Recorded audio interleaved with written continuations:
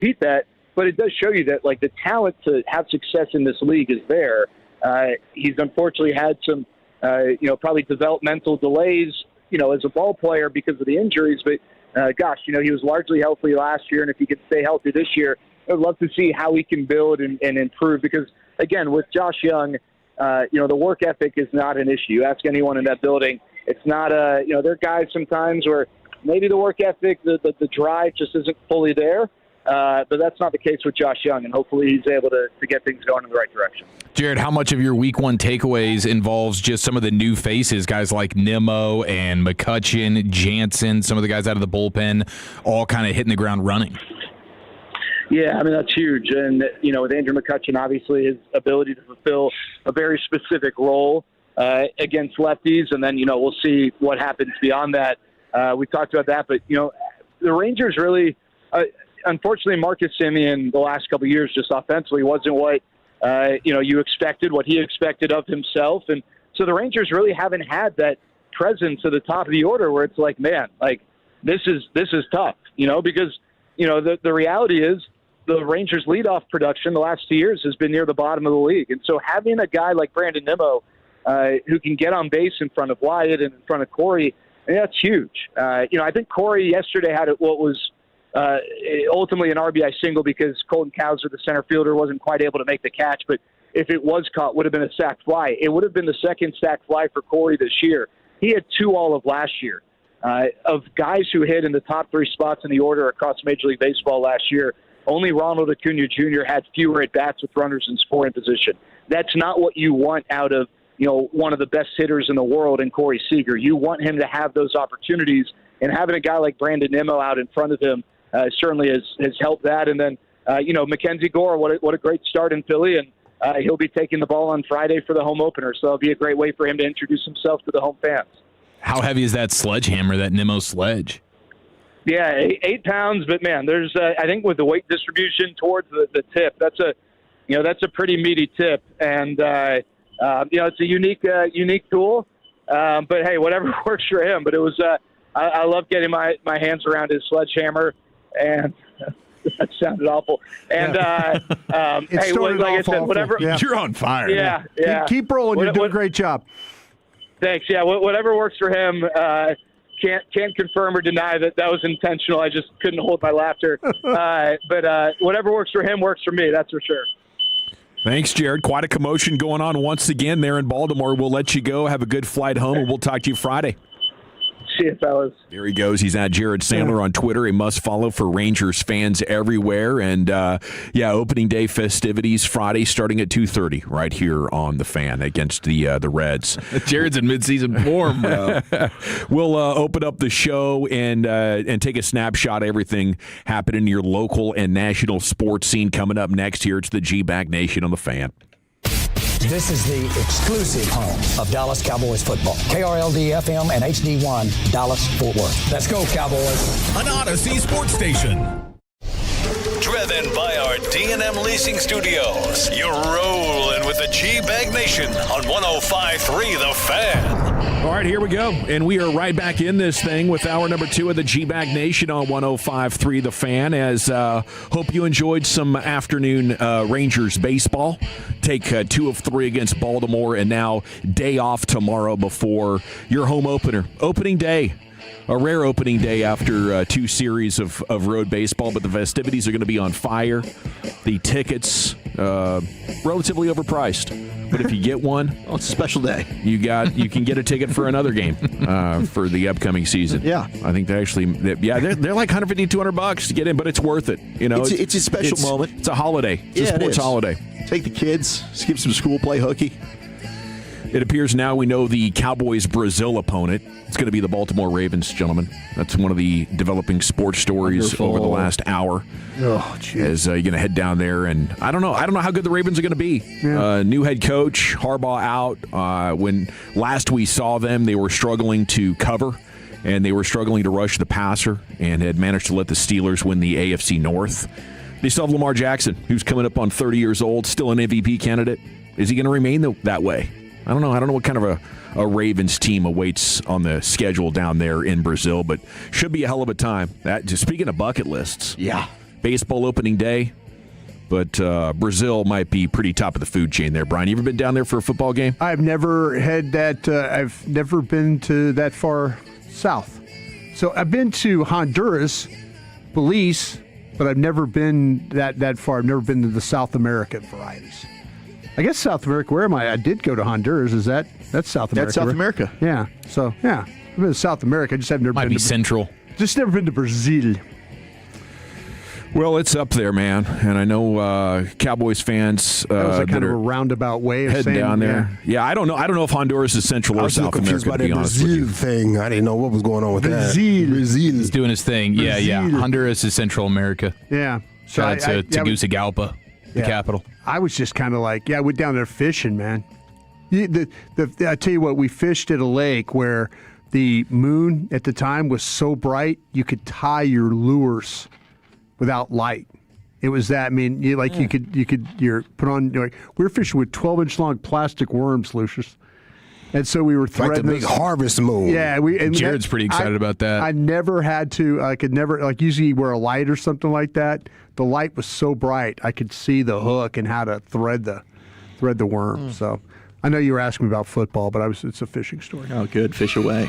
hey, Central America fishing story. I think it takes I thought I priority was on in a day damn like South this. America. I didn't think I was that far south. They got some scary-looking catfish out there. They got the weird tails. Yeah. Really? They got some weird-looking catfish out there. The ones that walk on the ground. What? Yeah, they do. They have some strange fish, man.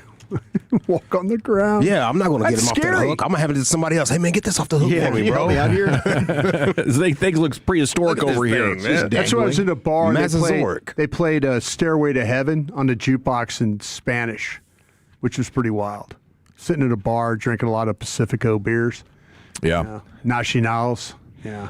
Looked like you've been drinking some Pacifico beers in this fishing picture that we posted on @GBagNation last night. I've had a lot of comments about that. That is a crazy Got ass a lot look. of great reaction to that photo. A lot of crazy ass look for there. Good start to the show, Dawson. Thanks for bringing me in. Oh, you got I it, haven't buddy. helped you very much here, though. Well, early in the game. Let's jump over here to Indiana Pro Day then. Got to do your calisthenics, man. You just hopped right I in. mean, First Dawson, play. First play calls your number. Dawson usually gives me a little leeway, and this time he asked me about a place I was. Ever been down to Brazil? And I'm like, I could have just said no. Yeah, you could. Yes or no question. But then no. I rambled on to somewhere else. I do have some information about in Krusty's Corner about a guy that we're looking at in this draft, a high draft pick. Oh, really? There might be some questions. That's a good tease. Krusty's Corner's Yeah. coming up at 3:40. Can we get a hint? Yeah, it's about Ruben Bane. Okay. Yeah. All right. So He's saying that with a sad face, too. I am saying it was sad. no. But we'll see. We'll see Yeah. if it's sad. I can't take any more bad news on these defensive players that we want to slide to the Cowboys. I mean, Depends on if you want him to slide and if the Cowboys are just cool with taking him. Wow. If he's there. oh wow.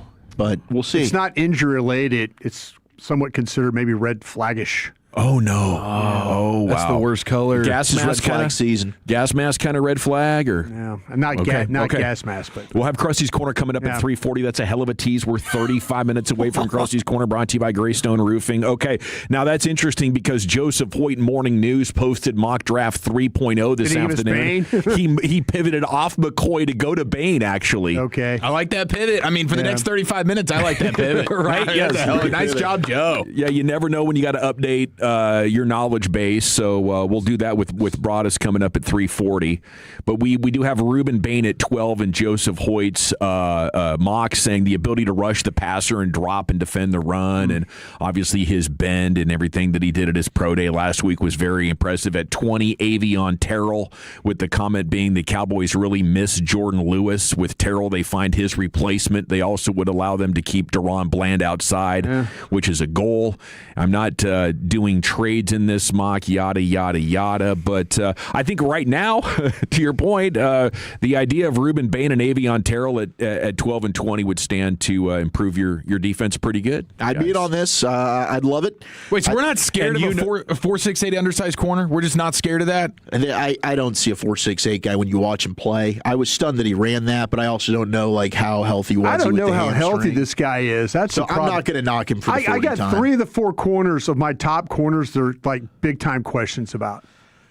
Big time questions. I'd take Chris Johnson out of San Diego State anyway. If There it you were go. Me. There you but, I've got him ahead of Avion Terrell. He's my cornerback 3. But I'm fine taking Terrell if that's who they went with. You said you'd be happy with this draft. Do you know the news that Broadus is teased? I do. Okay. I do and know that. You'd still be okay with this mock? Yeah, I think that, and I'm going to play some audio for you. It's funny that just main news came out today because I got some Gerald McCoy audio when we do the football fix about teams are also not, and this is just the short arm stuff. People are taking that seriously. So the likelihood that he's available at 12, it's just going to get even greater. So the Cowboys just need to do their homework, and do they want to end up taking the player? I can tell you, and we talked about it on the stack, like I do not think Jermon McCoy's in play, even after what happened yesterday. At 12 So you're or at backing 20. me on what I said 3 weeks ago? Yep, I think that. Okay. I think you're right. I don't think it's happening, and I think that there's more information that they have that we're not privy to. But I don't think that they're gonna. I just don't think they want to take the gamble. Now, maybe if there's like a Savone Revel type of fall, and he's there at 92.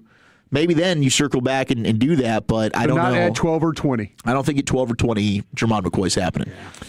So is this additional medical information you think they have? It's possible. I just don't know that I think there's other players they just feel are safer picks for them. And they don't want to risk possibly Aisha lost it today on anything involved with McCoy. Aisha lost it today on the stacks. Like, when did all of a sudden we become a team worried about injuries? When do we become that team? It's true. They would love that. At some point, you have to wisen up, don't you? Some point you have to wisen up. Some point you have to draft better in the second, third, fourth rounds too. Well, you don't have to worry about drafting well in the second round. It's really the second round. Yeah, the second round's been the bad round. I'm just saying in general. I hear you for sure. It just, how about wise up and be better drafted? I like that idea. I don't want to see him overcorrect. That being said, to your question of it is nice to finally be a team that's maybe not looking to cut corners by taking injured players. Maybe Shoddy's been like, hey, remember the Jalen Smith thing? How bad did that suck? You guys drafted a guy who was playing on one leg, then you gave him an extension because you think you hit. Yeah. Now we're doing it again with Revel, who's got this ACL going on. But you were in on the Max Crosby thing too, weren't you? Yeah. I was in on Max Crosby, I'm not trying to. That's 8 surgeries in the last 7 years. Yeah, I'm not trying to. You're saying that about the Cowboys. I'm saying about the Cowboys. All of a sudden, you're saying like one of the better defensive players in the country. Who is 14, 15 months removed from, maybe more, from this injury. But then all of a sudden, we're like worried about that. But then when Max Crosby was coming down the pike, oh no, hey, we might have to give up some picks here. We give up some ones. What are we doing? Yeah.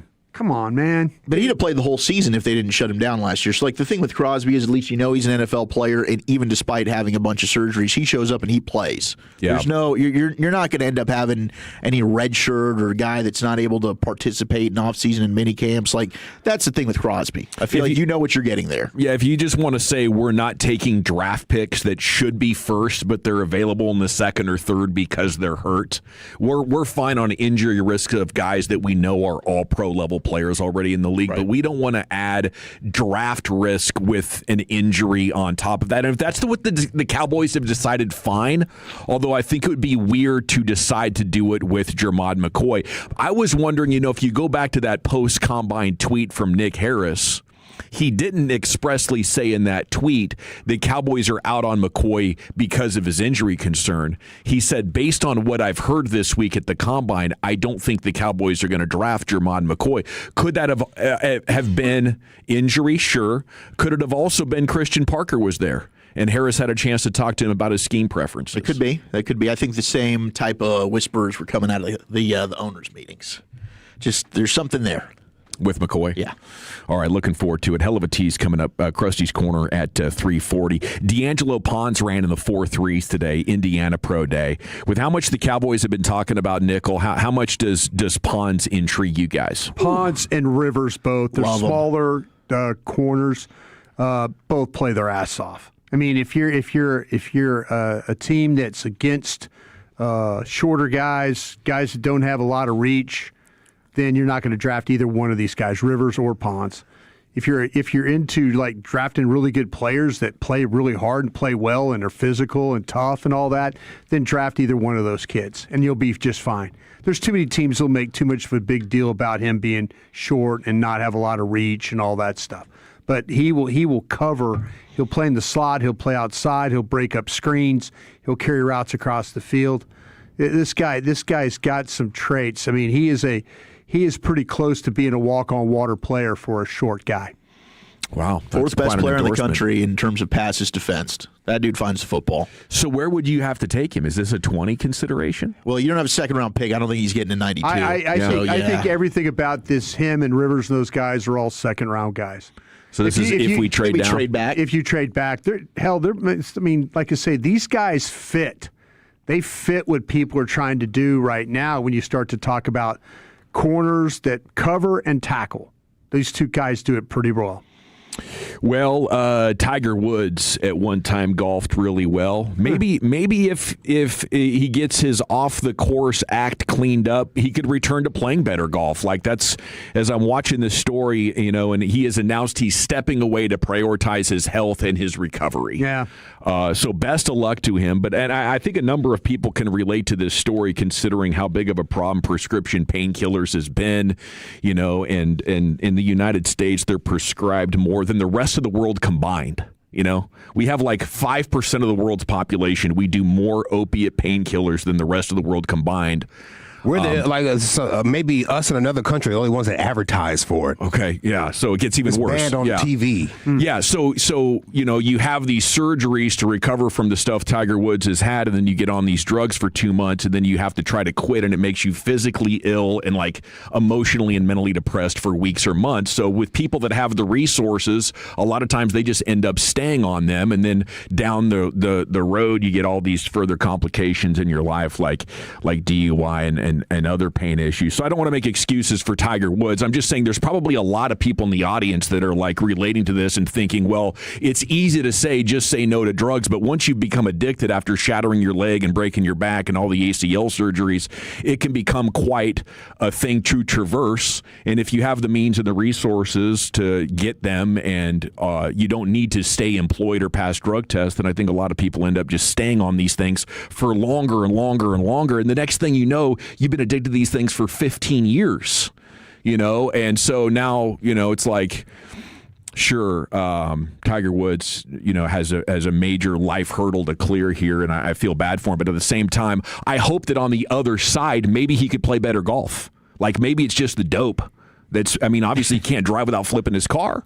Maybe he can get a driver at that point. Yeah. You're a billionaire, my guy. Yes, get a driver, unless you're doing things that you don't want the driver to know about. Which it sounds like is the case because he wants his privacy. Yeah, he didn't want to. He didn't want to like, hey, take me over to this house. Yeah, or hey, take me over to this hotel. Or hey, go pick somebody up for me. And he has some Lucy pills in his pocket. Yeah. So Tiger Gear needs to get like one of those secret compartment pockets. So you can hide your Lucy's.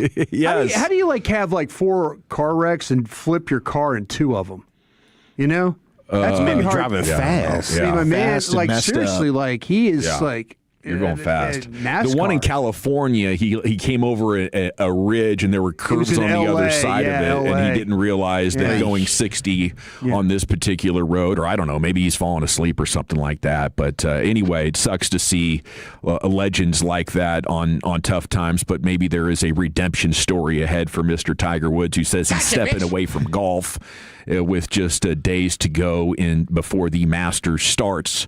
We do have time here for about 60 seconds on soccer. Maybe I'll push it. The U.S. dropped its second match in a row last night, losing to Portugal 2-0 in a friendly at Mercedes-Benz Stadium in Atlanta, concluding its March international window, the 8th consecutive defeat for the U.S. against European competition. Not looking good against Belgium or Portugal this week in the friendlies. But last night in the regional final for Sunnyvale over at Capel Stadium, Abby scored the damn game-winning goal with 20 seconds left in the game. They beat Aubrey 3-2. Aubrey played a hell of a game. They got a girl that's going to Baylor and a girl that's going to UT, and it was a handful every time one of these gals got the ball. They nearly made it 3-1 with like 20 minutes to go. Mm-hmm. Like they were the better team until the last 20 minutes. Then Sunnyvale turned it on. Incredibly resilient group. Salute to Coach Campos. And they got the schedule just came out. The state semifinal is Friday at 4 o'clock. All right. Ooh, okay. Against Godley. Let's go. That's fantastic. Where you go for that one? You got some. Where is this? Midlothian, Waxahachie. Okay. Midlothian, That's something like that. Manageable. Yeah. We're going down to Mansfield Vernon Newson Stadium on Friday at 4 o'clock. Are you worried about a team named Godley?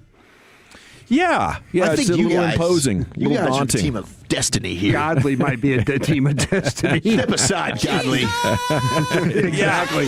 Yeah. Exactly. Make a place for the veil. At least the game's not on Sunday. Yeah, you know what I'm saying? I'd be worried about Take that. any break we can get here. It in is this on department. Good Friday, though. Friday. That it is. No. All right, we got C-Note coming up next, Cowboys news of the evening, and we're back here. It's the G-Bag Nation of the Fan.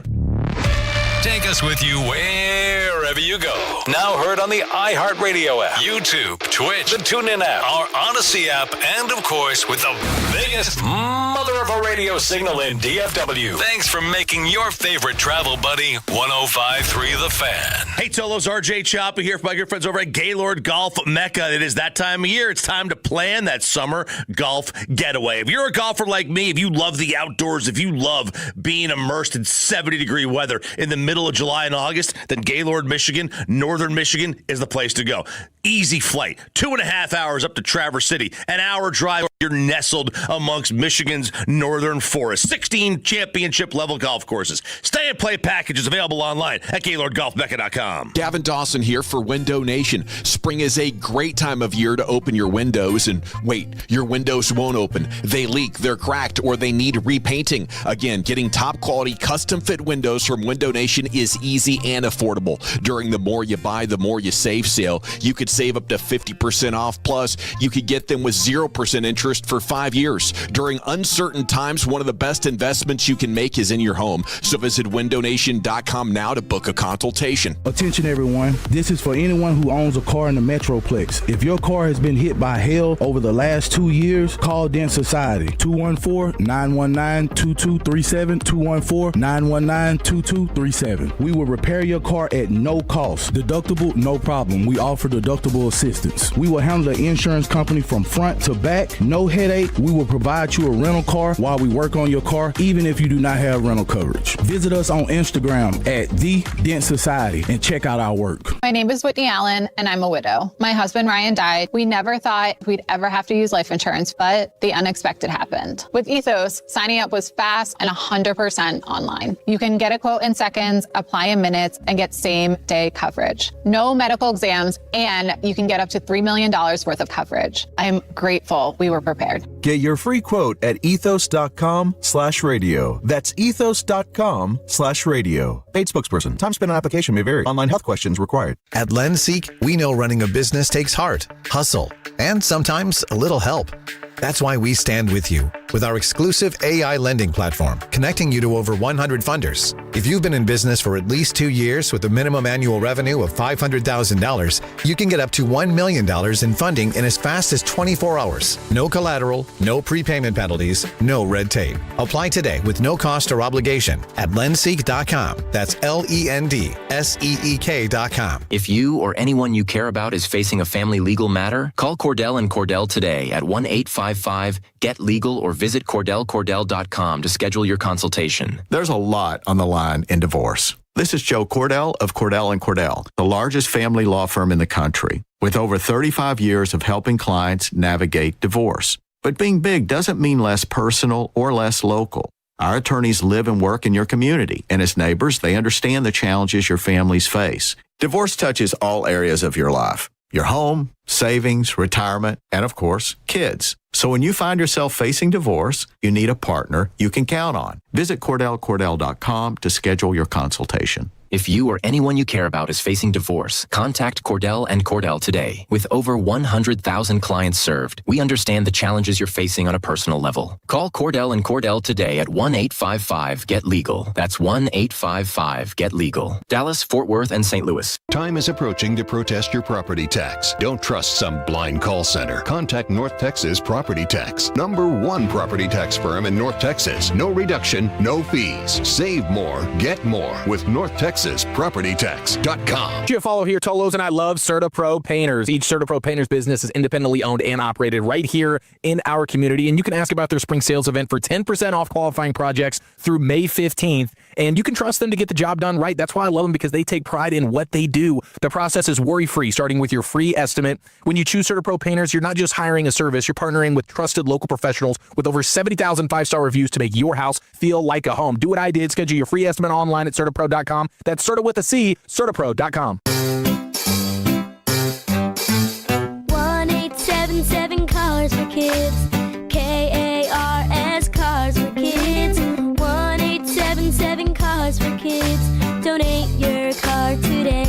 877 Cars for Kids to reach a friendly live agent. Donation is super easy, and your car can be picked up as soon as tomorrow. Call us now or go to carsforkids.org. 7 Cars for Kids.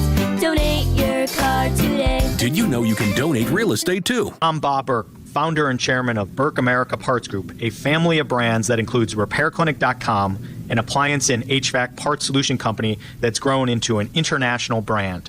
Before AmericanEagle.com, we partially launched a new technology platform developed by another firm. American Eagle helped take our technology to a whole new level with digital marketing, software development, and business insights into our key markets, appliances, HVAC, and outdoor power equipment, and did so both on time and on budget. AmericanEagle.com has the resources, experience, and talent needed to produce solutions. Our new technology platform, developed by AmericanEagle.com, has produced tremendous results with higher traffic, conversion, engagement, and online revenue. If you have any home repairs you need to take care of, check us out at RepairClinic.com. If you need a world-class website or technology project, then I would highly recommend AmericanEagle.com. Call AmericanEagle.com at 773-NETWORK. That's AmericanEagle.com, 773-NETWORK. How do airplanes fly? What's in this box? What does this thing do? Kids are curious about everything, including guns. Learn how to store your gun securely and make your home safer at endfamilyfire.org. Brought to you by End Family Fire, Brady, and the Ad Council. Snakes, zombies, public speaking. The list of fears is endless. But the real danger is in your hand when you're behind the wheel. Distracted driving is what's really scary and even deadly. Eyes forward. Don't drive distracted. Brought to you by NHTSA and the Ad Council. Platinum Chevrolet has become an all-in-the-family business for the KNC Masterpiece. Corey told me to go there to buy my brand new car. 5 years later and 4 new cars later, I love Platinum Chevrolet. And now we've got our producer Alec in on the Platinum Chevrolet business as well. You walk in and you gently ask for GM Justin Rudd. He's going to be happy to see you and take care of you because he loves the Tolos. And the price you see online is the price you're going to pay. Visit PlatinumChevyTexas.com. Drive a little further to save a lot more. Chevrolet, together let's drive. This segment of The Fan is brought to you by Kalshi. March matchups are down to 4. Trade the tournament with Kalshi. Arizona and Michigan are trading at 34% to cut down the nets. A $100 trade pays out $273 if either one wins it all. Download the Kalshi app. Use code FAN to get $10 when you trade 10. Kalshi. Trade on anything. All right, welcome back. It's the G-Bag Nation here on the Fan. Time now for the C-Note Cowboys news of the evening. Segment is brought to you by the Frankels. If you've been injured in a car or truck wreck, call the Frankels first, 214 or 817-333-3333. There is never an out-of-pocket cost. They only get paid when you win. The Frankels are the go-to car and truck wreck attorneys in Dallas. We'll be on the road on Friday, on Thursday, tomorrow, Arlington Rally House. Friday we won't be on the show barely at all. No. I mean, 30 minutes before the pregame and then maybe 30 minutes afterwards or so. So tomorrow, Arlington Rally House. Come get geared up for your Texas Rangers. Your party. Cowboys draft hat. Hell yeah. You know, what do you need? A Dallas Stars shirt to get ready for this playoff push. Get a flag jersey. Yeah, Cooper flag jersey. Get them while they're hot. Maybe some sort of Mavs tanking gear. There is, the Mavs story, it should be winding down and being quiet, but it's about as loud as it's been all year. Maybe it's because Luka just had one of the best months in the history of the league. We'll get to that here coming up shortly, but it's time for the C-Note, Brian.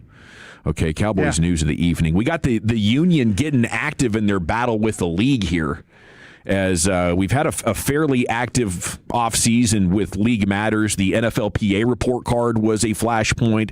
Now the 18th game is a point of contention between the players and the league. The Union is throwing up a challenge flag on the NFL moving towards training replacement officials. They say, oh, no, this is not safe, no good. Director J.C. Treader, in a statement to support the ongoing contract negotiations, the union's effectively taking the Referees Association's side as the NFL is compiling a list of potential replacement officials, mostly from the low college ranks. They plan to begin training them May 1st. But the union is saying, don't go cheap on us here, give us some crap reps, and then come around looking for an 18th game or looking to bust our balls on these topics.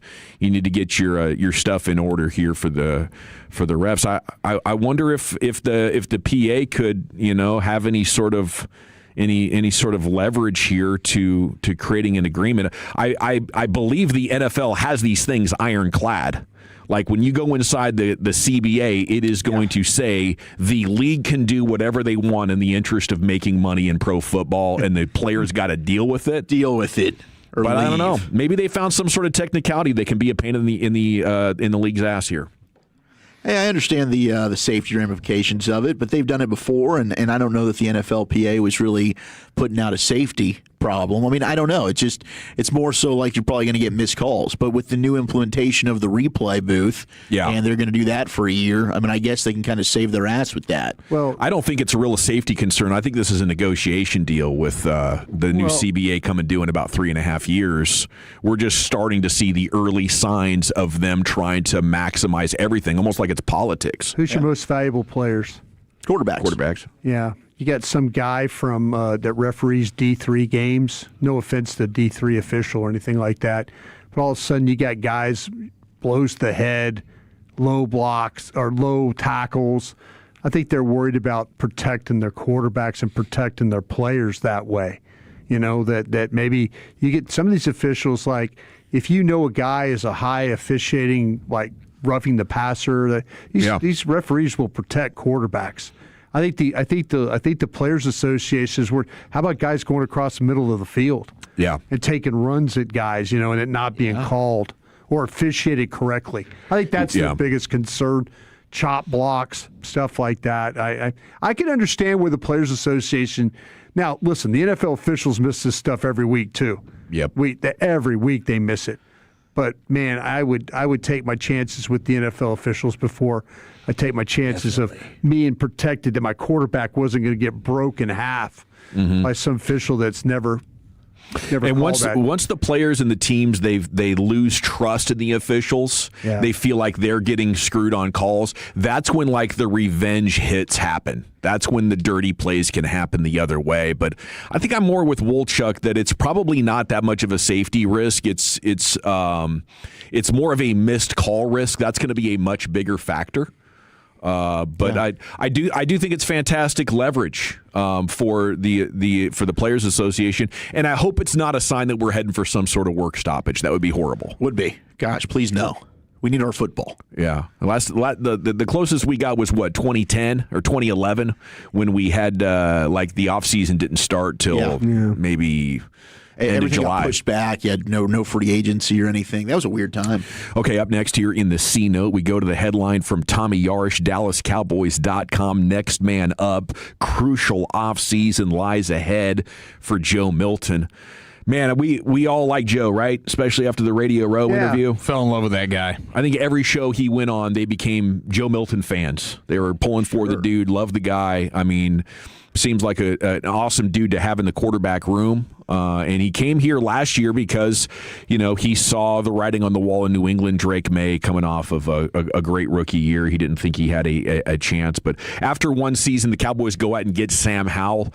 I think it's already done.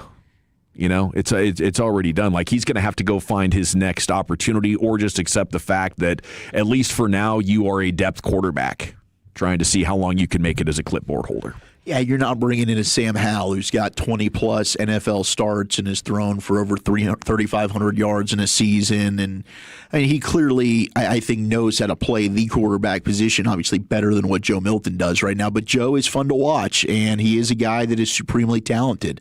And there's going to be really, really great highs, but the lows, we saw it. I mean, the interception that he threw in the finale against the Giants was like, dude, what are you doing? What are you looking at right here? So a lot of it's decision-making, but it definitely was when they bring in a Sam Howell, I'm like, okay, that's probably your backup quarterback. Up next in the C Note, Jadeon Clowney posts a video saying, I got a lot left in the tank.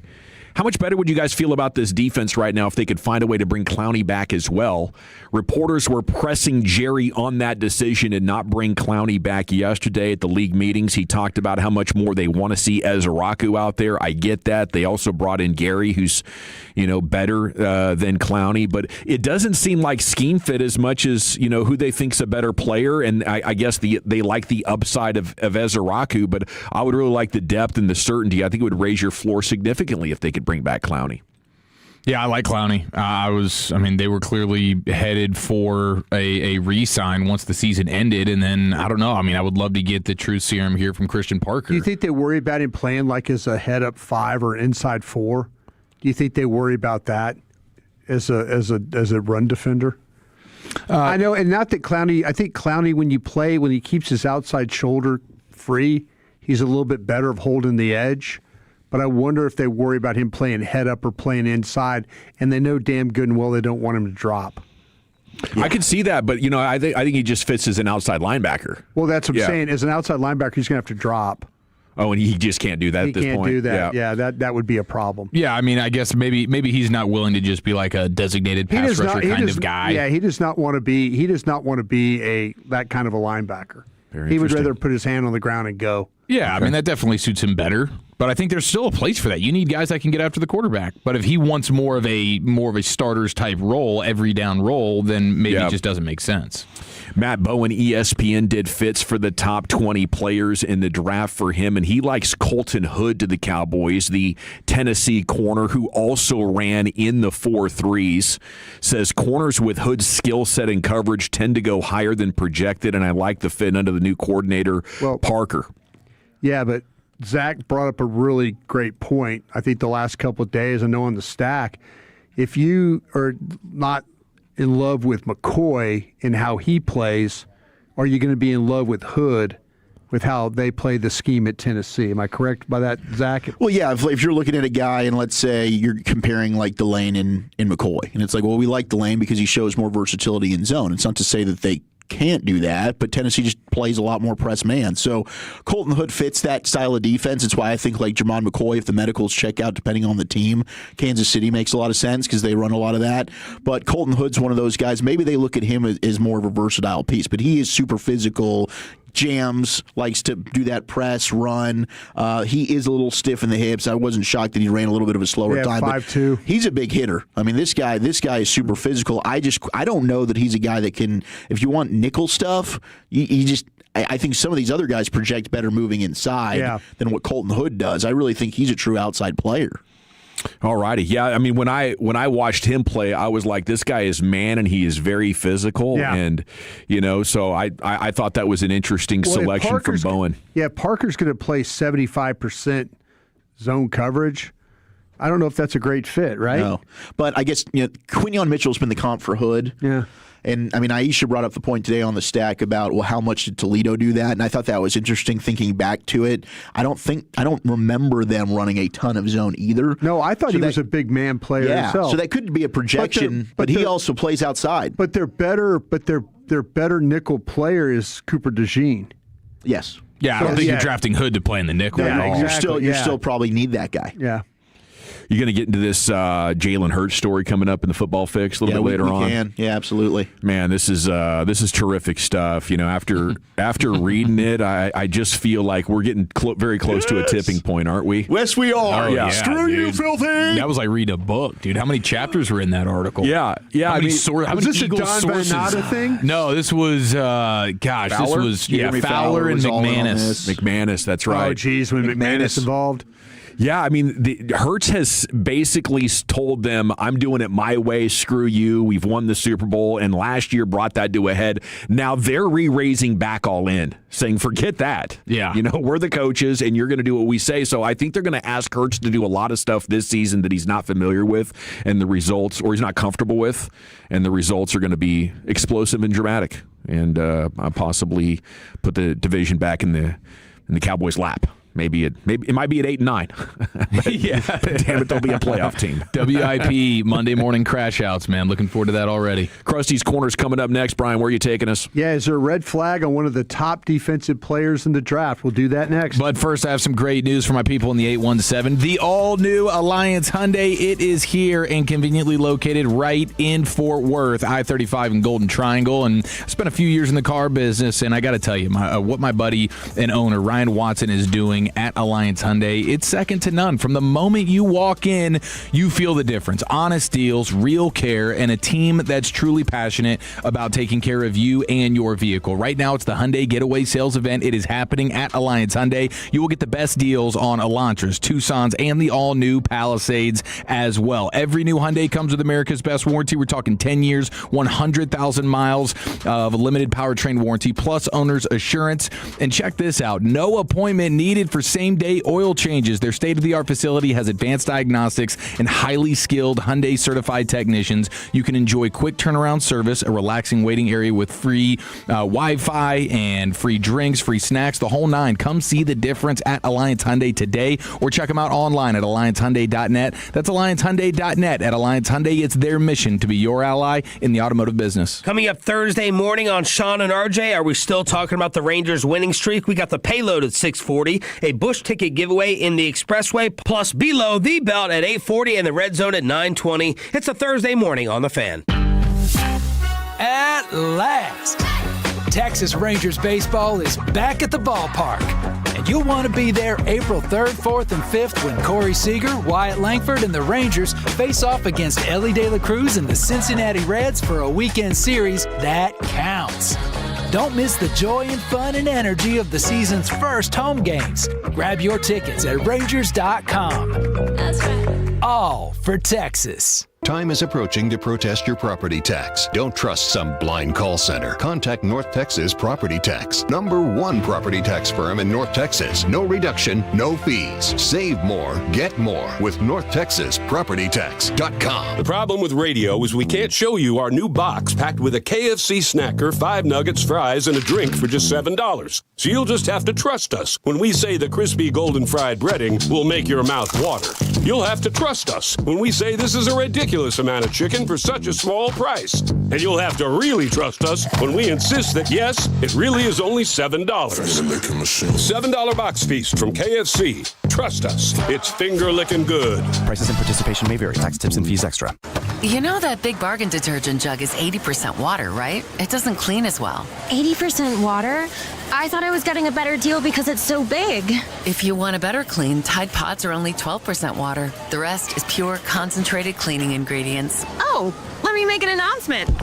Attention shoppers, if you want a real deal, try Tide Pods. Stop paying for watered-down detergents. Pay for clean. If it's got to be clean, it's got to be Tide Pods. Water content based on the leading bargain liquid detergent. Running a business means wearing multiple hats. So if you're like me, you probably started out using your personal phone, taking client calls and texts nonstop. As my business grew, I needed something smarter. That's when I switched to Quo, the #1 business phone system. Quo works right on your phone or computer. No carrying 2 phones, no clunky landline, just one easy app you can try for free. Your team can share one number and handle calls and texts together like a shared inbox. Any teammate can jump into the conversation, so customers get faster responses. And Quo's AI assistant summarizes your calls and responds to customers 24/7, so you never miss a lead or opportunity. All this starts at just $15 a month. That's basically 2 coffees. You can even keep your current business phone number. Find out why 90,000 businesses trust Quo.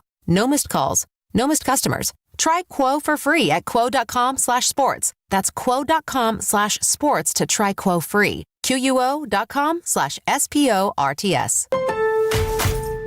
Pros, just because something on the job runs out doesn't mean you have to. Order it on the Lowe's app. My Lowe's Pro Rewards members get free same-day delivery on eligible orders over $25. Get the fasteners, hardware, or tools you need to keep the job moving. Order by 2 p.m. and get eligible in-stock items delivered right to your job site by 8 p.m. Members get more at Lowe's. Loyalty program subject to terms and conditions. Subject to availability. Restrictions and terms at Lowe's.com/shipping terms. Subject to change. There's a difference between liking a house and actually getting it. Redfin is built to make up that difference and close the gap between finding and owning the home for you. Redfin agents close twice as many deals as other agents, so when you find a home you love, you're not a step behind when it's time to make an offer. That means less watching great homes disappear and more focus on the ones you'll actually move into and call home. Redfin helps turn saved listings into real addresses. Get started at redfin.com. Own the dream. Finding great candidates to hire can be like, well, trying to find a needle in a haystack. Sure, you can post your job to some job board, but then all you can do is hope the right person comes along. Which is why you should try ZipRecruiter for free at ZipRecruiter.com/free. ZipRecruiter doesn't depend on candidates finding you. It finds them for you. Its powerful technology identifies people with the right experience and actively invites them to apply to your job. You get qualified candidates fast. So while other companies might deliver a lot of hay, ZipRecruiter finds you what you're looking for. the needle in the haystack. See why 4 out of 5 employers who post a job on ZipRecruiter get a quality candidate within the first day. ZipRecruiter, the smartest way to hire. And right now, you can try ZipRecruiter for free. That's right, free at ZipRecruiter.com/free. That's ZipRecruiter.com/free. ZipRecruiter.com/free. ZipRecruiter. As Pittsburgh prepares to welcome the nation to the unofficial beginning of football season, the city's kickoff celebration will begin with an unforgettable, invite-only night of music. The night before takes place Wednesday, April 22nd at the Rivers Casino Event Center, featuring Jason Aldean, John Morgan, and Shane Profit. Visit Odyssey.com/the-night-before to enter now for your chance to win this national contest. Price includes round-trip airfare, a 2-night hotel stay, and 2 tickets to the show. All right, welcome back. It is the G-Bag Nation here on The Fan. Brian's been teasing this draft news. It's time for Krusty's Corner. Brought to you by Greystone Roofing. Go to greystone-roofing.com. Here's the king. Hey, kids! Your old pal Krusty's gonna teach you 5 new words. You're not wrong about that. From Dallas, Texas, number 55, Brian Waters. Thank you very much, Lucius. Appreciate you playing that. Thank you to Greystone for being a part of this as well. We had the stack today. Aisha and Zach and I did that after our show. Encourage you to give it a listen if you could. We got into some things. Aisha started to cuss at Zach for she did not believe in the best available player theory. Yeah, she said BPA is BS. Is BS. I said, you know what? You're probably right. I think a lot of teams do not go BPA. They draft for need. Yeah. That's where you get in trouble. It was good. It was very good draft discussions. So check Very that out. passionate. Yep. You know, just a few more weeks to go. And things are starting to get tense now. Yeah. Starting to get Just go within reason, I would say. Yeah, BPA for need kind of thing. Yeah. Very close to BPA. Yeah. You know, not Taco Charlton and not Tyler Guyton reaching or for a Mozzie. positions. Yeah. Oh, we need a tackle. We need an end. Who's the best one available? We'll take that guy. That's not what we need. I think this team actually does draft better. And maybe this team does get fortunate with some of their player acquisitions. We talked about that with Romo and they're pretty good when it comes to the undrafted rookie free agents. Yeah. They'll hit on some of those now. Chris Hall did a great job for so many years running that, never letting that board go. But, yeah, there's been some times where I think they've been pretty fortunate with some of the things that they've been able to do. All right, I did tease. There's some things we need to talk about with Ruben Bane. Oh, no. And it's not just the short arm stuff. And this is not medical related either. Not medical related at all. Separate from like a Jermod McCoy topic. Yeah, there's a situation that teams are kind of digging in on with an accident that he had. And so Vehicle accident. Was he driving Tiger? Wasn't driving Tiger. But this is something that has happened 2 or 3 years ago.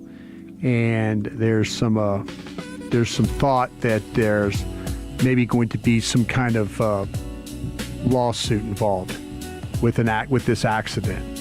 And so what's happening is teams are waiting to see if in fact this is going to happen, that if he might get sued for the damages and stuff. Oh, he could get sued. Yeah, so we're waiting on the NFL money. Somebody.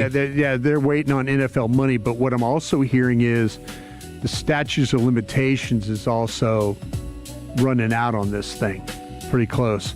But teams are keeping an eye on it. This is a pretty serious car accident. Somebody got hurt pretty bad, or it's a fatality. Oh, yeah. So this has just gone happened a few years ago. Completely underreported. Yeah, it has, and I think teams know about this. The cleanup crew with the Hurricanes must be freaking airtight.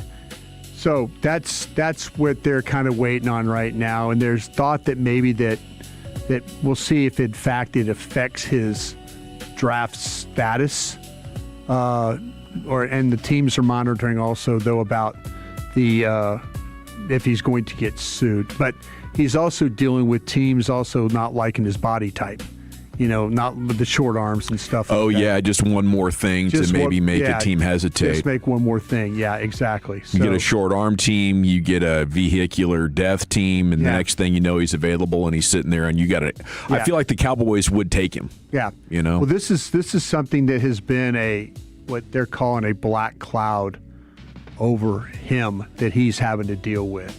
So I'm sure for him, this is a Henry Ruggs type of situation in any other context, because there's a lot of different vehicular fatalities. Yeah, this one was, like I said, I had heard about this one this morning, and it was a car accident with a fatality. That's really kind of all I've known about this. So this is like something I said that happened 2-3 years ago, and the University of Miami has kind of kept it under wraps. So we'll see. Teams are looking at it right now for that. But tragic story. Yeah, if something were, you mentioned the Cowboys, and I'll just ask you guys, is this something though that would it keep you from drafting him? If you knew that, it doesn't sound like to me that there's going to be any charges pressed here. Well, I mean, that would have already happened. Like it's just so weird. There's no legal ramifications of this. It's a suing situation. Yeah.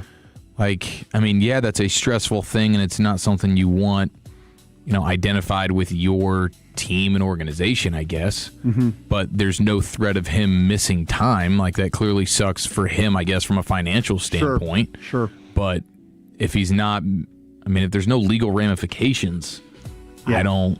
Yeah, how bad could it be? I mean, the only thing that could hurt you is if you got in trouble with your fans for taking him because there was a cover-up. Yeah. Like there should have been charges, but there weren't, and he is getting away with it, and the fans are like, "Screw this guy," how. And even then, that would be more on the Hurricanes, and the NFL team could sort of play dumb on it. Absolutely, yeah.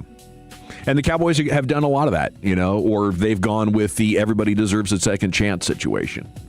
A lot. Well, look, you had the Ezekiel Elliott stuff. They took him at 4, and then that did end up bleeding into the 6-game suspension of the NFL, his second year in the NFL, with what went on there with those allegations that were proven to be inaccurate. It's so wild because the Ohio court system found him not guilty. Yeah. But the NFL still suspended him. Very weird. Could they call it a conduct detrimental situation here? You could use that that pretty much covers you in any realm, it feels like. Yeah, they don't need any evidence to slap that thing on you. Yeah, so just keep an eye on this one. This might be a situation where if he slides, teams will say, well, maybe it's a short arms thing, or maybe maybe that's what they. But there's something. There's this little bit of a dark cloud, as they say, that's kind of hanging over his head. That teams. I heard this from a couple of different teams when I circle back. So teams. Is it affecting their evaluation? About to say, is it like he's off their draft boards? I don't get the feeling that's the case. I don't get that. I think teams are just monitoring the situation to see exactly what happens. So, like I say, keep an eye. Because otherwise, everything about him is like his, at least from a football character standpoint, it's just like. Oh, no, green flags across the board. Like there hasn't been a whiff of is this guy some level of a character concern. Yeah. But that's just so weird that there's no legal ramifications. Like, we've never heard about this. No. And it goes to show the NFL draft background check deep dive. The Butchies. Yeah, the big FBI. dogs. Yeah, like, my gosh, dude. Yeah. They're going to find everything about you. Well, the family of the departed, right, could be like, it wasn't something that you got charged for, but we feel like you were negligent. Yes. And now our kid is gone because of your actions. Yeah, but it sounds like why wouldn't they have already been at a microphone somewhere talking about this? Well, this guy's going to end up being an NFL player, and it's better to sue him once he's got millions of dollars from the NFL. Now you can get more money. You don't want to ruin his reputation until he's about to get paid. Yeah, now we can cash in on you cashing in. It sounds like they're just been holding out on this to go ahead and wait till he's in the NFL, and boom, now we're going to pop you with a lawsuit. Does how much money you make matter in those scenarios? I think so. Oh, because people get popped for amounts of money that is astronomical in a way that we know they would see it. They would never be able to see it, even though that person doesn't. It's not like, okay, you make X amount of dollars, so we can charge you X amount. Yeah, but now they've actually got the money. Once he gets paid, he has the money, and he can actually give that to them. Oh yeah, you're not preventing him from going to make the money. I guess I get it. So that's the only thing that makes sense to me. Why you would kind of hold out and wait on it, because it's terrible. And I'm sure. I mean, just putting myself in Ruben Bane's shoes, that's got to suck. That's I mean, the amount of stress that you're dealing with that. Sure. Yeah. Sure. So we're into the month of April, so we're going to start to hear, like teams are going back to their facilities and they're bringing all the dirt. Well, they're bringing the dirt, but they're bringing the information back and stuff like that. So we'll see. We'll see how it all plays out. All right. I took a look at the quarterbacks. I took a look at 4 new quarterbacks from the other day. I know I went through some of the guys that I really, really liked, the top guys. I want to add a guy to this. You didn't like Simpson, though, right? You didn't like Simpson? I did not like some people like Simpson. No, I do not like Simpson. The quote from Bob McGinn in his Substack from a scout on Ty Simpson was pretty damning. What did he say? He said he's a little guy that's wild and inconsistent. He doesn't have a good feel for timing. He's terrible against pressure. He's a good little athlete, but he doesn't escape pressure well. He should have stayed in school. You're really just gambling. There's nothing on tape where you say he should have come out. He's going to be a first rounder. It's years away with this guy. That is what an NFL scout told Bob McGinn. Yeah. He might have come out because Bama's about to bring in somebody that could challenge his job. Yeah. Well, they got Keelan Russell, Duncanville's quarterback, who they redshirted last year. So boom, there you go. But they sold it like NFL teams were giving him the thumbs up, like you're a first-round guy. That's how they sold it. Like this dude could have left Alabama and gone to another big program and made a boatload of money. Very Quinn Ewers, huh? Very Quinn Ewers-like, maybe. Yeah, that's a good one. Yeah, that's a good one. It's like, dude, you really. I mean, not that he's going to fall like Quinn Ewers did. Yeah, but very much like you're overthinking your value. I do not see a first or second round player here. I just don't. I mean, I'm sorry. I'll tell you a guy I do like in this. It's actually the quarterback at Penn State, Drew Aller. Oh, nice. Well, Chuck's going to try and dunk on you for this. Don't listen to him, okay? Don't listen to him. This is not going to be your next Will Levis, Which big game you watched, This is not going to be Paxton Lynch and Will Levis. Which big game did you watch that he played well in? You watch the Oregon game? Yeah, I saw the Oregon game. Yeah, USC. Saw the big fat L, the big interception he threw to lose the game. I'll tell you what, this guy right here at 6'5", 228 pounds, to me, when you watch his ability, the arm talent, the velocity of the football, I think the mobility is good enough for what you need in the pocket, the way he moves around, the way he can lead the receivers. Yeah. I think there's some things with the touch. Big time throws, baby. There's some BTTs are important, Chuck. BTT, no, physically he's everything you want in the position. But there is something, too, in big games, and it might not just be him, but he did not play well against any top 10 teams. I don't know if he had any good receivers the last 2 years. Parker Washington, pretty good. Had a good tight end as well, but just pretty good. You can watch this game against Oregon and Washington 24. I know there were two really USC was his best game, and he got a big win. Yeah, to me, when and they're known for defense. That's true, Eric. Good point. I went into this whole process with him, thinking that okay, there's something not right with this guy. I think there's a lot more to the right than the wrong with him. I think he could sit down. I love the velocity. I love the way the ball comes off his hands or his hand, and the way he's able to push it deep, the way he's able to get it down the field. He's one of these guys that he has the ability to feel the edge pressure and kind of slide and move.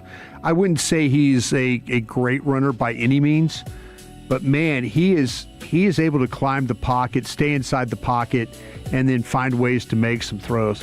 I'm more of a fan of his than Carson Beck of Miami. Yeah. I think, to me, I'm looking at a third round guy here with this quarterback. I just think there's too much to like him with the size, the arm talent, the mobility. I think that you're right about some of the things. There's sometimes with the poise gives you a little trouble about him with some of these games, but man, everything else about him is very, very good. I'm going to give you one more guy. This Taylon Green from Arkansas. Here we go. The freak. I'm going to tell you this. He's a transfer. He's 6'6". He's 217. From Arkansas. Yep. The thing about him is, to me, he reminds me very much of what I used to evaluate with Randall Cunningham and watching him play. We were talking about a tall, long, kind of rangy guy. his ability, if you watch the Texas A&M, Texas, and LSU games, there's a lot of breakdown of the pocket. There's a lot of breakdown of like guys not getting open and him having to go make plays. I think somebody is going to find a way to coach this guy. His arm, they need to tighten up his throwing motion a little bit.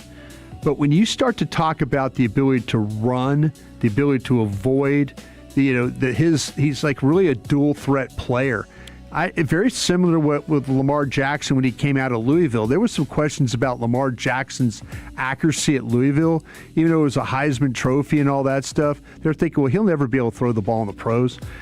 I think this Taylon Green has got that kind of ability. But I say the Randall Cunningham just because of the way he's able to make miss, but the long throwing motion. If somebody's able to tighten him up, but he could generate some velocity. I mean, he's running left and ripping it. He's just such a quality athlete. I mean, he could stress your defense not only as a runner, but I think on the move throwing the football, he could do that. I just don't think Arkansas and Bobby Petrino did him a lot of favors. I wouldn't be surprised if somebody took this kid just on the athletic ability. He ran the 4.37 at the Combine. But, man, there's a lot of things I think you could try to do with him. And if you get him to throw the ball at a better rate or with better accuracy, we saw the same thing with Dak Prescott. This kid's a much better athlete than Dak Prescott is. But that type of player, you tighten him up with the throwing motion, someone might have them a starter here in 2 or 3 years with this kid. Well, thank you, Brian. Thank you. Krusty's Corner every afternoon, 3:40 here in the G-Bag Nation as we're 3 weeks in a day till the draft. You want to make this a daily appointment for yourself. We got Football Fix coming up next. Wolchuk, where are you taking it? Yeah, let's bask in Philly's disgust, and we got rule changes to talk about. And could this player be there at 12? And here's why. That's next in the Nation. Our goal is to have you winning every sports debate with your buds. We'll do the homework. You just listen and enjoy. Turn it on and leave it on. The Fan and our Odyssey, iHeartRadio, or TuneIn apps. This is an Odyssey Sports Minute. NFL Commissioner Roger Goodell doesn't see the same tanking problems in the NFL that NBA Commissioner Adam Silver sees in the NBA. Speaking to reporters yesterday, Goodell said he does not see any evidence of tanking in the NFL, but has he seen what the Cardinals and the Dolphins are doing? When you go into a season with Jacoby Brissett, Gardner Minshew, and maybe Ty Simpson as your quarterbacks, it's definitely tanking, and I don't think it's a problem, but let's not say it's not happening. I'm Adam Abdallah. Furnished by IntelliBrands. Whether because of discomfort, lack of mobility, your lifestyle, or occupation, you sit inactively way too many hours a day. Get an Ellipse, the premium quality automatic seated exerciser that strengthens legs, increases mobility, and boosts circulation without physical strain or impact. Improve your flexibility and balance. Strengthen and tone your legs. My joints feel better, my knees feel better, my back feels better, and it makes me feel stronger too. My circulation is moving. I'm burning calories, and it makes me feel energetic. It's so quiet that none of my coworkers even know I'm using it. Call now and order Ellipse, the seated exerciser that strengthens legs, increases mobility, and boosts circulation. And for a limited time, get a free upgrade to our deluxe bundle with a faster motor, sport mat, and wireless remote. Call 800-555-1212. That's 800-555-1212. 800-555-1212 now. These statements and products have not been evaluated by the Food and Drug Administration. These products are not intended to diagnose, treat, cure, or prevent any disease or condition. I need a little range, step to the range. There's a new flavor in town, the Jalapeno Ranch Club at Chick-fil-A. With that juicy Chick-fil-A original spicy or grilled chicken, a buttermilk ranch bun, candied bacon, pepper jack cheese, and jalapeno ranch sauce. It's got big ranch vibes with a little heat.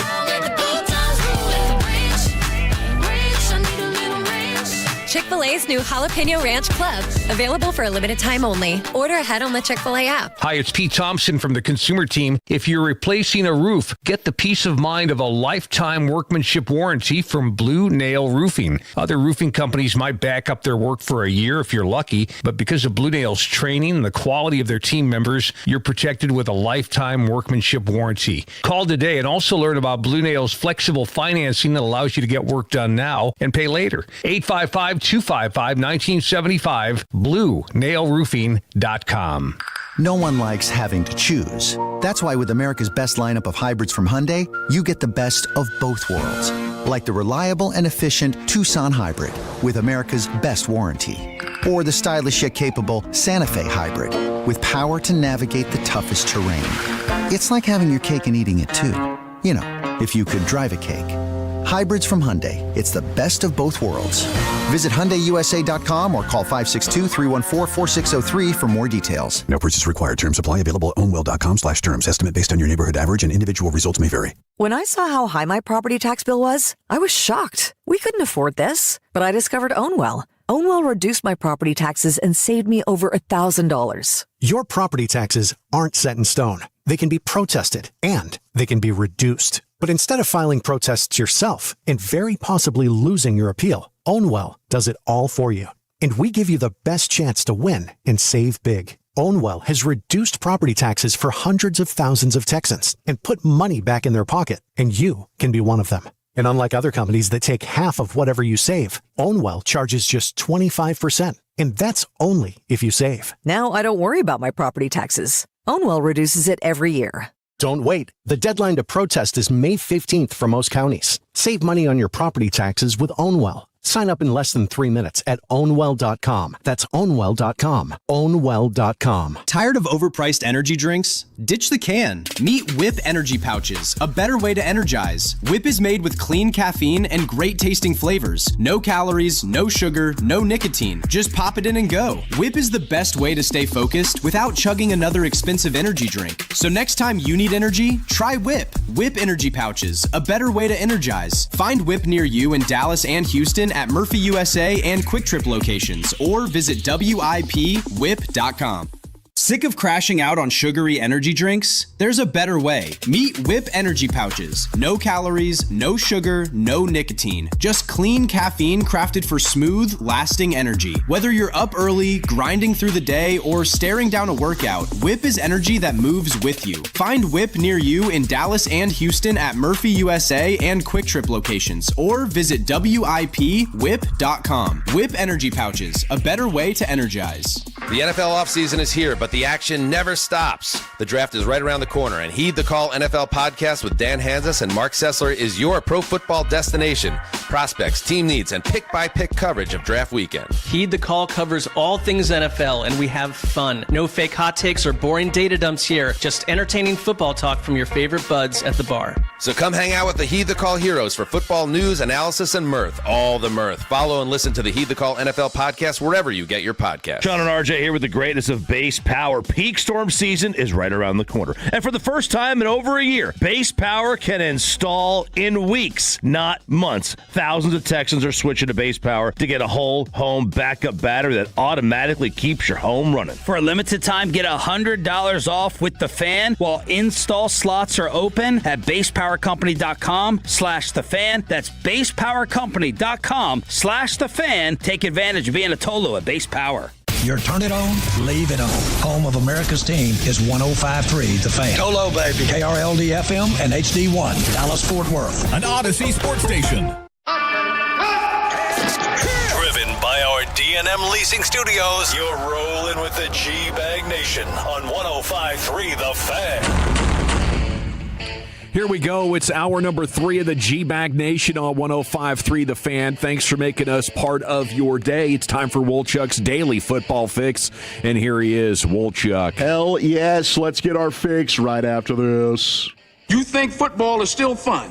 Yes. Sir. Wrong side! Left side! Wrong side! Left side! I use these for acid indigestion. So what are we going to use these for? Intimidation. You know I got to get my fix, man. Oh, Bruce Feldman, NFL Mock Draft 2026 picks based on intel from coaches, scouts, and agents. Not a surprise. He's got Fernando Mendoza, first overall to the 80s. You can put that in Sharpie, sounds like. And Mendoza today had his pro day workout, saying all the right things. You know, my goal is not to be the best quarterback on April 1st, but to be the best quarterback in September. He's just a man of all the right words. 63 of 66, according to Kirk Morrison. The 3 incompletions were drops. So he was darn near perfect today in what is a simulated pro day workout. And he's got some good receivers to throw the football to. But Mendoza going 1. I'm trying to remember a bad quarterback pro day. Anybody just off the top of your head just be like, Man, that pro day sucked from that quarterback. Oh, my gosh. One person I know did have a terrible pro day, and he ended up sliding. I'm going to Google this during the next break, and we will have this. But I remember, like, Johnny Manziel's was crazy. Sam Bradford, I remember, like, greatest pro day of all time. You're right. They're set up for the quarterback to have success. But there was one notable first-round quarterback that had a really, really bad pro day within the last, I want to say 5 years, and I'm blanking on who it was. Gemini says Bridgewater in 14 was rough. Matt Castle, 05.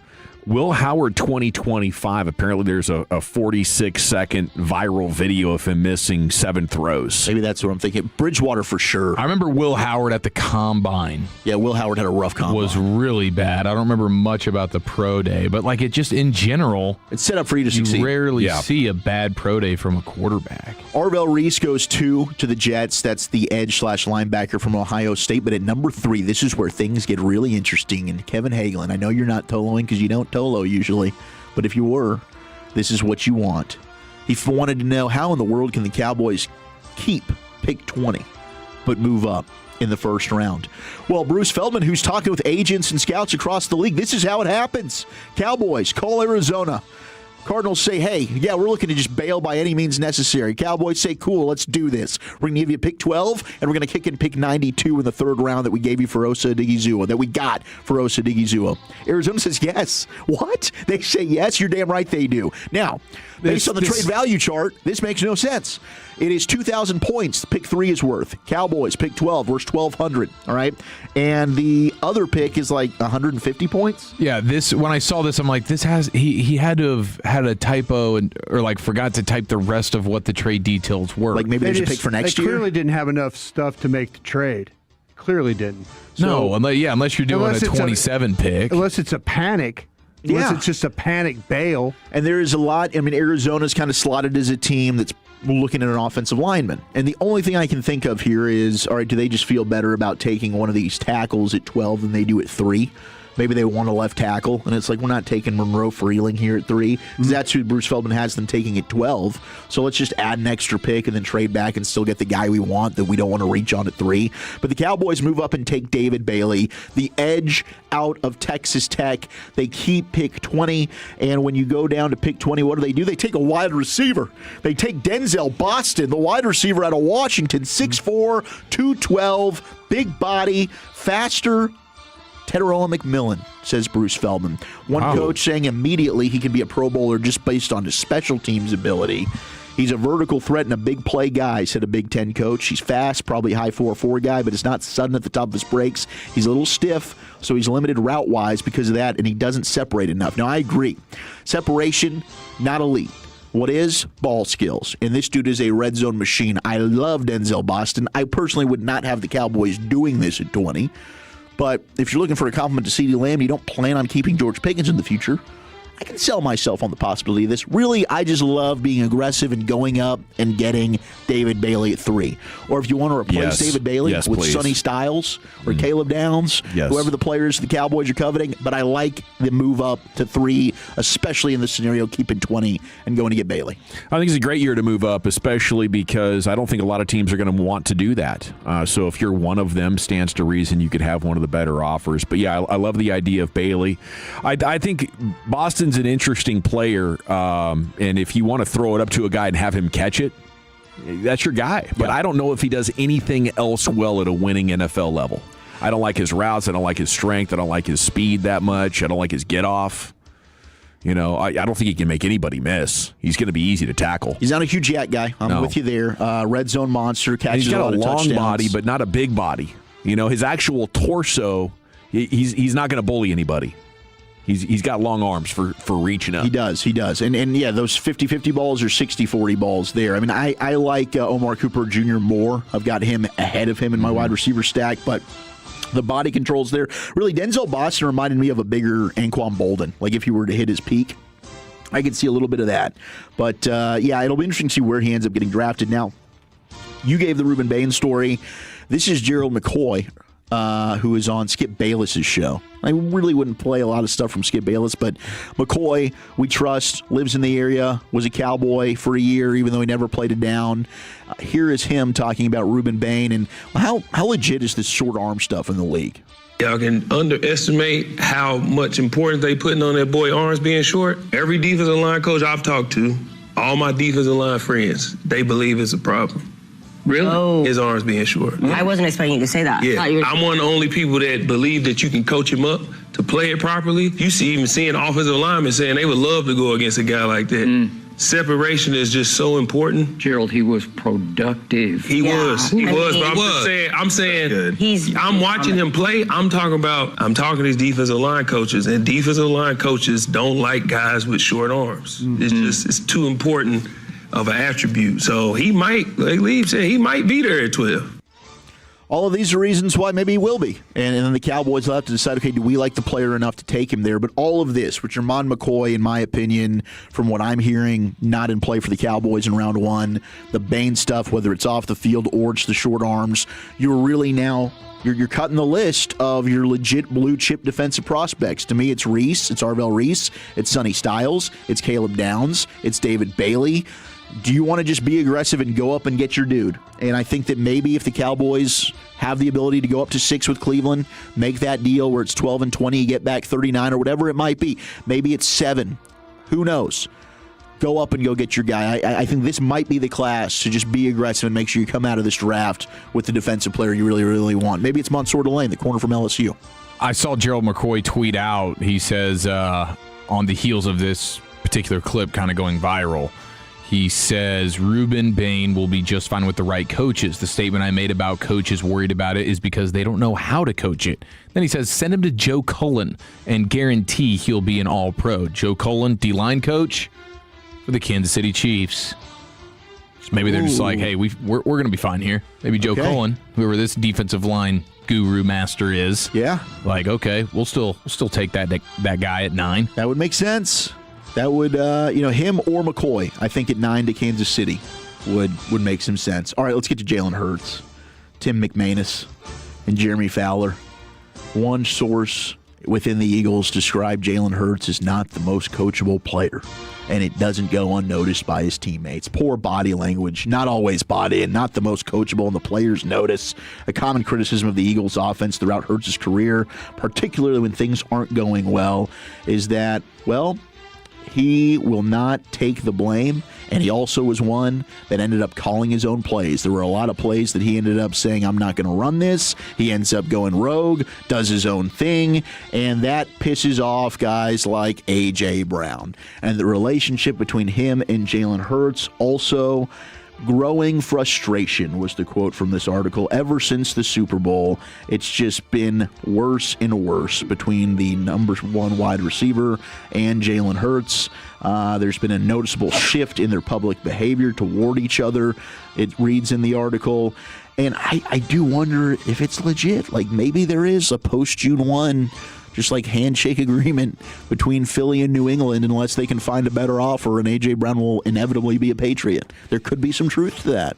I definitely think so. I think there's a number of interesting things about this article that's put into the spotlight, like how bad the relationship is. And I think Jalen Hurts, because they got to the Super Bowl twice and he won one of them, he got the benefit of the doubt, sort of like Russell Wilson got it in Seattle. And the more time goes on and you don't have the best roster in football, and now you're starting to look at your quarterback like, okay, make up the difference for us. And he's like, well, I'm the Super Bowl winning quarterback here, guys, so clearly I'm not the problem. And, at this point now, you're looking at a situation where maybe it's actually closer to Kyler Murray than it is the ideal. Because you can be looked at, if you're the quiet professional type, they'll either call you aloof or stoic. And you're a stoic if you win, you're aloof if you lose.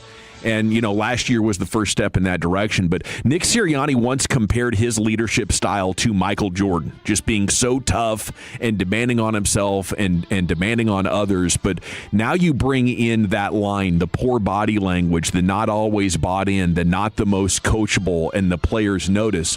When you're winning, you can point at people and say, get on board, or it's my way or the highway. Once you start losing, now you're uncoachable. For sure. You're not a team leader standing up saying, saying, guys, I know the way you're a guy who's insisting that if you can't do it your way, then you're a bad teammate. And I mean, it's glorious. I love it. I was never a big believer in Jalen Hurts. I had no idea it was this bad. Like, I thought he was consummate professional who might overcome a lack of elite quarterback skill set because his leadership and his running ability. Yeah, I mean, look, he's won a lot of games, but this dude has reportedly been challenging ever since high school.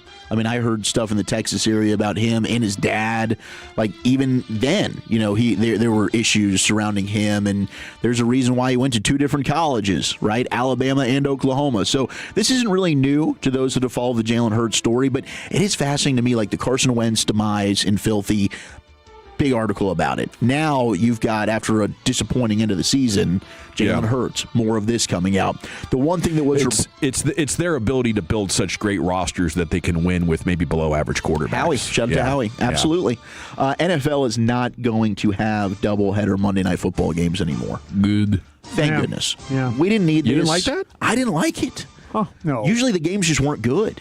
Huh. It just was unnecessary. I liked it. I just need to stagger it a little bit better. Yeah, that's the thing. You get this weird moment where you're like, dang, I'm definitely missing part of this other game because now the first game is kind of in the leverage window. Yep. So I don't know. But then also if you stagger it too much, now all of a sudden, like, am I staying up past midnight to watch a game? Maybe. Now you have that question. Yeah, like, are you starting it at 9 o'clock? It's a tough needle to thread. I didn't think it was needed at all. But now they're looking at the Thanksgiving Eve game because every day of the week is in play for the NFL. So you have that to look forward to. And the final thing is here, you reported the news of the Ravens right now are the rumored team to be playing the Cowboys in Brazil. 49ers head coach Kyle Shanahan, he's ticked off about the 49ers having to go to Australia and Melbourne to play the Rams, but he also outed Sean McVay. Said that he is claiming the Rams asked the NFL to play the 49ers in Australia to avoid having SoFi Stadium invaded by opposing fans. So he's saying, you know what, that's fine. If they want to get their wish and they don't want to play us at home and they're going to make us fly all the way to Melbourne, then you know what, we're playing in Mexico City. We want the Rams in Mexico City.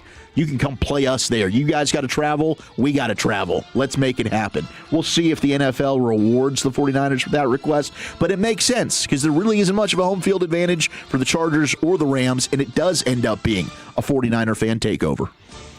Thank you, Wolchuk. Thank you. Football fix in the book. It's the G-Bag Nation here on 105.3 The Fan. We got the C-Note. Cowboys. We got the NFL Draft Big Board Report and top questions with 3 weeks and a day to go until the draft. That's coming up next year in the nation. When your friends say, hey, did you hear? You can proudly say, I heard it on The Fan. Keeping you sports informed with some quality laughs along the way. Turn it on and leave it on. 105.3 The Fan, the Odyssey app, iHeartRadio app, and TuneIn app. Hey, Tolos, RJ Choppy here. It is that time of year. It is that time to get that golf trip planned. That summer golf getaway to Gaylord, Michigan, I do every single year for the last 15, and it's fantastic. 70 degrees in the middle of July and August. Pristine forests and lakes and rivers, fishing, wildlife, scenery, and the best golf you're going to play. I promise you. If you're a golfer, it's the ultimate guy trip. GaylordGolfMecca.com. 16 courses, stay and play packages. Available online, GaylordGolfMecca.com. Hey, it's Tiki Barber with a special message for any local business owner looking to diversify your income. Amazon Hub Delivery is making it easy to earn extra money. When you partner with Amazon Hub Delivery, you and your staff will deliver packages to customers in your area. With each package delivered, you'll gain extra income and exposure for your business. There's no upfront cost, no delivery experience, and no long-term contracts required. Get started today at Amazon.com/Hub Delivery. That's Amazon.com/HUB Delivery. Here at Academy, we're putting the outdoors back in Academy Sports and Outdoors, especially for firearms and ammo. Whether you're punching paper at the range or heading to the field before sunrise, you'll find what you're looking for, and probably a few things you didn't know you needed. Trusted brands, tons of options, and undefeatable prices. Right now, get up to $50 off select Taurus firearms through April 6th. Academy. Fun can't lose. Age restrictions apply. Remember to always keep it safe.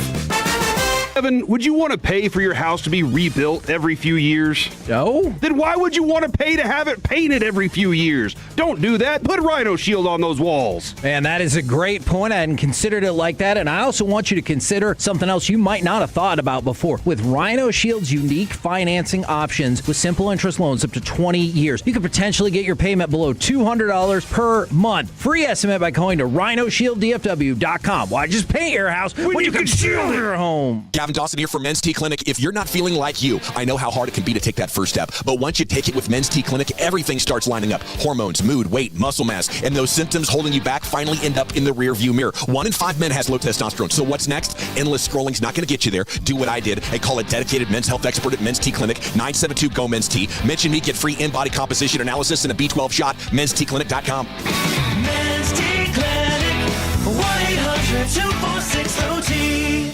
menstclinic.com. Dax Kirks here, co-owner of Best Buy Windows and Siding, to tell you that spring has sprung. Time to clean out the closets, freshen up the yard, and upgrade your windows. Best Buy Windows and Siding makes spring cleaning easy with 10 double-pane, single-hung windows for just $59.50 installed, with 0 down and 0% financing with approved credit and a lifetime warranty. Plus, Best Buy Windows and Siding is proud to donate to Friends of Dallas Animal Services. Call 469-WINDOWS or visit us online at bestbuywindowsandsiding.com. Best Buy Windows and Siding. It's game day. Are your moderate to severe Crohn's disease or ulcerative colitis symptoms keeping you from the action? Skyrizi, risankizumab Riza, could help you get back to the game. Skyrizi is proven to help people feel significant symptom relief, achieve remission, and visibly improve damage of the intestinal lining. Skyrizi is a prescription injection medicine for adults. Don't use if allergic to Skyrizi. Serious allergic reactions, increased infections, or lower ability to fight them may occur. Before treatment, get checked for infections and tuberculosis. Tell your doctor about any flu-like symptoms or vaccines. Liver problems leading to hospitalization may occur when treated for Crohn's or ulcerative colitis. Control is everything to me. Ask your doctor about Skyrizi, the #1 prescribed biologic in Crohn's and ulcerative colitis combined. Learn more at skyrizi.com or 1-866-SKYRIZI. From the stockyards to the Star to the Perot Center, across DFW, the #1 property tax firm is North Texas Property Tax.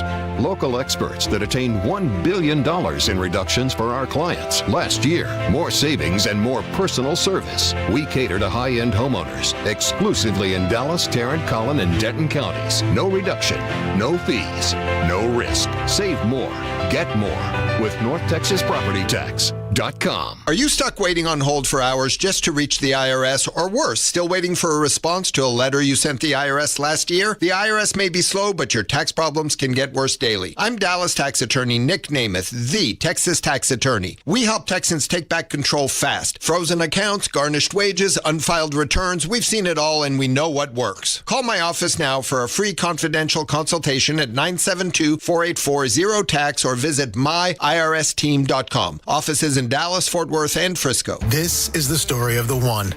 As a maintenance tech at a university, he knows ordering from multiple suppliers takes time away from keeping their arena up and running. That's why he counts on Grainger to get everything he needs, from lighting and HVAC parts to plumbing supplies, all in one place. And with fast, dependable delivery, he's stocked and ready for the next tip-off. Call 1-800-GRAINGER, click Grainger.com, or just stop by. Grainger, for the ones who get it done. There's a difference between liking a house and actually getting it. Redfin is built to make up that difference and close the gap between finding and owning the home for you. Redfin agents close twice as many deals as other agents, so when you find a home you love, you're not a step behind when it's time to make an offer. That means less watching great homes disappear and more focus on the ones you'll actually move into and call home. Redfin helps turn saved listings into real addresses. Get started at redfin.com. Own the dream. Hey, Tolos, RJ Choppy here for one of the best dealerships on the east side of the Metroplex in Terrell. It is Platinum Ford. Owner Stephen Gilchrist and GM Adam Vinci, they're Tolos, taking care of you, the Tolo, each and every day when it comes to the purchase of your brand new Ford car, truck, SUV. I am proud to say that I am a Platinum customer, and I promise you're going to get the same incredible experience that I got. Adam's got everything from Super Duties to full-size Broncos and more. Start the process right now, online.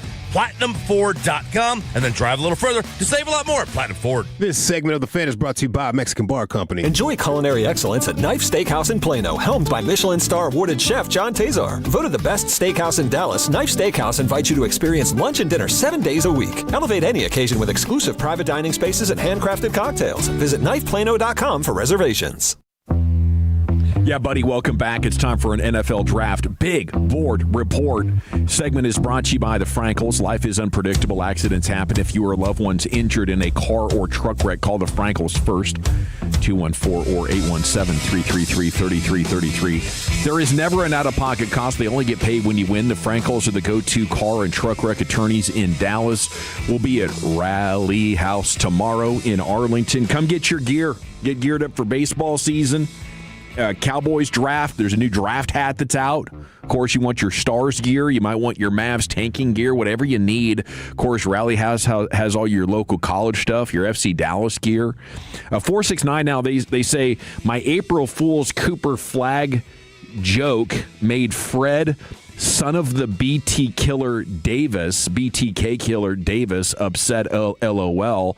And I don't know what the joke was, I Chief. do. Oh, you do? This is our buddy Kid Muse. Okay. Oh, we and do love so Kid Muse. he took the clip from Cooper Flag sitting down with Cooper Flag today. We actually have the real audio of this. Nice. But he took the clip and then he wrote in his tweet, Cooper Flag on his rookie season, quote, "This has been the worst year of my life." Oh. And Cooper Flag didn't actually say that. Okay. But this tweet now has almost 400,000 views. No way. And it's gone super viral. And so Fred actually left a comment on it 4 minutes ago and said, "Come on, man, why blatantly fabricate a quote?" Okay. So he's unaware that it's April Fool's.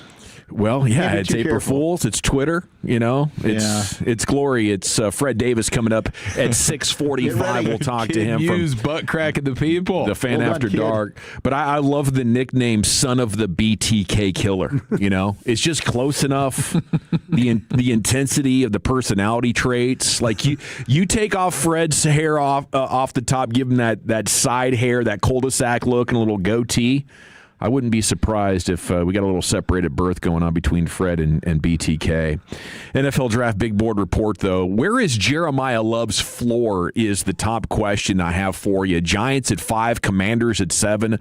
Is it the Saints at 8 or the Chiefs at 9? I think if he gets past 7, it's got to be interesting, right? Because the Chiefs added Walker and the Saints signed Achan or ETN. But 6, 8, and 12 is where the last 3 running backs have gone. The first running back off the board in the last 3 drafts, 6, 8, 12. That's your guy in Detroit. That's Atlanta, and that's the Raiders. So if this one gets to 12, that'd be a really interesting deal. I just wonder, because the Cowboys did say this week they feel like they're good at running back. Could you really look at that running back room and say, yes, we're good with this veritable plate of blah and, I guess, rush success rate? Could you really look at it and say we're good here? Or would you say that because you want to see if Jeremiah Love is on the board at 12, and if he's not, then you'll get serious about addressing your running back room? I do think they feel good about Williams. Yeah, I would feel decent about Javonte. Javonte. I think after last year they have to feel the fact that he got over 1,000 yards. I know it's late in the year, it was a little bit of a problem. He got banged up. The line just wasn't getting it done. Played some better teams along the way too at the end.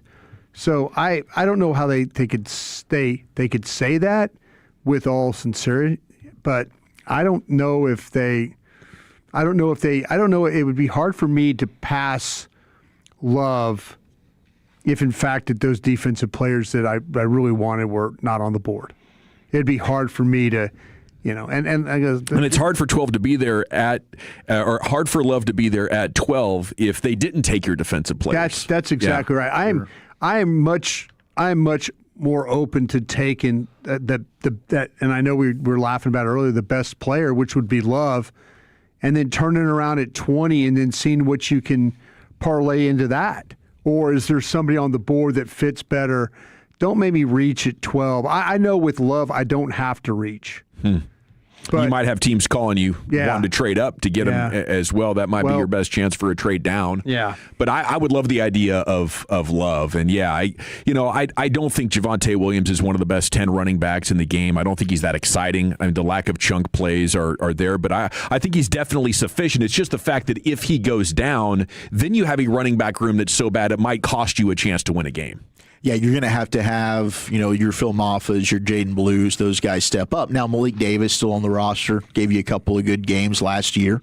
But, I do think they've clearly been doing work on running backs. Like day 3, maybe they take a flyer on a guy. But if Jeremiah Love's there at 12, I think they probably take him because he's probably the best player on their board. Dawson, do you have your notes on Love? Or do you keep notes? Or I do. I'm just asking. Can you read me your notes on Love? I'm just curious. This is the gosh dang chief operating officer of the Blind Scout Society. You don't think he's keeping notes over there? No, I was just curious because you liked Love. Hop aboard the BSS, boys. I just was curious because I wondered if I saw some of the same things. I was just going to go through my notes. Okay, it takes me a little bit longer to find my notes. I don't have the system that you guys do, but I'm finding it. Let me just do something real quick here while you do that, and I'll tell you why. I'll tell you why I think this is one of the best players in the draft, and I'm guilty of this, and I admit it. I love running back play. You know me, I'm always comparing running backs to Barry Sanders and all that stuff. Hey, but when you do it, you nailed it. I mean, Bijan, you got right. I just love it. And I want to see Ashton Genty. I want to see him have... He just needs a fair chance. A fair chance. I think you're right about that.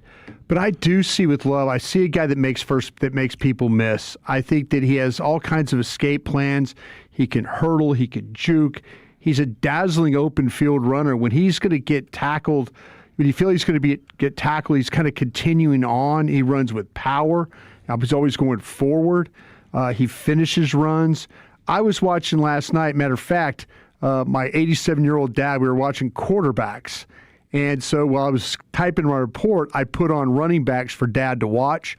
And we were watching Love. He likes Johnson from Nebraska. That's one of his favorite running backs. Johnson's good. But with this guy... I kind of see a guy that is able to find the creases, get through the tackles. He can set up blocks. This team schemes pullers. He kind of gets in behind them. He lets the blockers get on their path, and he gets right behind them. I think he catches the ball really well. I mean, there's a lot of 3-down versatility. I think the pass protecting part of it, as all big-time backs, probably need a little bit of a work. But, man, this is a dynamic offensive skill set for a player. I think that when you watch him, the speed to outrun angles, turn small plays into large ones, there's some home run elements to his game. So I was just curious about how your notes depicted this player. Well, I think he's a guy that runs behind his pads well, and he has patience and vision and pretty good balance. Yeah. I don't think he's a guy that's going to win between the tackles or behind the line of scrimmage. I thought his backup, Jadarian Price, actually had more juice getting through the hole. Sure. And at the second level, he can absolutely finish, but I don't know how often he's going to get there in the NFL. Mm-hmm. I think people that are really high on him have watched a lot of his highlight reels where he's constantly getting those runs, but if you watch the whole game, you see him behind the line of scrimmage struggling to find the hole, and that's why I think his track speed does not translate to the box. There's not a lot of jukes or spin moves or jump cuts or explosiveness behind the line of scrimmage that I think is going to allow him to get free at the second level unless he has a great NFL offensive line. The stats say he's got a bunch of broken tackles. When I was watching, I thought they must be counting a lot of bad arm broken tackles. But you turn on the highlight reel, and you'll see him get through a couple of guys. Okay, I couldn't find it anywhere else on the tape. You know, so I think he's got all these 40-yard touchdown runs throughout his career. Mm-hmm. And don't get me wrong, I would be excited if the Cowboys take him at 12. No, I was just curious if I missed something because I watched the A&M and the USC and the Miami games, and I think that especially the A&M and the Miami defenses are good defenses to kind of get a gauge for a running back. So that's kind of what I was basing. I just wondered if there was something that I was missing, and watching this guy play. So now I'm not gonna go after you. Watch the guy. I mean, that's That's how you see the player. I know that's how I kind of see a little bit better of an open field runner. Yeah. And I see a little bit more of a guy that does do a good job of running with authority once he's hit. That's why I'm at with this player. Well, I would definitely go with your eye, and that's why when you were out, Chief and I created the Blind Scout Society. I didn't thought it was a pretty good. No, I didn't mean that. I didn't mean this because I appreciate you. I never have a chance. I never have a fault with anybody that studies the guys. Yeah. Listen, I've been doing media longer than I was an NFL scout, so. Trust me, I just respect. I just wanted to. I was listening for something that I didn't pick up. That's what I was trying to get. And the behind the line stuff is interesting to me. If that's the case, because I did see a guy that can kind of like I say, the jukes, the spins, the hurdles, things like that. Where I did see those plays. So like I say, I think there's. I know one thing, and maybe the media scouts are really wrong about this guy because I never see him get to Dallas. I never see. I mean, in the mock drafts, I never see him get there. So maybe the media scouts are way higher on him than teams are. I'd be interested to see that. All righty, it is the G-Bag Nation here on 105 through the Fan. Chuck, we got a mixed bag coming up next, buddy. Where are you taking baby, it? Let's get to it. That one time Antonio Brown stripped in New York. We got story time for you and some NBA notes. That's next in the Nation. Coming up on the next masterpiece, we're a step closer to the Rangers home opener. Plus, we've got another edition of NFL Draft Overreaction or Reality. We get a full show, 10 a.m. to 2 p.m. right here on The Fan. I'm Jeff Stewart with Reliant Air Conditioning. Did you notice that we hit 92 degrees in March? That's a full month earlier than usual, and that means most AC systems already have weeks of extra runtime, and we're not even to May yet. But here's what most homeowners don't realize. Breakdowns don't just happen. They start as small issues, like a clogged drain line that should have been caught weeks earlier with a simple tune-up, because small problems can turn into expensive repairs. So for a limited time, Reliant Air Conditioning will tune up your AC system for just $85. But here's the best part. When you join our Hero Club maintenance program, your AC tune-up is absolutely free, and you'll stay protected year-round. Our schedule is filling up fast, so call us at 877-YOUR-HERO or schedule your AC tune-up online at ReliantAirConditioning.com and see how we've been gimmick-free since '83. Reliant Air Conditioning. Call 877-YOUR-HERO. What's up, everybody?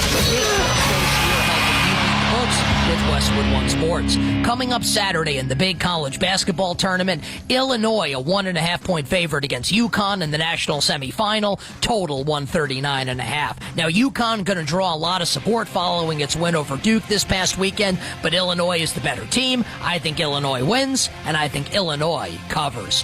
Bet smarter and beat the books. Download the BetMGM app today. I'm Boomer Esiason. My mom died from cancer. She was only 37 years old. She didn't have life insurance, and that was devastating for my family. That's why having life insurance is so important to me. Ethos makes it fast and easy. Get a quote in seconds, apply in minutes, and get same-day coverage. You can get up to $3 million in coverage with no medical exam. Get your free quote at ethos.com/play. That's ethos.com/play. Paid spokesperson. Time spent on application may vary. Online health questions required. H-E-B is making price cuts across the aisles to help Texans save even more when they shop. From household essentials to daily must-haves, you'll find thousands of low prices are now even lower, with hundreds more price cuts added every week. Just look for the yellow and black price cut tags in-store and online, and add up the extra savings every time you check out. Save even more with price cuts. H-E-B, another reason why here, everything's better. If someone broke in tonight, would your camera stop it or would you just watch it tomorrow? That's the old way. Record, replay, regret. Remote video monitoring from DFW Security is different. Live agents intervene. Police are dispatched if needed, not after the loss, before it. The new way: detect, deter, and defend. DFW Security, tell them Sean for the Fans sent you. It's the best of the best. Stop crime before it starts with DFW Security. DFWsecurity.com. If you or anyone you care about is facing a family legal matter, call Cordell and Cordell today at 1-855-GET-LEGAL or visit KordellCordell.com to schedule your consultation. There's a lot on the line in divorce. This is Joe Cordell of Cordell & Cordell, the largest family law firm in the country, with over 35 years of helping clients navigate divorce. But being big doesn't mean less personal or less local. Our attorneys live and work in your community, and as neighbors, they understand the challenges your families face. Divorce touches all areas of your life: your home, savings, retirement, and of course, kids. So when you find yourself facing divorce, you need a partner you can count on. Visit CordellCordell.com to schedule your consultation. If you or anyone you care about is facing divorce, contact Cordell & Cordell today. With over 100,000 clients served, we understand the challenges you're facing on a personal level. Call Cordell & Cordell today at 1-855-GET-LEGAL. That's 1-855-GET-LEGAL. Dallas, Fort Worth, and St. Louis. During Window Nation's The More You Buy, The More You Save sale, you could save up to 50% off new windows for your home. Plus, you could get them with 0% interest financing for 5 years. Sale ends soon. Visit windownation.com now to book a consultation. My name is Whitney Allen, and I'm a widow. My husband, Ryan, died. We never thought we'd ever have to use life insurance, but the unexpected happened. With Ethos, signing up was fast and 100% online. You can get a quote in seconds, apply in minutes, and get same-day coverage. No medical exams, and you can get up to $3 million worth of coverage. I'm grateful we were prepared. Get your free quote at ethos.com/radio. That's ethos.com/radio. Paid spokesperson. Time spent on application may vary. Online health questions required. If you own a small business, the pressure never lets up. Something's always coming at you. That's why business owners turn to LendSeek for funding. I don't need promises. I need options. LendSeek's AI platform showed me real funding choices. Now I can cover payroll, handle taxes, and go after growth opportunities without the daily stress. Up to $5 million with funding in as fast as 24 hours. No upfront costs. No prepayment penalties. Start ready, stay ready. LendSeek.com. LendSeek.com. There's a difference between liking a house and actually getting it. Redfin is built to make up that difference and close the gap between finding and owning the home for you. Redfin agents close twice as many deals as other agents, so when you find a home you love, you're not a step behind when it's time to make an offer. That means less watching great homes disappear and more focus on the ones you'll actually move into and call home. Redfin helps turn saved listings into real addresses. Get started at redfin.com. Own the dream. Wait, everything on this IHOP value menu is just $6? I told you it was amazing. A huge plate of pancakes, bacon, and eggs is just $6. Wow. There's also French toast, a ham and cheese omelet, and oh, they got a BLT and fries now. Okay, we're coming here every day. You don't have to tell me twice. Feast for just $6 with the IHOP value menu. $7 in some locations, available every day for a limited time at participating restaurants in the U.S. Hours may vary. No substitutions. Not valid with other discounts or promotions. Prices may vary. This segment of the Fan is brought to you by Kalshi. March matchups are down to 4. Trade the tournament with Kalshi. Arizona and Michigan are trading at 34% to cut down the nets. A $100 trade pays out $273 if either one wins it all. Download the Kalshi app. Use code FAN to get $10 when you trade 10. Kalshi. Trade on anything. As Pittsburgh prepares to welcome the nation to the unofficial beginning of football season, the city's kickoff celebration will begin with an unforgettable, invite-only night of music.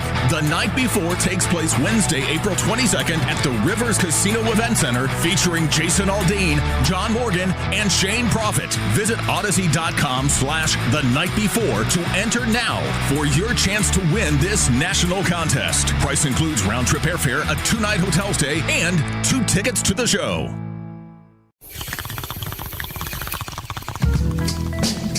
All right, welcome back. It's the G-Bag Nation here on 105.3 The Fan. Look at this. We're coming up on 5 o'clock already. Okay, we got football's finest coming up at 5. It's time for a mixed bag with Woolchuck. And G-Bag of the day, LA Live, now less than under an hour away. Here's Woolchuck. All right, let's shake it up. You never know what you're going to get in the mixed bag. You guys want to start with the footballs, or do you want to go with the basketballs? Which balls do you want? Basketballs. All right, let's go to Chris Mannix, SI.com. He is throwing out that our Dallas Mavericks are going for the gusto here on this GM search. And it did make me just a little tingly inside. You got to say, the wish list for Patrick Dumont, the team's governor, he's aiming high. Among the names on the list, Oklahoma City Executive Vice President and General Manager Sam Presti, best in the game, in my opinion. Minnesota President of Basketball Operations Tim Connolly, and Boston President Brad Stevens. Now, Chris B. Haynes was on his podcast saying he does believe one of these names would consider a pivot from their current job to the Dallas Mavericks. I can only hope it's Sam Presti, who is from a similar area of one Cooper Flagg, and maybe all of these guys look at Cooper Flagg and say, hey, this is a dude that I could really go ahead and build a team around. Bob Myers, the other guy, that makes a lot of sense. You got Rick Welts, who worked with him at Golden State.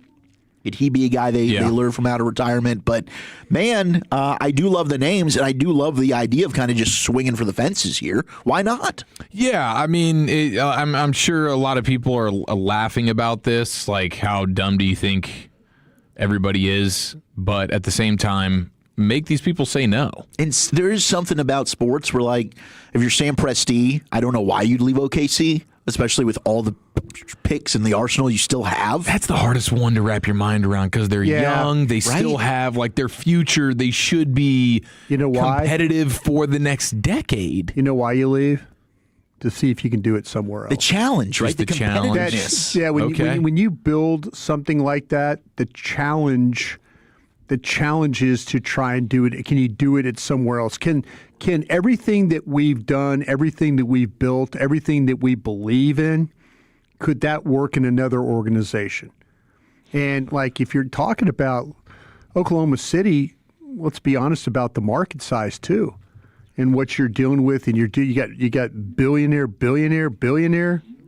It's basically rural living in a city. But I'm just saying, in Dallas, you're dealing with. You went from like a Mark Cuban who was worth, say, $2 billion to an ownership group that's worth $100 billion, something like that. Yeah. So to me, when you start to say you go in there with really an open checkbook, a credit card, everything.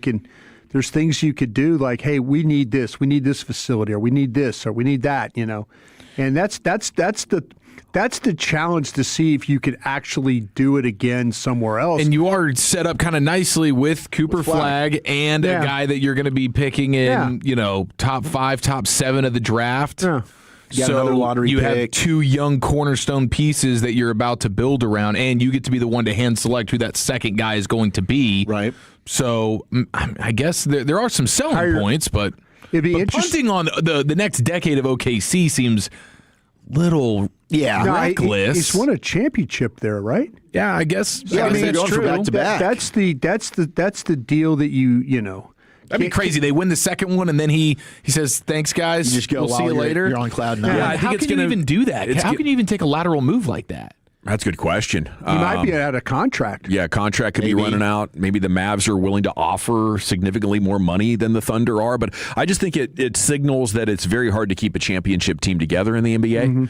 Mm-hmm. And you've got there in OKC, you've got picks, but there's really no guarantee that they're going to be in the championship picture for the next 5 years. The damn bar's already set really high there too, right? Yeah. So, I mean, like expectations, the next thing you know, you're winning a championship and you have an off year. And now you're like, they're coming after you. The only reason to stay up there is if you love the city. Maybe the wife's family is from there and your kids are close to their grandparents. But, I mean, you come for better restaurants and better lifestyle. How long of a drive is that from? I used to have to do this because Bennett played games in Oklahoma City. I think it's like, 4 or 5 hour drive? Maybe 3.5. Yeah. It's not bad. Yeah, 3.5. It's not bad. It's like 200 miles. It's like driving to Austin. I mean, like, that's not bad at all. We got family up there. Listen, we're making enough money now, and this ownership group's got a really nice plane. I'll send the plane up there to get you guys, and we'll bring you guys. It happen. Bring you on back. Yeah, it's probably a long shot, but hey, you kick the tires on it, make them say no. I think Bob Myers is interesting. Yeah, and that's what Stein says. That's the whispers he keeps hearing. Bob Myers might be the most likely candidate, and him and the Rick Welts connection. But Bob Myers has got a really good job. Okay, you talk about not leaving a job or wanting to leave a job.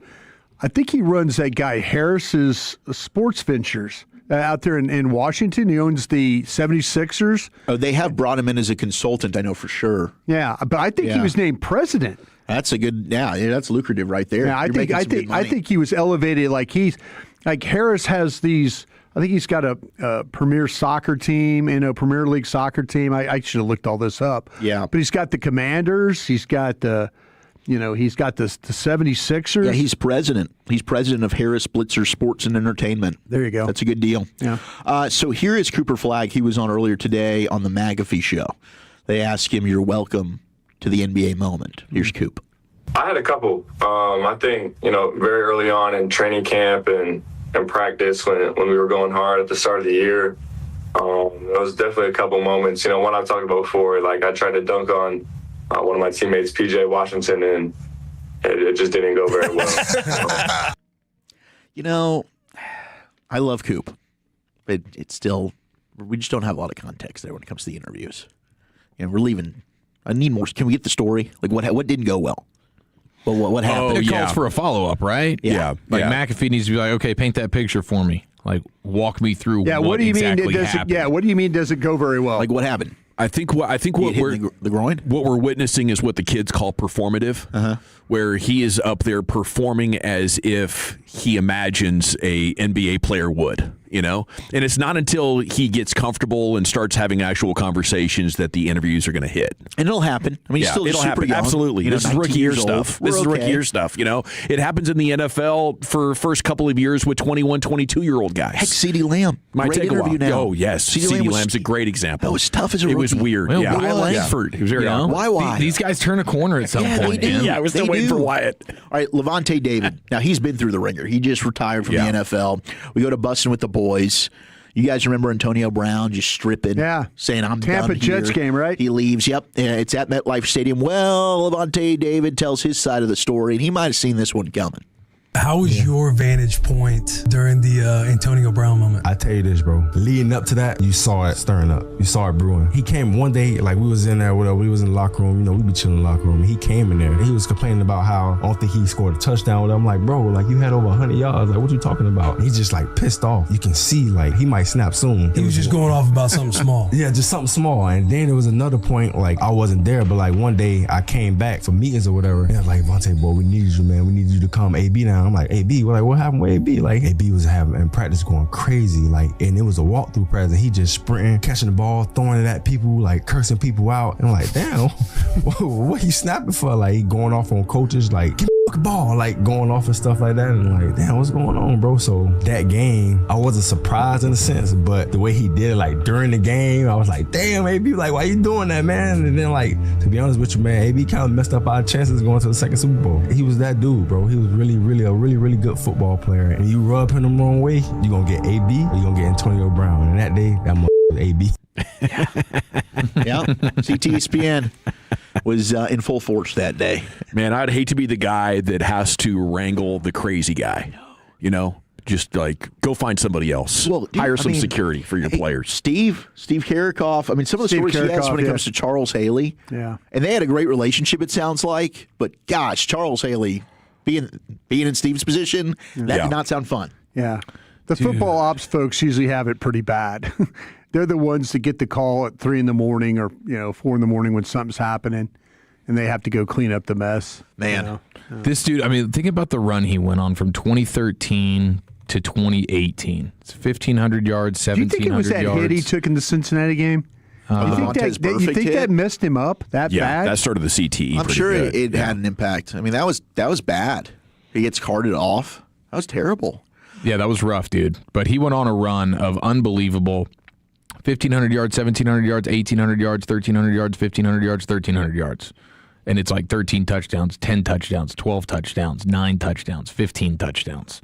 Dude was freaking ridiculous. Killer bees were nasty, man. I think there's something to the CTE and the alcohol use as well as like getting into your 30s. Like what happens with alcoholism is in your 20s it's a party, but as you get into your 30s, it's getting worse and it's getting dark and depressing, right? And it's getting angry and it's less fun. So I think even though you're getting older, that relationship is deteriorating. Your relationship with alcohol, and then you add CTE on top of that. I think it really puts a turbo button on it. No, you're right. And in the coming years and decades, I think that will be pretty revealed. Like if you're heading down a CTE concussion path and you're adding alcohol, don't be surprised if you get some pretty erratic behaviors. It's really a bad mix. Last thing here in the mixed bag, Yukon. All right, men's and women's teams, both in the Final Four. If they both make the championship game, Jordan's Furniture is in for a little bit of trouble here. All right, they did like the Mattress Mac thing. Jordan's Furniture said if the men's and women's Yukon basketball team both play in the 2026 national championship game, everything you buy is free. So they put everything this out. You buy? Everything you buy. So January 20th. Feeling is the root. January 20th through March 1st, any purchase that was made at any Jordan's location gets a rebate on the purchase price, if indeed both the men's and women's teams make the Final Four. Now, it's likely that this could happen, in which case I can't wait to see how much free furniture. I think as a family, you play this as if we need furniture right now, we're absolutely doing it now, right? Before this weekend, we're going to get this taken care of. But we're not expecting to get it for free. Added bonus if we do. Woo, give me that rebate, baby. Yeah. Let's make it happen. The ladies are going up against the Huskies take on the Gamecocks, okay? That's legendary. The Lady Huskies, 6.5-point favorites. Okay. The men are 2.5, I think, against Illinois. Are they? Okay, I was about to look at that. So both of them are favorites. Sounds like a perfect opportunity to get the home refurnished. Get it. Thank you, Wolchuk. We got Finest coming up. 2 hours left in the program. Chief, where are you taking us? NFL head coach made an all-time rookie mistake, and we get to the bottom of Jalen Hurts' disdain for going under center next in the nation. Sean and RJ, the KNC Masterpiece, G-Bag Nation, and Fan After Dark. Live and local. Turn it on and leave it on. 105.3 The Fan. And our Odyssey, iHeartRadio, and TuneIn apps. This is an Odyssey Sports Minute. Presented by Robinhood. Learn more with Robinhood at Robinhood.com/yourmoney. Steelers president Art Rooney expects an answer from quarterback Aaron Rodgers by the start of the NFL draft. Regardless of whether or not Rodgers gives them an answer, the Steelers should find a way to draft Alabama quarterback Ty Simpson. Head coach Mike McCarthy can develop Simpson for a year or two and then get him ready when Rodgers decides to ride off into the sunset whenever that is. I'm Adam Abdallah. Presented by Robinhood. He crosses, spins, pulls up. With Robinhood Prediction Markets, buy or sell your predictions all game long. No house odds, just you versus the market. Put your sports IQ to work. Trade every shot, block, steal, run, and moment that shifts the game. With Robinhood Prediction Markets, trade every play. Visit Robinhood.com/predict to start trading. Futures and cleared swaps trading involves significant risk and is not appropriate for everyone. Event contracts are offered by Robinhood Derivatives LLC, a registered futures commission merchant and swap firm. This is the story of the one. As a maintenance tech at a university, he knows ordering from multiple suppliers takes time away from keeping their arena up and running. That's why he counts on Grainger to get everything he needs, from lighting and HVAC parts to plumbing supplies, all in one place. And with fast, dependable delivery, he's stocked and ready for the next tip-off. Call 1-800-GRAINGER, click Grainger.com, or just stop by. Grainger, for the ones who get it done.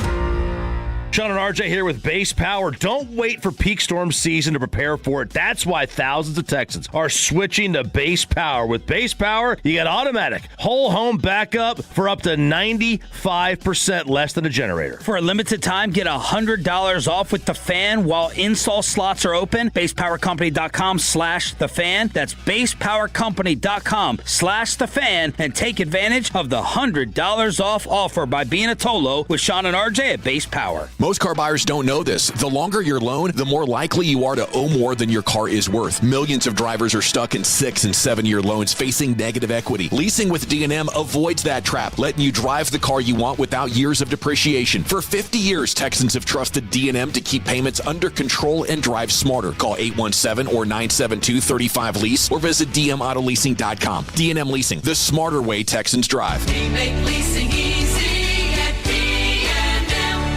What's up, fools? Main event Jey Uso here from the WWE. When it's just me between matches, it's day one-ish. And that means it's Chumba time. With hundreds of casino-style games and new titles arriving weekly, there's always something fresh to try at Chumba Casino. The daily boosts make it even more fun. And have me about to get them all during my downtime. Ready for a fun way to chill out and enjoy a few minutes for yourself? Let's Chumba.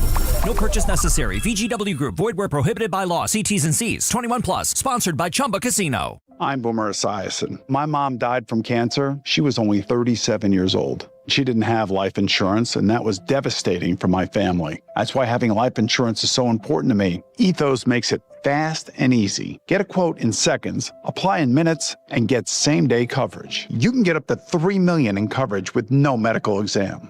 Get your free quote at ethos.com/play. That's ethos.com/play. Paid spokesperson. Time spent on application may vary. Online health questions required. Looking to add a compact excavator to your fleet? The Hitachi ZX35 from Masco Equipment is in stock and ready to go to work. Right now, get this powerful and versatile mini excavator for as low as $39.9, including a 12-inch bucket, 2-year 2,000-hour factory warranty, and 0% interest for 48 months. But don't wait. This offer ends April 30th, subject to credit approval. Visit ASCOEQ.com to learn more. Masco Equipment and Hitachi, built to perform, backed by the team you trust. Frontier is joining Verizon. New Frontier and Verizon customers can get 6 months of 100% fiber internet on us, up to 1 gig by bundling Verizon Mobile and Frontier Fiber. Plus, get 2 new mobile lines for $50 per month on unlimited welcome, with auto pay plus taxes and fees. Visit your local Verizon store to switch. $25 per line after $60 monthly promo credits applied over 36 months in times of congestion. Unlimited 5G and 4G LTE may be temporarily slower than other traffic. Domestic data roaming at 2G speeds. Eligible new Frontier Fiber plan required. Availability varies. Additional terms apply.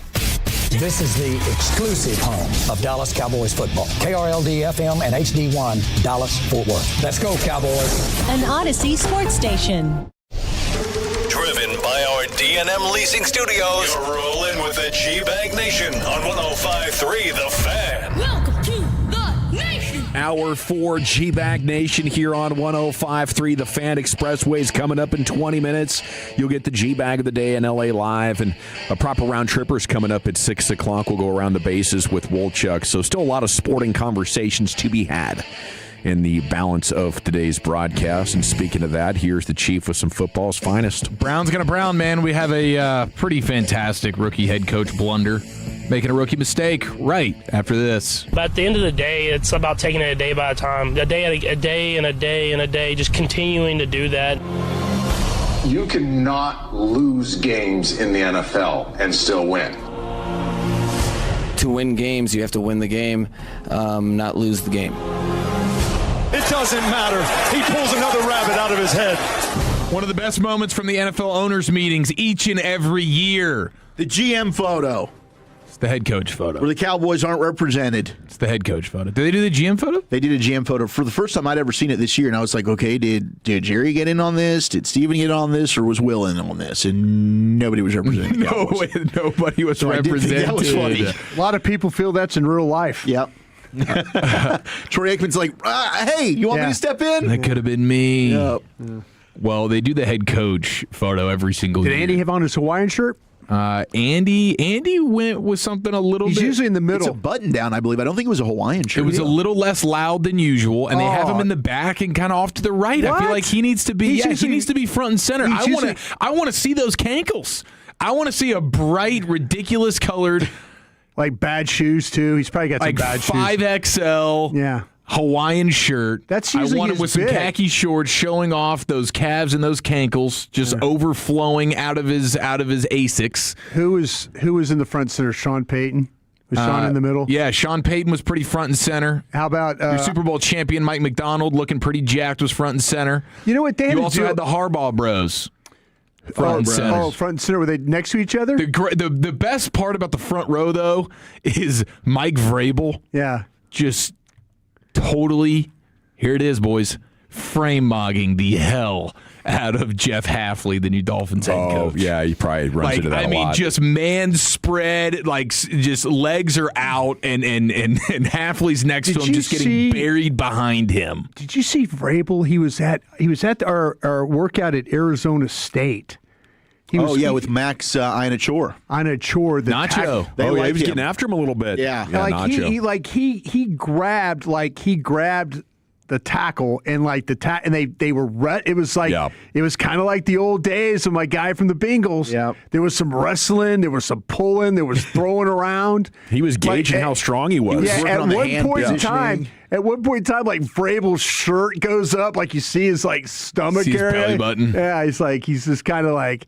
But he was in there wrestling with my guy. Well, Vrabel's out there getting bloody lips at practice. Like that's just another day for Vrabel. And if you're that guy and you want to make any sort of impression, you need to make sure Vrabel feels you on that. And I guess he did. Yeah. So kudos to that kid. There's a lot of people that are just connecting those dots already. Like if he's available, New England will take him. Sure. I wouldn't be surprised if he ends up going higher than that. I mean, he could end up being the best tackle in the class. This guy started playing football in 2021. He's a Canadian.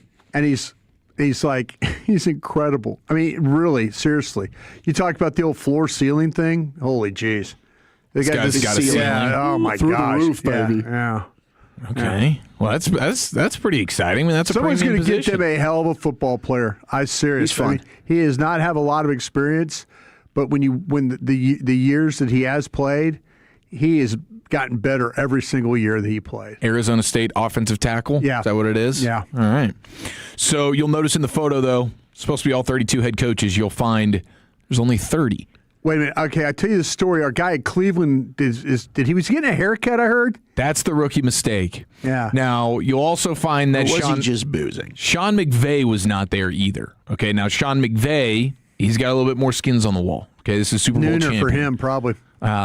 But the rookie head coach, Todd Monken, of the Cleveland Browns, was not there.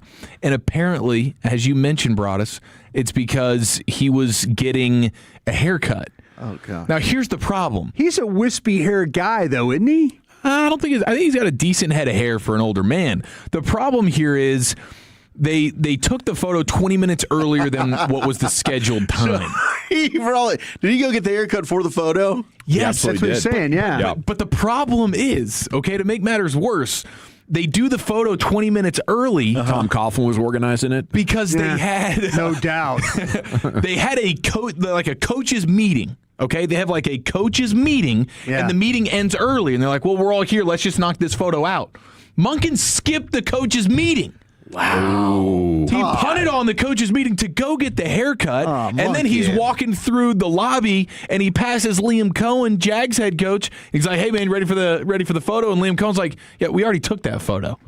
He's got to feel like such a dunce. Totally. That's a bad move, though. That's a bad move, bro. Yeah. You don't get the haircut the day of, or like if you have an event on Wednesday, you don't get your haircut on Tuesday. You got to give it some growth.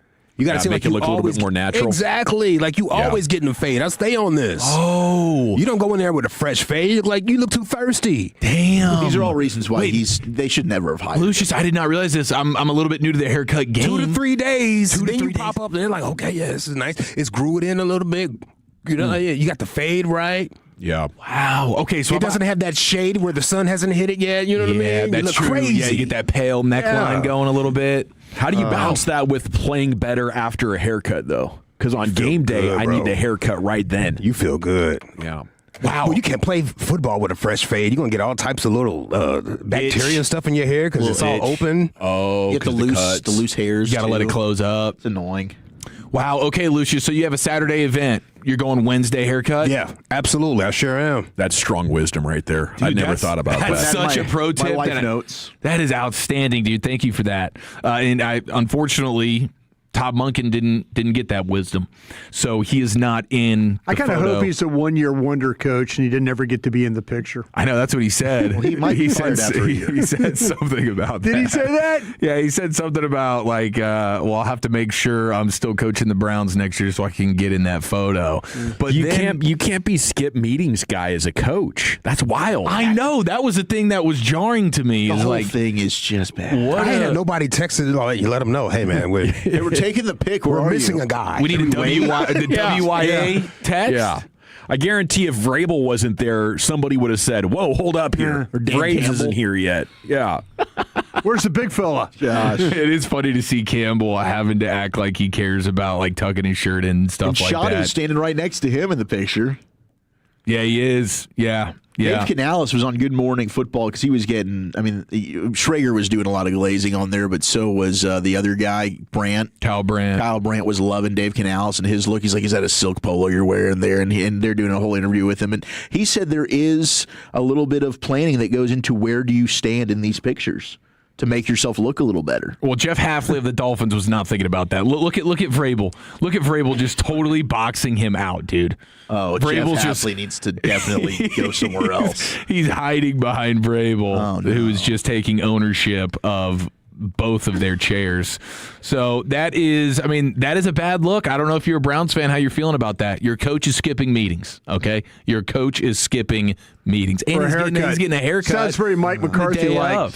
Just rookie mistakes all over the place. Who's McCarthy standing next to? McCarthy was trying to hide. Down. He's next to Dave Canales. That's why Canales went next to him. Canales is right in between Kellen Moore and McCarthy.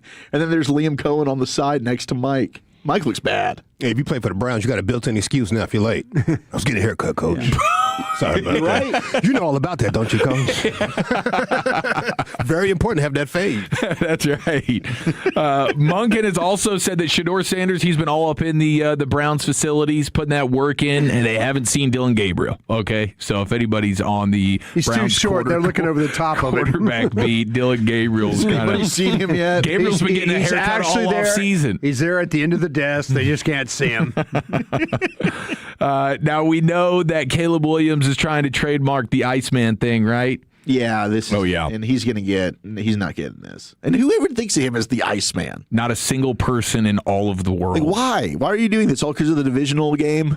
The ice water in his veins. It's because of the silhouette. The I don't know. I don't even know. Some weird reason, but it's because of that play.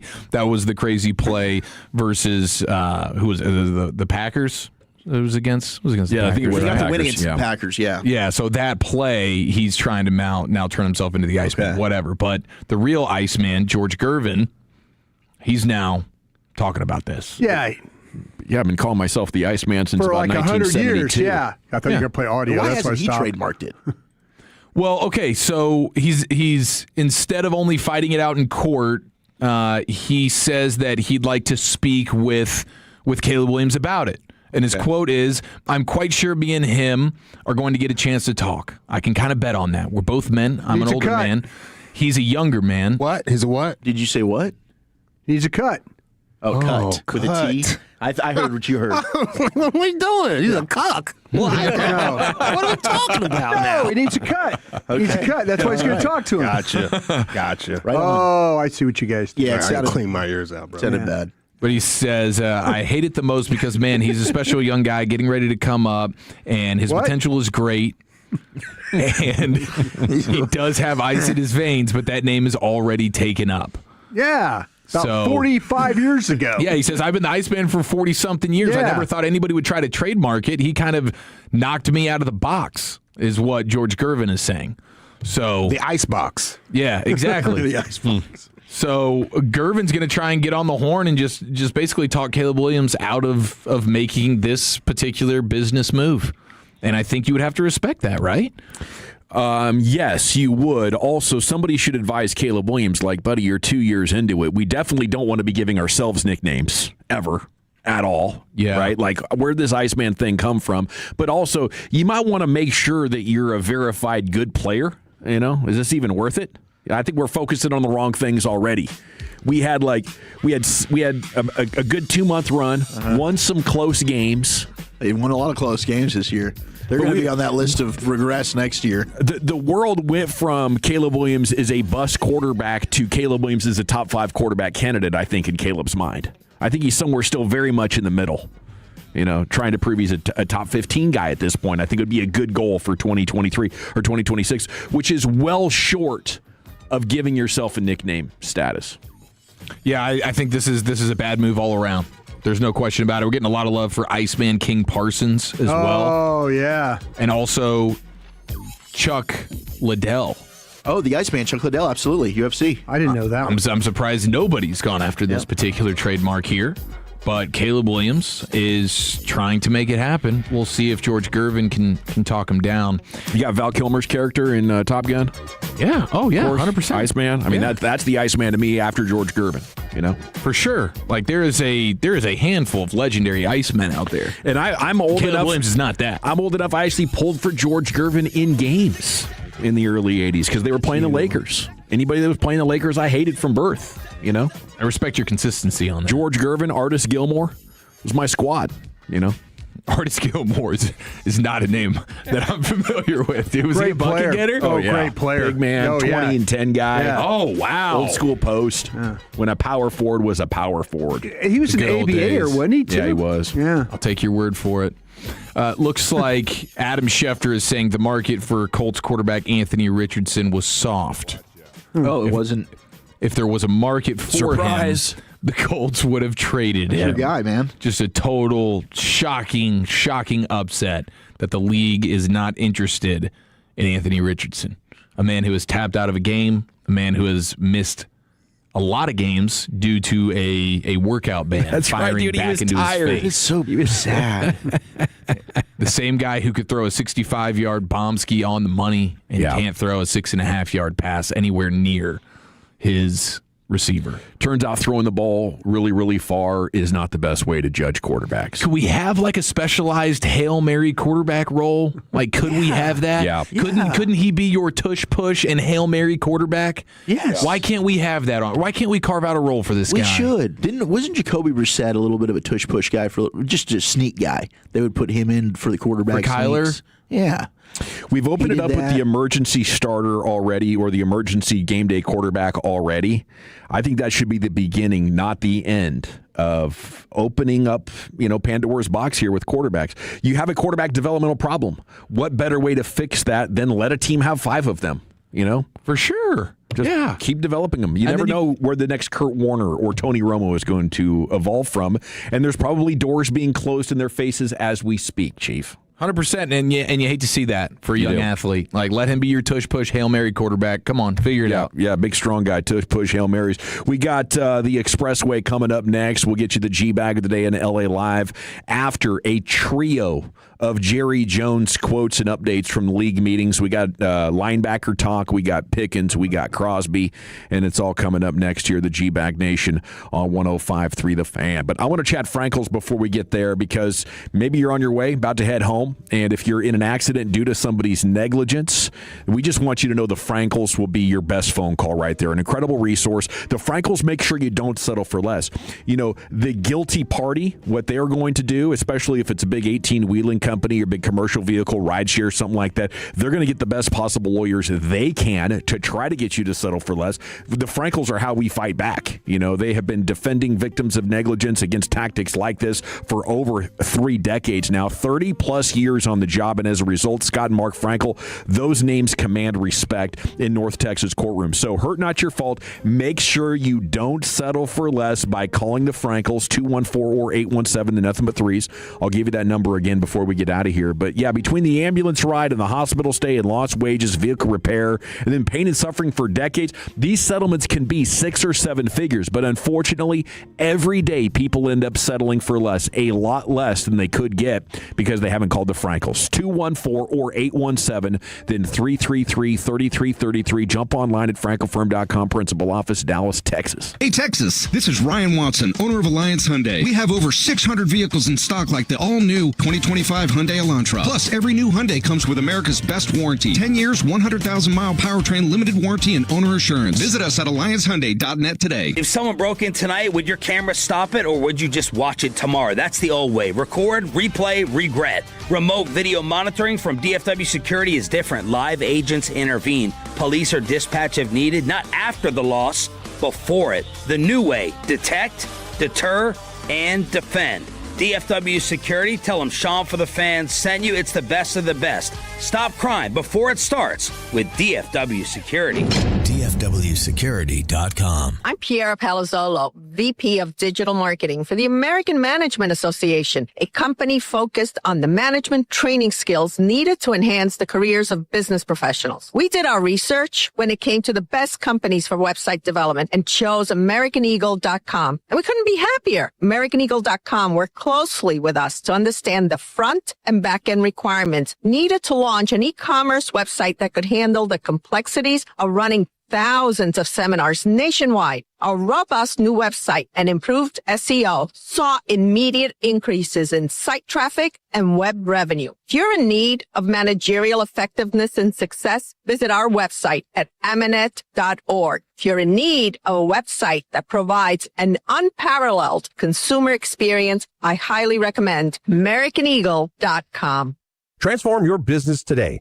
Dial 877-WEBNOW1 for a free digital consultation with AmericanEagle.com. Sometimes a catastrophic life event like a divorce, foreclosure, or a loss of a loved one can trigger serious IRS problems that you never expected. I'm Dallas tax attorney Jamie Flores, the managing partner at the law offices of Namath and Flores, formerly known as the law offices of Nick Namath. We've helped thousands of people just like you find solutions. Wage garnishments, frozen bank accounts, unfiled returns, no matter how tough it looks, there is a legal way forward. Give us a call at 972-484-0829 or visit myiRSteam.com. You know that Big Bargain detergent jug is 80% water, right? It doesn't clean as well. 80% water?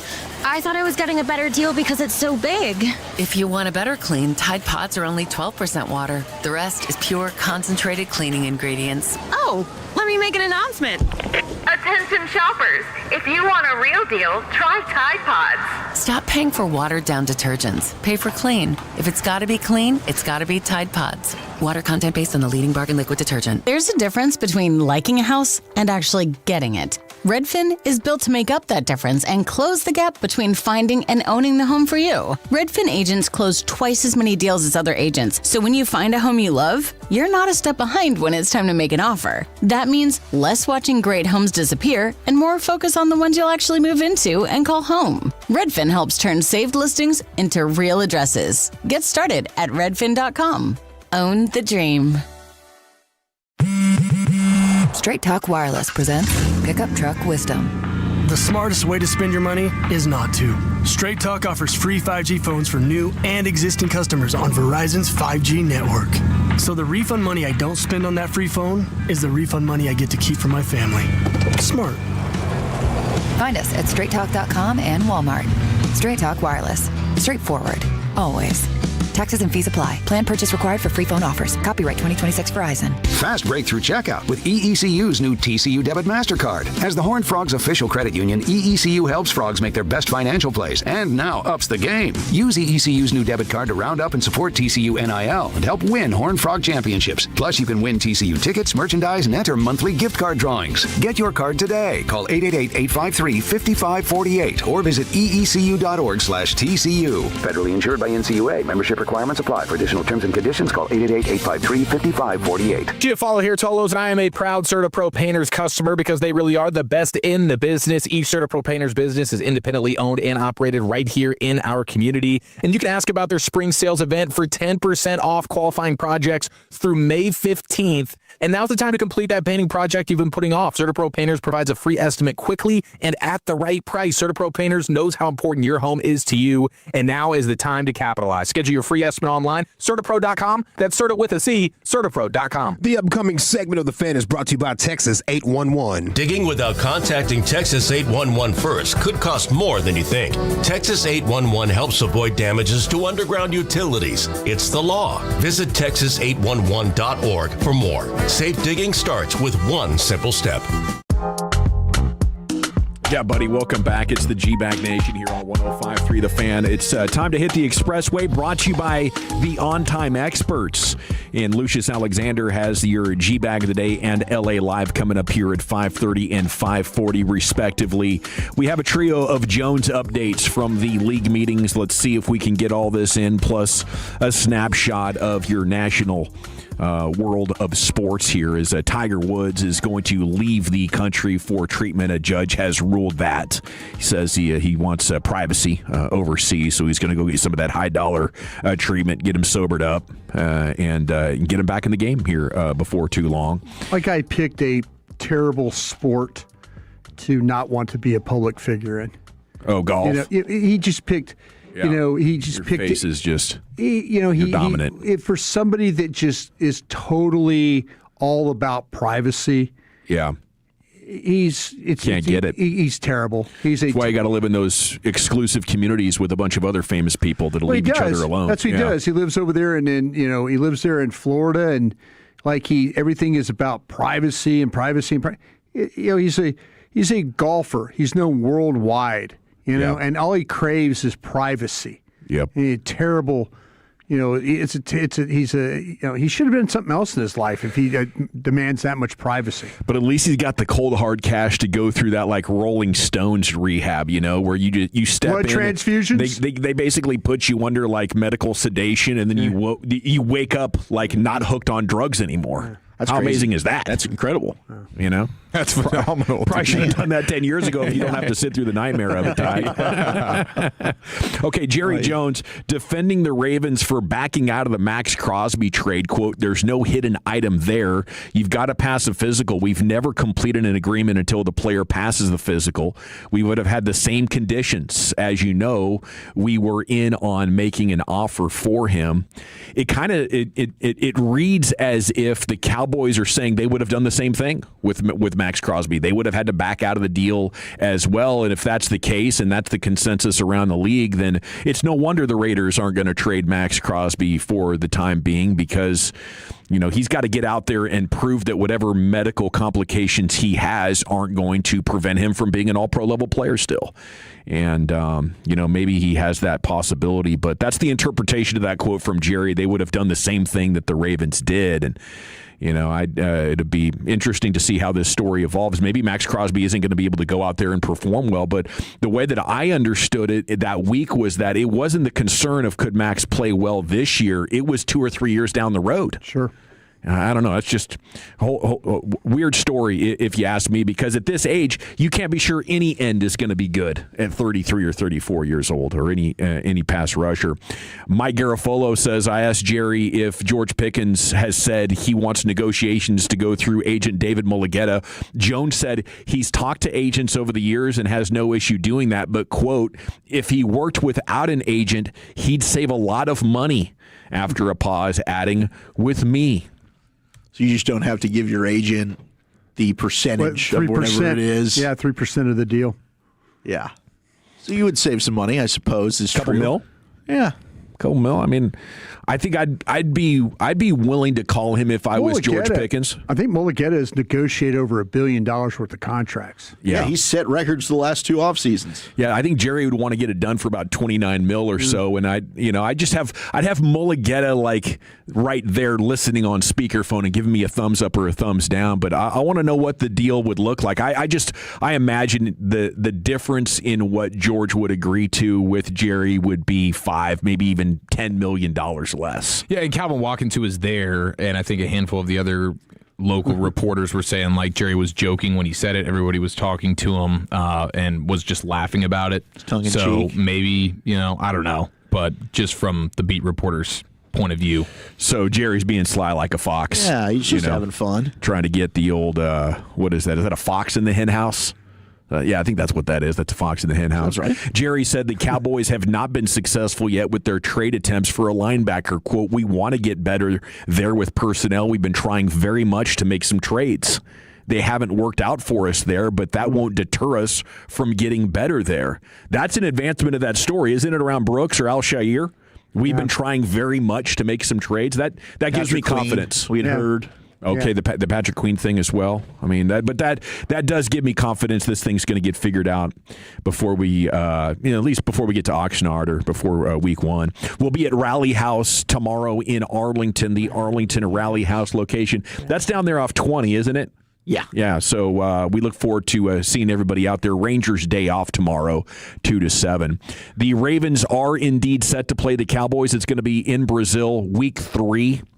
Per league sources, that story is breaking throughout your broadcast afternoon. And we came on an hour late today because the Rangers played in Baltimore. They took on the Orioles, and the O's did win the finale, but the Rangers have opened this thing winning 2 of 3 from their first 2 opponents with a 4-game winning streak packed in there. 31 runs scored over 6 games. This is over 5 runs per game.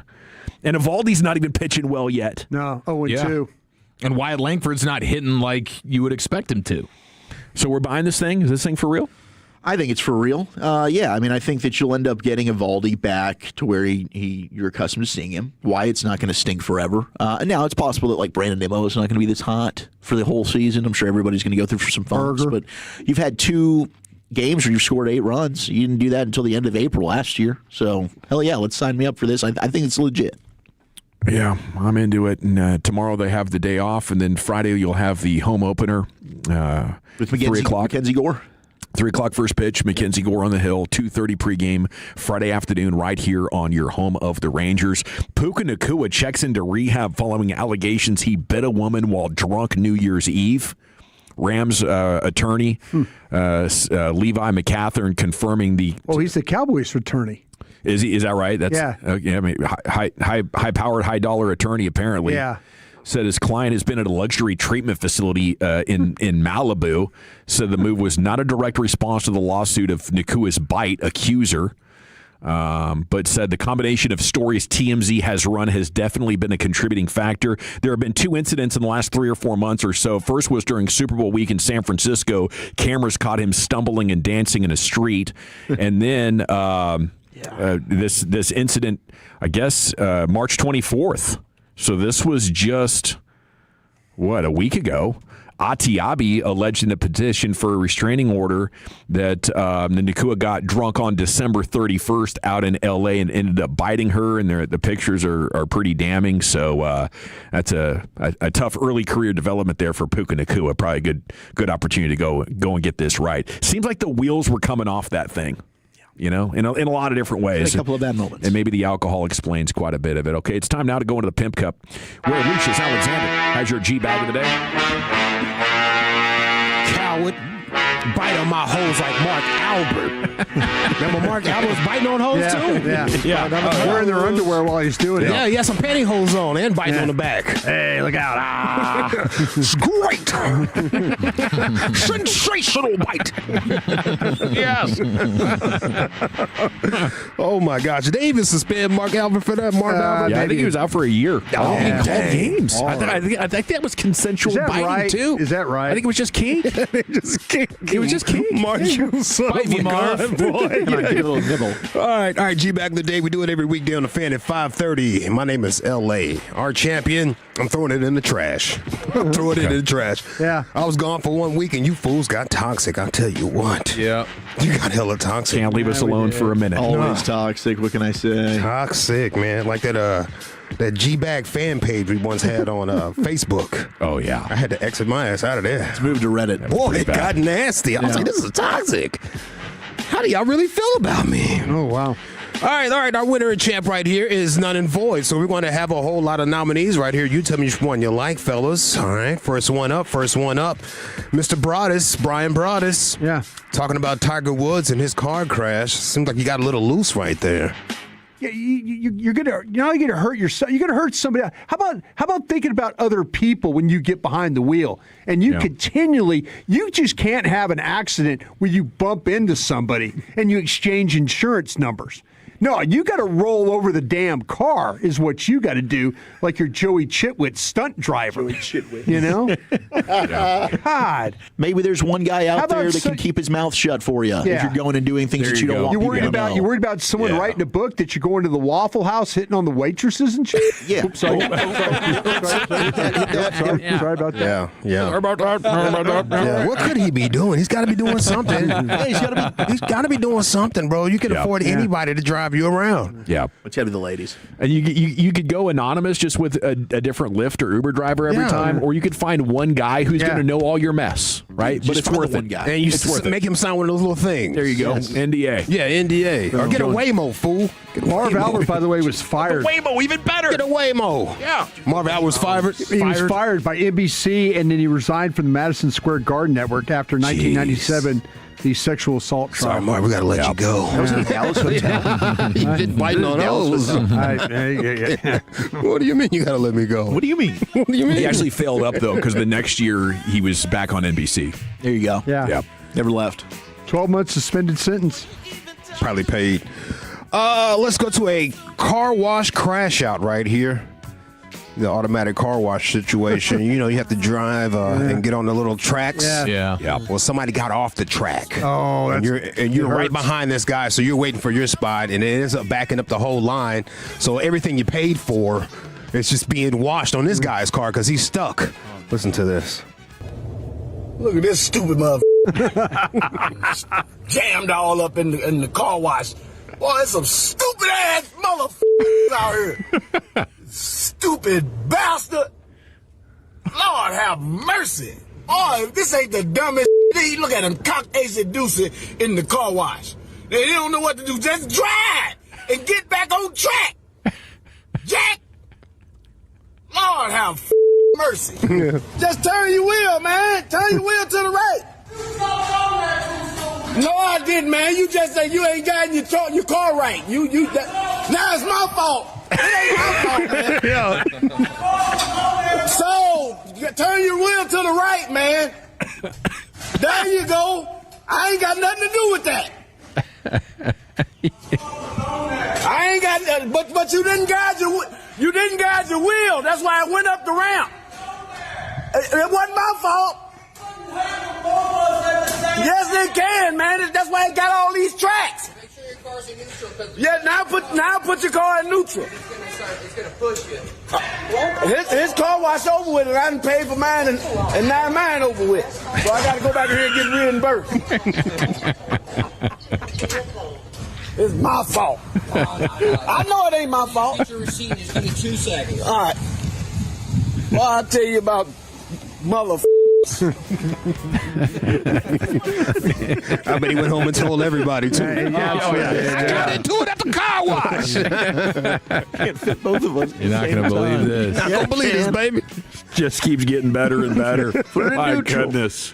I mean, you do have to put it in neutral, right? Yeah, it tells you too. Yeah, I can see how the first time you're going through, you're like, "Holy crap, this thing's grabbed my car! I got to get off this track. Where am I going? What's happening? Everything's dark." Oh, man, blame the other dude. Please. He said it's your fault. He's blaming it on other people. I love it. All right, let's go to the Texas Rangers broadcast. Shout out to Tovaj. Sent me this the other night. Well, I think it was last night he sent me the text, but I seen it today. Sorry, Tovaj. That's how I be doing.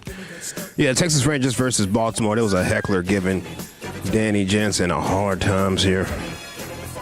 Eflin from the belt, the short rocking motion, and the pitch. In there for a strike with a curveball, 0-1. Danny Jansen, more like Smelly Manson. Eflin has thrown change up 15 times. Danny Jansen, more like Smelly Jansen, huh? Am I right? Am I right, guys? And Texas Rangers insider Jared Sandler joined us right after the post game, which is the post game here with the G-Bag Nation. How heavy is that sledgehammer, that Nimmo sledge? Yeah, 8 pounds, but man, there's I think with the weight distribution towards the tip, that's a pretty meaty tip, and Jeez, bro. it's a unique tool.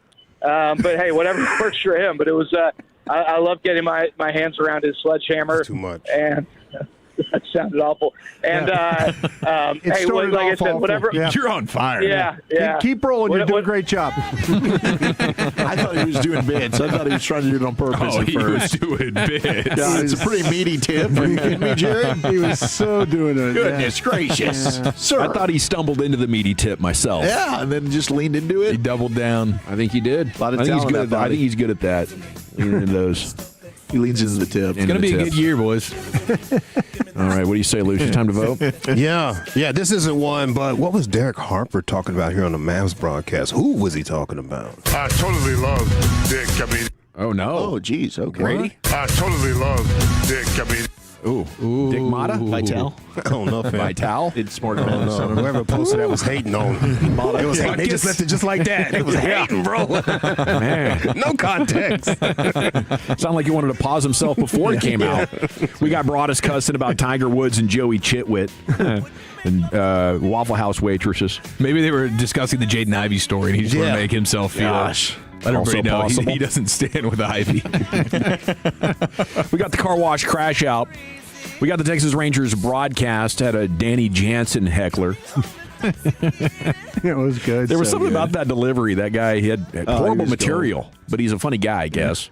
Sandler joined us for Branded It's all about Nemo. timing, bro. It's all about timing. Yeah, that's right. Okay, I'm going to go with Broadus talking about Tiger Woods the other day there, Chief. How about you? Give me Jared Sandler. All righty. Lucius? Car wash crash out. Wolchuk. Car wash. Brant? Jared. Score 2-2. We have a tie. You're going to jump onto Twitter. Woo! At GBag Nation. We'll create an Insta poll. You can vote it up while we are enjoying some LA Live. We'll set this Insta poll for about 12 minutes. At GBag Nation, who is your G-Bag of the day? We'll announce the winner towards the top of the hour.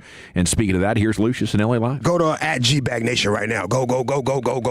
Put your vote in. It's been a while since I did this here, so please be patient with your boy. It's LA Live for a Butt Naked Wednesday right after the great Rick James.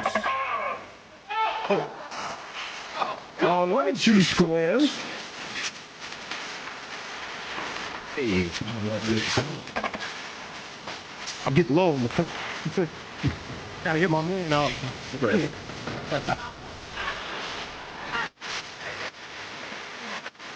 Now listen, I know if I go to Kroger's, if I go to the high grocery store, I ain't gonna be able to get that much groceries. So I went to Family Dollars, right? That's what you do when you broke. And she told me, my son, don't eat this fake food. I ate syrup sandwiches. Yeah. I ate noodles with no packet. Cereal with the canned milk. The powder milk. No milk. Waffles. No syrup. Jelly. No jelly. Nothing. Oatmeal. No sugar. And you complaining about these Salisbury steaks? And all you gotta do is put some season salt on them off.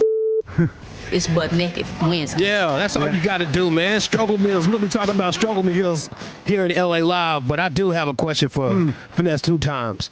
How you have the noodles with no packet? Right? How you get the noodles with no packet? Who are you living with that's taking the packet out the noodles and leaving the noodles? A maniac. Yeah. Oh, my God. You take these packets. You get into the freezer for a toaster strudel and all the icing's gone. Packets. Put it around their drink lids like No, bro. What kind of savage place are you living in, man? Hey, this is LA Live for Wednesday, April 1st, 2026. It is a Butt Naked Wednesday edition here of LA Live. Welcome in, folks.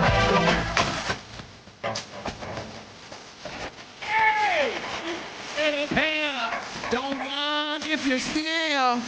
Shout out to Miss Erica Badu for naming today Butt Naked Wednesday, and peace to the gods and earths out there. All 5% of y'all. Hey, I heard 85% of the people are deaf, dumb, and blind. That's what I heard. Did any of y'all get hit with an April Fool's joke today? Anybody get hit with an April Fool's joke yet? Kinda. You know, they've got me for 5 or 10 seconds before I'm like, wait, what am I looking at here? And then I see the comments or Google it. Yeah. But yeah, it's kind of gotten me. It's got me but too. But not in a way that's publicly embarrassed me yet. Okay, yeah, it got me too. Anybody else got hit with one? No, not by anybody that I know. Good for you. I've seen the social media ones. Yeah, I seen one today that said Popeyes was bringing chitlins to the market. Oh, I said, hell yeah! Let's party. outside of chitlins. Who's gonna clean these things? Okay. Then I looked in the comments and I realized it was April Fool's. And I was like, damn. But I did find a spot here in the DFW that has some chitlins. I won't be eating chitlins at that place. Sorry to the gods. I'm on my Dean, but sometimes I do slip every once in a while. Yeah, I might eat that pork. I'm not going to eat any chitlins from a random spot. They got to be coming from the family.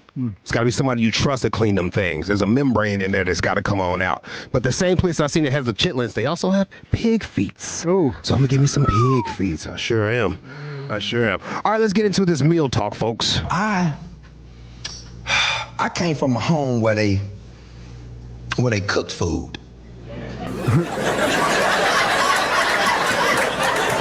This is the home that I grew up in. They cooked food. Then I got married. And I went to a home where they fix food. Cooking and fixing, 2 different things. You fix tuna fish. Yeah. You fix Hamburger Helper. You fix rice-a-roni, nachos, hamburgers, sandwiches. A lot of men in here get so excited. Ooh, my baby cooking tacos tonight. No, your baby fixing tacos tonight. Cooking is when you stuff something. Cooking is when you smother something. Cooking is when you saute something. Cooking is when you preheat the oven on 350 for 2 weeks. 2 weeks. Yeah, LA Live 105.3 The Fan, Butt Naked Wednesday. Every Wednesday, I like to ask the Tolo listeners a question. Because in theory, you know way more about us than we know about you, and I'm just trying to get to know you, shawty. Who is you? What he on? In these days and times, we have nothing but recession indicators all around us. There's an apocalyptic holy war going on. Yeah. We got raising gas prices. Restaurants are charging for chips and salsa nowadays. Damn. Whoa. Yep. Who does that? Yeah, I seen Arizona, it. Yeah, I went to a spot. Yeah, I went to a Mexican restaurant and they charged me for it, bro. Oh, wow. Nowhere around here. They didn't tell you until it was over with, too. They was like, you want us to bring out some more chips? And hell yeah. They told you after You'll be seeing that on the check. Yeah. That's nasty. It was nasty, bro. There was thieves that stole like 12 tons of Kit Kat bars recently. Yeah, I saw that. 12 tons of Kit Kat bars. These are recession indicators right here. We're stealing Kit Kat bars. And even Jay-Z is popping out with some shows. These are recession indicators. So we might have to get our struggle mail on pretty soon here. So I asked a question to the Tolos. Drop your go-to struggle meal. Drop your go-to struggle meal. I asked this to the people that follow me on Facebook and Threads. Oh. And I got answers like hamburger helper, cheeseburger macaroni. Cheeseburger Mac's good. Cheeseburger Mac. I'm gonna go to this fan text too to make sure I catch. Is there a price limit on this? Because I think like with ground beef, you're now starting to look at like $9-10 a pound. It's high as hell. Yeah. You can't even qualify anymore. So I think a struggle meal might be like under $4, under $3, right? Like ramen packets. Yeah, for 99 cents. I was watching Aaron Franklin, the guy down there in Austin. You know, he's Franklin Barbecue. Yeah. And my dad was in the barbecue business in the 70s, and I asked my dad, what's the most you've ever sold a pound of beef for? And he said, like $6. Wow. Aaron Franklin's getting $38 a pound for his brisket. Wow. Yeah, I believe brisket prices are unbelievable now. It's crazy. My dad and I were watching. We're sitting there watching it. We were watching it, the special on the guy, and Dad goes. Dad looks at me and goes, he's selling brisket for $36 a pound? It's crazy. Yeah. I'm like, yeah, Dad. He goes, that's wild. I'm like, yeah, that's kind of what we're at. He's probably thinking about raising it too. I've seen some spots approaching $50. So the hamburger helper is damn near a luxury item at this point. Yeah. Everything is ravaged by this. Pull out your fine china for the hamburger helper. Can I get a trade? Some white gloves serve it to you. Yeah. Pork and beans and hot dogs with white bread. See, there you go. Yeah. That's proper. You're getting out of there for less than $2 a head.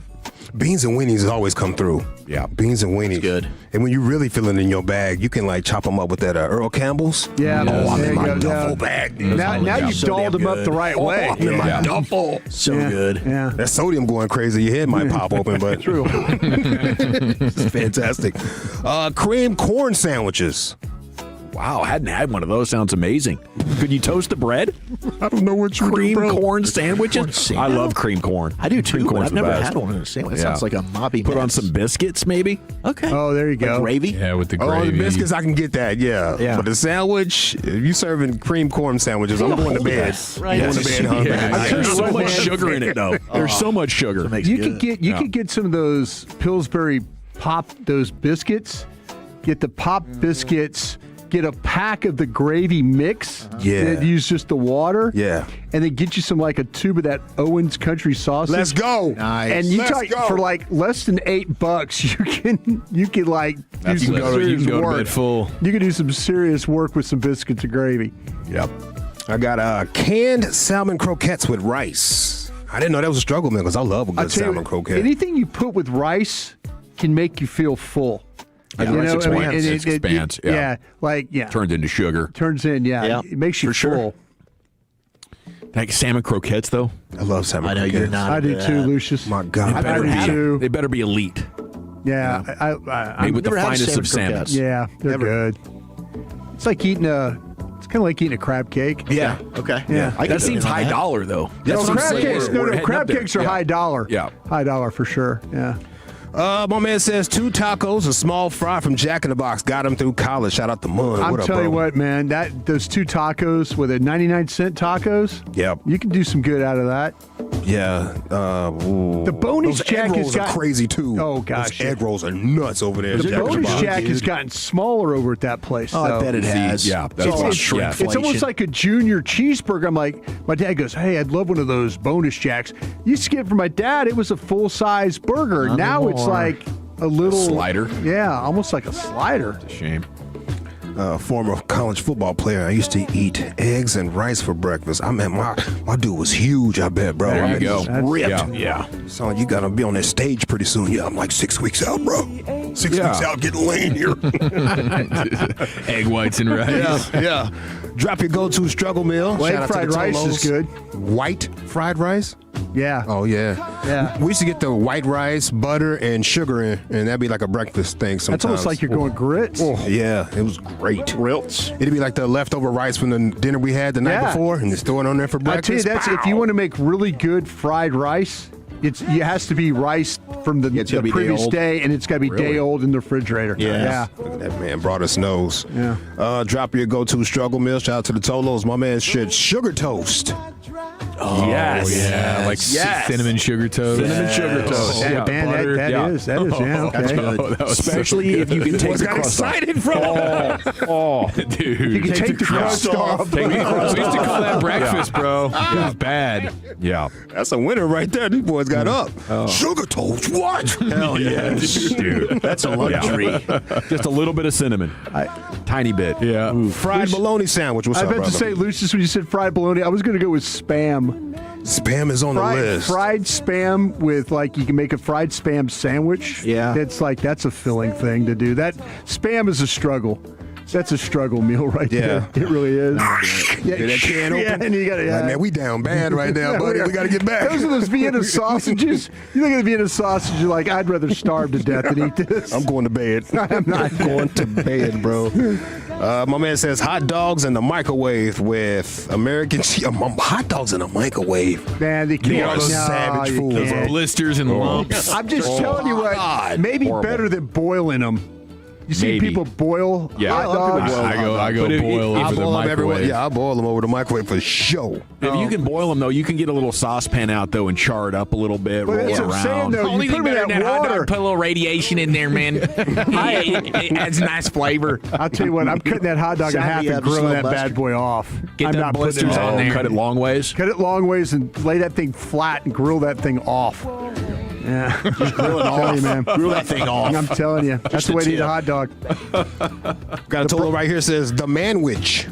That's another one with That was another hack. Manwich was a hack. But you need the ground beef. Now it's expensive. Yeah. Yep. We was having manwiches. Is that like a sloppy Joe? Is that what a man Yeah, wishes? manwich, yeah. Make them extra sloppy for you. I used to love a manwich with the chips. Give me some barbecue chips on the side. Oh, Did you my crunch them up in there or just on the side? I just on the side. I never crunched them up in there. I should have. I should have. Looks like Spam's $6 a can now. Damn. What the hell? It used to be like the meal that like you could fry it up and it would like it's very in Hawaii. You go to Hawaii, it's like a Oh, it's delicacy big time over there. Yeah, you go to like Hawaiian Bros. They've got the little Spam sushi rolls. Oh my God, it's good. I mean, dude, you used to be able to get the hot and ready rotisserie chicken for like $4.99. Not in this lifetime. Now it's $10.99. Hey, that Costco hot dog though is $150. They refuse to change the price. Yeah, that's a good point. That's probably the But one. they get you for $85 other dollars when you're walking around in that place. Yep. I would say Which I'm okay with. I would say that Totino's pizza is still around $3 or $4, and that's been a go-to for me. Always came through. The pizza rolls are those still cheap? Those used to be like 10 cents. We used to eat that. Totino's pizza was a dime. We would eat the Red Baron pizza. Oh, we Remember had that Red at Baron? lunch at school. Red Barons. The Red Hell Baron yeah. pizza. Oh my gosh, what is the dollar store that has food in it? Has like a grocery section. When I was first in the Aldi? Navy, no man. Dollar General, No, Dollar it's Tree, green, bro. It's green. Dollar Tree. Dollar Tree Dollar does Tree have does. food. That is? They have because my dad Yeah. liked these burgers, these individual microwavable burgers. I remember when I first got out of the Navy, me and Valerie went over there and we seen that. We was like, oh my God, we're going to eat tonight, baby. We're going to be all right. We're going to be all right. Look at all of these. 50 Family cents Dollar. for these pizzas. Family Dollar, yeah. My man said tortilla chips and shredded cheese. Oh, Yeah. for nachos. Yeah, I do that in the Pop oven a lot. in the- yeah, or the I do microwave. think that's like that's probably the number one. That's a good one. Just like really, that's a real struggle. As a kid, you know, you're gaming all night. Just pop that in there. Yeah. Shout out to this Tolo right here, living high on the hog. He says spaghetti is a struggle meal. Wow, that's a lot of ingredients. A lot of ingredients. I love spaghetti too. I tell you what, you could give it just basic as heck. You could get like the ragu pretty cheap. It's got the meat sauce kind of in it. So you don't I like the ragu sauce. Yeah, I think the actual ragu meat sauce in is there? good. Yeah. They've got it with some now with the meat and I didn't garlic. know that. That's amazing. Yeah, so then you get the I'm gonna be sick. little box of spaghetti. But no, it's a struggle meal, man. You can make a big old pot of spaghetti. Oh, that hell thing yeah, can you last can. you for 2-3 days. It's a struggle to eat it too. Yeah. Yeah, I don't want some pre-sauced meat sauce. That sounds weird. No, man. Meat and sauce in a jar, baby. What's wrong with that? I'm just telling you, it's a struggle, but you're eating it. You're eating it. You're eating it. Chili dogs with Wolf brand chili. Shout out to Wolf You know brand. I what? like Wolf that. brand chili, like, I love it. It's not really the color of real chili. It's almost brown. Yeah. and It's copper. But it's copper. But you mix it within other chili you're making. Yeah. Okay. It gives it some color and it gives it some flavor. I had a bodybuilder friend tell me one time, if you're ever in need of food real quick, just grab your Wolf brand chili, open it up, and you can eat it out the can. Yeah. Keeps you nice and lean. I was like, shut up, Eric. I'm telling you what, man. This was like 50 and ripped, bro. You can scoop it out of that can and dump it in chili and stir it in. Yeah. It gives it a nice like color to your love chili. Yeah. What about the bag tuna? Little packets of tuna. They got the flavor. Yeah, I know those are expensive now. They are too expensive, but they used to be.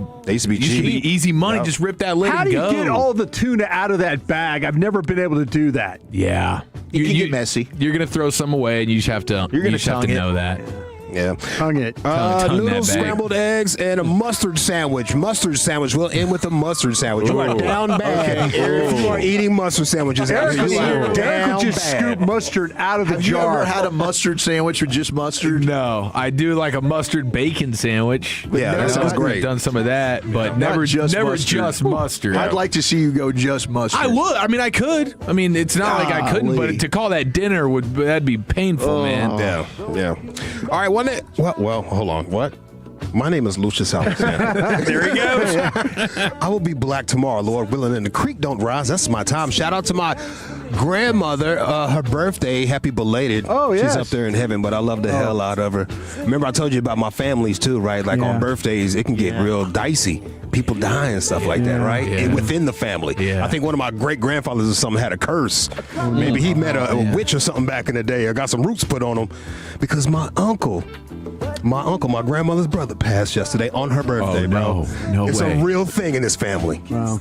It's a real thing. We got roots put on us. All right, I'll holler at y'all. Bye. There he goes. Sandler won G-Bag of the day. Sandler the Back winner. to you, Dawson. Yeah. 54%, very Take close that. vote off.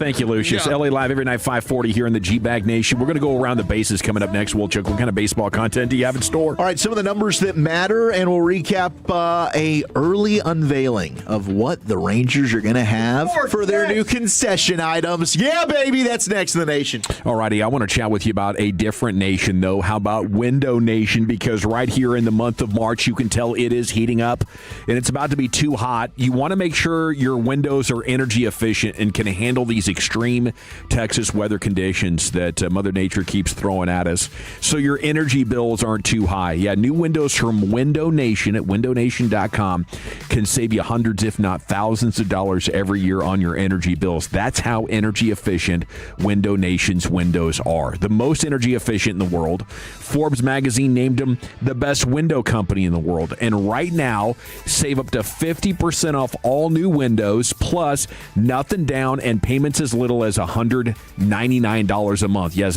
ask Window Nation about special financing options and get plugged in to this Window Nation greatness, the most energy efficient windows in the world. All their windows have a lifetime warranty. You can relax knowing your home is protected deep into the future. A-plus rating with the Better Business Bureau, 50-point inspection on every window before it leaves the factory, and 20-point inspection on install. All adds up to a 96% customer satisfaction rating.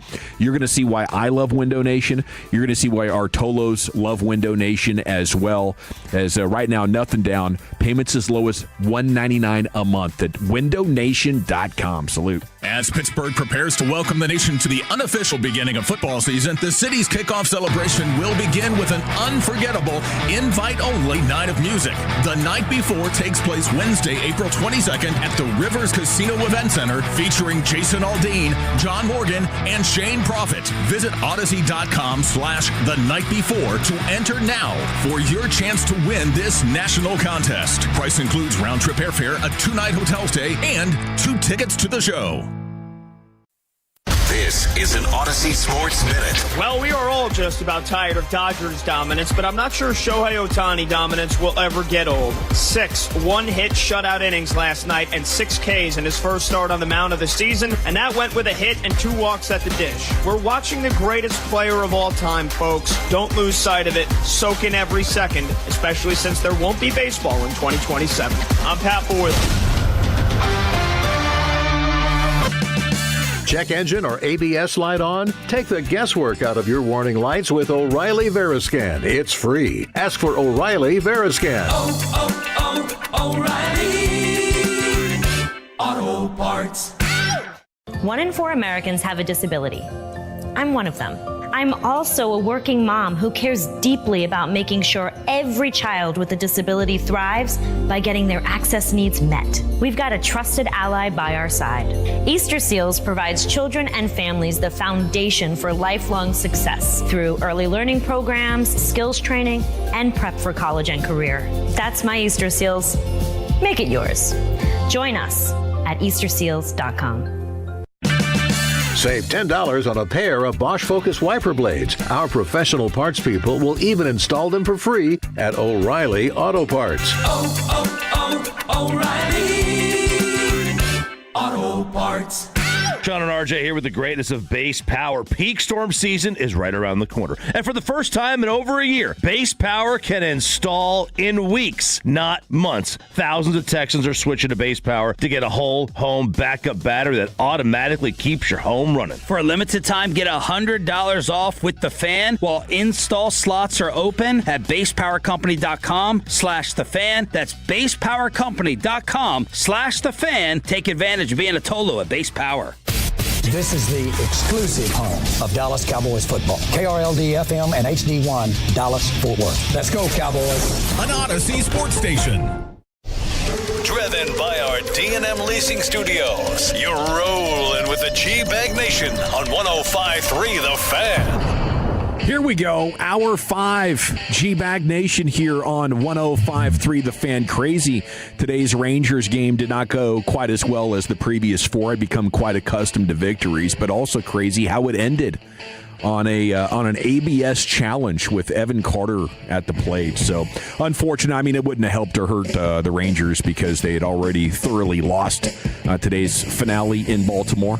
But it was just an interesting deal as we get used to this new baseball world we're living in with challenges of balls and strikes. And for more on these stories, here's Wolchuk with your proper round tripper.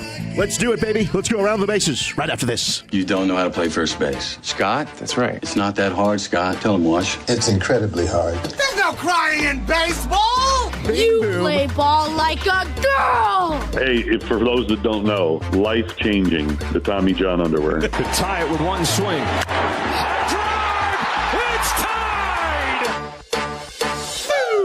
Yep, not our day. Not our day for the Rangers.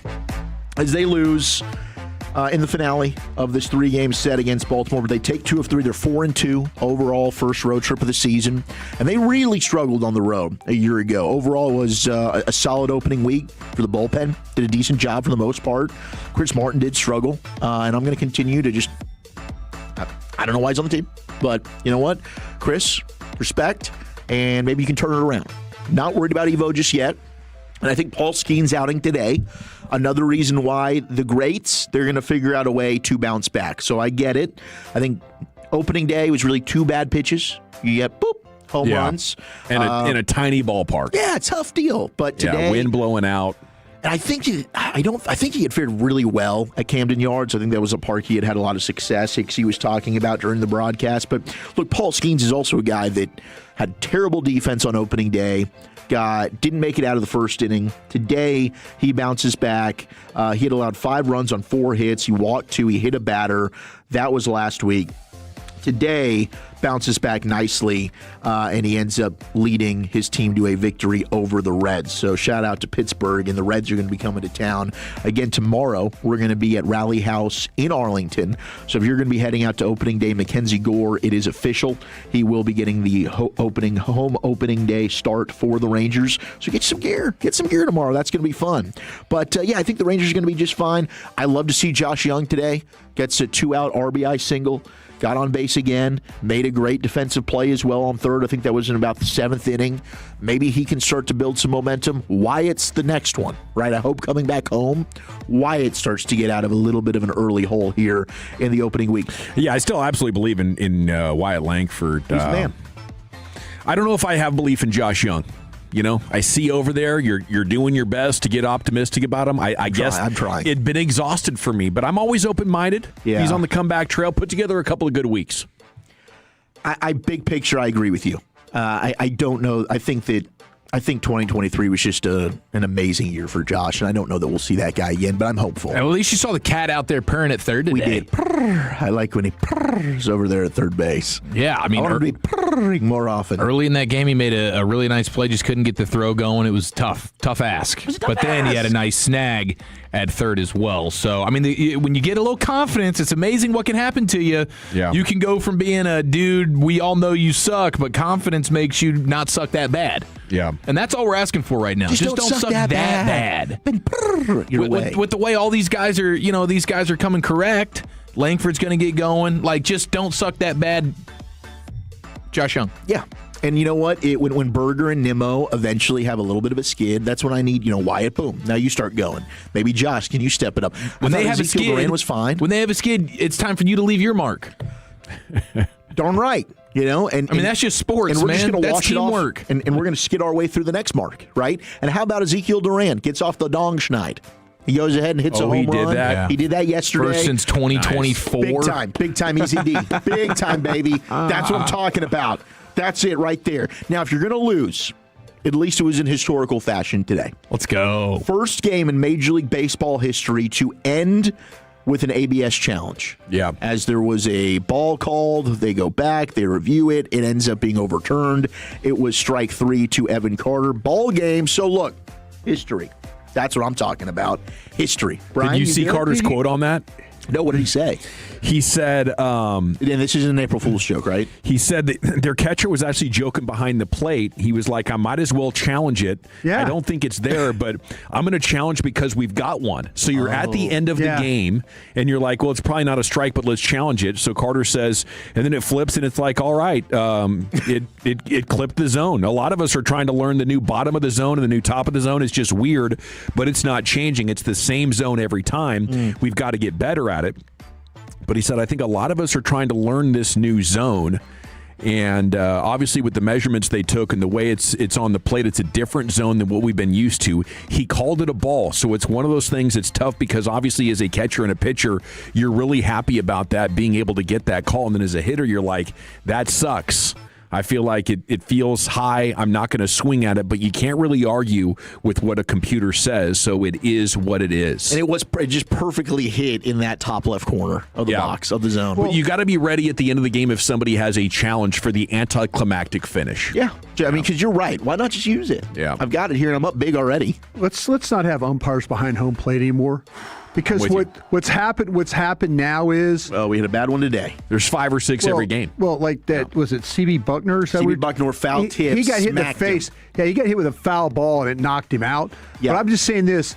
In that game the other day, was it Yankees-Seattle that he was... What game was he working the other day where the Yankees challenged... Yeah, that was 2 days ago. Yankees 6 challenged... for 6 on ABS challenges. Yeah, they challenged every one of his calls, basically. But he's just bad. Well, he's bad. No one's had a worse week. He's terrible. No one's had a worse week.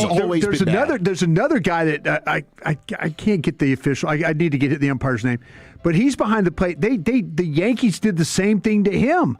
They kept challenging, and they had like 5 of them in a row they challenged. Yeah, Rays Brewers last night. Now, this is before today. You had the Rays foul Brewers. tip. Was that CB Butner? This is CB. He got hit in that game. So today, yeah, but last night he missed a really bad call, and they challenged it. And both managers, you see them in the dugout, are like smiling at each other, like, what the hell is this guy doing? He said the guy overran first base. Yeah. Yep, that's exactly the call. And he wasn't even looking at the base. He was looking back at home plate. He said he didn't touch first. Yep, and the replay shows he clearly touched the top of the bag, right in the middle of the bag. Like it was so. It's not even a ball and strike call. It's just, what are you doing? Open your eyes. Watch close. the game. We're getting close. I tell you what, You don't need the umpires back there. Not at home plate, unless you have to run down there and make a call at the plate. AI and the cameras can do all of this seamlessly. Yeah. I am happy that at least Major League Baseball is giving you the challenge result within like 5 seconds, it seems like, so you don't have to wait. It's not slowing down the game. I love it. And I also love the lasso celebration the Rangers are breaking out here. Thanks to Andrew McCutcheon for bringing this in. It reminds me a little bit of the Clown Antlers from back in 2010. So we're going to get the lasso T-shirt at the ballpark here? Yeah, I bet they'll find a way to capitalize Maybe on they'll have this. it at Rally House tomorrow for us. And absolutely, come on out. Rally House Arlington. It's going to be a party. All right. Maybe we get Broadus to finally wear that Lady Ranger shirt, get that bet payoff going. Are you wearing that game day thong? No, I have a Lady Ranger shirt? No, the NFL's a strange lady. Oh, the NFL's a strange lady shirt. No. Remember last time we were at Rally House, they have a ladies crop top Ranger shirt. That's right. And if Broadus wore it for the entirety of the show, that would be the Lady Ranger bet payoff. Well, the craziest he would get to check one off the board. The craziest thing was we were at that spa place and Wolchuk wore the Speedo the whole day. Yes. That was crazy. But I was feeling great about my figure then. Show a little navel tomorrow, man. No, and hey, no. And then did you see Bobby got pictures of me trying to get out of the beanbag chair? That's amazing. How hilarious is that? It's hilarious. It's amazing. It made my day. The chair is worth it. To be humiliated, it's that comfortable. It's cozy. It is amazing. Yeah. I do need some kind of chair to help me out. But man, ask me to help you. I'm right here. No, man, I'm not gonna do that because I sit in that wheels chair. on it. I sit in that chair every single day. I love it. I know you do. Refuses to ask for a hand. That's all it is. It's got 2 big wheels in the back. Yeah, you guys. You can place your feet in the front. There you go. The Strange Lady T-shirts came out today. Yeah, go down. How about that? NFL Strange Lady. We were wearing them today during the staff. I just had to get you guys the first off the press shirt. Great shirt, feels good, and they're limited wears time. well. Limited time, only through April. 24 days. But that's what it's saying. The NFL is a strange lady. We finally got the T-shirts made. We've been talking about it for years. I know. Finally got them made. Lady Ranger tomorrow. Let's book it. No way. Put that in the I'm not tease for gonna do tomorrow, that. Dawson. You nuts? You know he's not going to do that. He doesn't want to take his shirt off by the pool. He wears shirts when he swims. Yeah. Oh, we're not going to see your chesticles. We're just going to see your navel. My gut. Why would you want to do that? You're a navel guy. He's got a navel fetish. People are in there shopping. Let's not they're not eating. Let's not run them off. He loves a fuzzy navel. Yeah. We would draw an even bigger crowd tomorrow. I'll if tell you what, everybody knows that Brian one, Broadus is going Lady Ranger. That one that we go to, that place draws a big crowd anyway. The Arlington location. It's the one in my backyard that doesn't do very well. For the crowd of us. Yeah, well, it's tough to pull. Yeah, sometimes it is tough to pull. My mom showed up that one time. I think Blake's mom showed up. She did. Yeah. So did Tola Liz. She came by. There were a couple, but Arlington's a good crowd always. Yeah, real good crowd. All right. I got the list. Now, this is of what? This is a peek. This is not even out for the public yet. Tomorrow, the media will get to sample all the new concession items at the ballpark. All 3 of them? But no, there's a lot. Oh. There's a lot. No, all 3 of the media? Oh. Yeah, well. Don't we look down there and Skip's getting interviewed and there's like 3 of them? There's like it's always going to be Kennedy Evan Landry Grant, down Kennedy, there, Grant. Sean McFarland. There's like 4 of them, right? Jeff Wilson. And then you'll have Jared, Eric, and Matt. And then, sometimes the TV guys, Dave. Man, if they did it early enough, because we're going to be in Arlington tomorrow, we need to figure out what time they're doing that. I'd like to be credentialed for 10 that. 10 a.m. I could do that, man. You could absolutely do that. Get in there. I believe. I think so. But we're not credentialed, unfortunately, for it, which I need to talk to Casey. We need to get on it. We need to get a private. We have a credential for the Reds game? We do. What's that for? Are we going? You can if you want to go. Oh, that's what that is? Technically, we're not even on the schedule. We don't even have a show on Friday. Oh, it's not even on the sched? We're not. Our show is not listed on the schedule. That is beautiful. It says Rangers 3 to 7, and then Fan After Dark 7 to 11. Clutch. So maybe I should have kept that to myself. Let's clean that up in post, Lucius. All right, so here are some of the... I'm not going to tell you all the items. I've been told, like, hey, I can tell a few, but I want to leave a little bit for the listeners to be able to hear tomorrow, and also for those that are wanting to find out tomorrow, you can wait and see. But what? We start off with the elote dog. Texas chili, jumbo, all Angus beef hot dog topped with roasted corn, chili, lime crema, and the cheese. There's that crema again. It's the crema. I said it because you like it. Crema. Hot dog, biscuits, and gravy. What? Double battered and deep fried Texas chili jumbo all Angus beef hot dog. We don't do Nolan Ryan hot dogs anymore, huh? They do. They'll do the Nolan Ryan beef, I believe, for $1 hot dog days. They'll Usually use about those. $35,000, I think. Deep fried. Okay, so we're talking. We need to go to all you can eat game. This see is how gonna that be works. good. Hey everyone, Nolan Ryan here. Hey everyone. Thanks, Lucius. Now this is served on a split buttermilk biscuit and smothered in country gravy. Sounds phenomenal. We need some pepper on this if we're going to do it. Here's the one that we got the picture of. The 9th inning rally sombrero.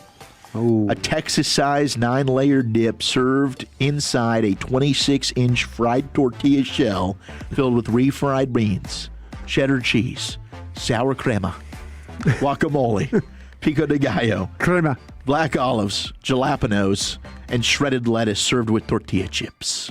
Mmm. How about this one, Bri? Yeah. Churro helmet sundae. There we go. A souvenir batting helmet. There you filled go. with scoops of Bluebell ice cream. Even better. Warm churros and classic sundae toppings available at Scoops. Section 6, 102, 125, and 235. Every time I walk by Scoops, when we're heading out of the ballpark after our shows, you're going to go. The line looks massive. I'm happy for them. If the line wasn't massive, I would show up and get in line. Oh, yeah. But the line is always massive at that place. And good for them. I'm glad they're doing business. Dude, that sounds so good. All right, the last one I'm going to just slip in on you guys. Ice cream in a batting helmet is good, right? It just tastes Isn't better. that good? The Pig Kahuna. The pig. Teriyaki glazed pork patty topped with sweet and salty peanut butter sauce and a grilled pineapple ring on a 4-inch bun served with potato chips. Available exclusively via mobile ordering. It could be through the MLB app. That could be. We could be some spam. That could be a spam. How do you item. like the teriyaki glaze? Teriyaki glaze. Where's that rank on your glaze list? Yeah, absolutely. Nice stickiness, sweet stickiness. Yes. It's just sticky glaze. With the Top pineapple. three. With the pineapple, that's even more interesting. I think that pairs well, doesn't it? Mm-hmm. I think it pairs deliciously. Last thing here, 4 numbers from the MLB's first week of the season that matter, per The Athletic. Rangers 4-2. That matters. Damn right it does. Bat speed. Ooh. As few as 5 swings of bat speed data can change the projections of a player. But right now, the fastest 50% of each hitter's swings were compared with last year. This tells us how fast they're going. And Pete Crow Armstrong has the fastest bat speed right now in all of Major League Baseball, but overall, it's down. The top-end bat speed is down right now compared to a year ago. We also have the maximum exit velo. That's Austin Hayes of the Orioles. He has a 111.9. That's up from last year. He was the highest that was tracked via The Athletic. Berger had a 110 one the other day. Berger had a good one. Yeah, he did. Yeah. And honestly, I mean, some of the exit velos that we've seen for the Rangers in general, like Wyatt's, are pretty damn strong. So that's nice. Oh, Tim Collins just texted. Boss Man's listening. He was like, oh, hold on a second. Uh-oh. You might have a little bit of a show on Friday. It's fine, Tim. I was planning on God, dog it. Thanks, Wolchuk. God, You might. Ooh, miss, you forgot to assign us homework. Yeah. Yeah, there goes plausible deniability. God, Thanks, Wolchuk. Oopsies. Sorry, guys. Looking forward to sliding in. I don't know what you were 6:30 talking on a about Friday. there, Tim. Like what time? That's Like your a- mistake. like We're a- not on the schedule. Like a 6 to 7? Probably be like 6:25. We did that. We did that the other day, Unless right? he sends out a revision, bro. Is it real? It's not real. Have you seen Full Metal Jacket, Wolchuk? Yeah. It's 2 movies in one, basically. Yeah, it is. Yeah, don't be surprised if we the break in tonight soap. with soaps and socks. Yeah. Give him a bath. I get that. Well, I'll just show up the next day and Was that A Few Good Men? Keep your eyes open. Right on cue. Thank you, Wolchuk. Thank you. Sports Hodgepodge coming up next, Chief. Where are you taking it? I need y'all's help in deciding which of these is the best stat of the day in sports next to the nation. Okie dokie. But let's chat some Trajan Wealth, shall we? That's Trajan. You've heard us talking Trajan Wealth. Heck, now it's the Trajan Wealth Rangers Radio Network. Isn't that awesome right there? Because they're great. We love them. Eric and I have been clients of Trajan Wealth for a while now, and we think that they might be able to help you just like they helped us. Okay, so if you want to score big in retirement by beating the shot clock with a call to Trajan Wealth, their family office coordinates your investments. They're going to coordinate your tax strategies and estate planning all in one place, right? Call today and learn about their strategic wealth management solutions. The number to call, 469-890-0098. That's 469-890-0098. It's absolutely free. They've got several offices across the Metroplex. I love the Frisco spot. My guy Steve helped us big time. They're also in Arlington, Fort Worth, McKinney, and how about that South Lake spot, Eric? Love the South Lake location, and shout out to Trajan Wealth just for getting me taken care of at the highest level. Now I, too, have the confidence and peace of mind that retirement is actually a possibility for me, and I would encourage you to go ahead and schedule that free, no-obligation consultation, because at Trajan Wealth, your needs come first. They're a fiduciary firm, so they're going to be prioritizing your financial well-being above all else. And the more money you make, the more money they make, so trust me, they want to see you win, and they are in this with you. Trajan Wealth is also family-owned. They're veteran-led. They've brought decades of experience to the table, and their team of advisors actually specialize in helping individuals in or nearing retirement. I mean, my goodness, trying to navigate the complexities of today's financial landscape, we all know that can be extremely challenging, but great news for all of us. Trajan Wealth is here to help. 469-890-0098. That's 469-890-0098. Advisory services through Trajan Wealth, LLC, SEC Registered Investment Advisor. Additional services through Trajan Estate and Trajan Tax. Actual client, paid advertisement. Additional disclosures at TrajanWealth.com. Tolo means turn it on and leave it on. Thank you for making 105.3 The Fan and the Odyssey app part of your day every day.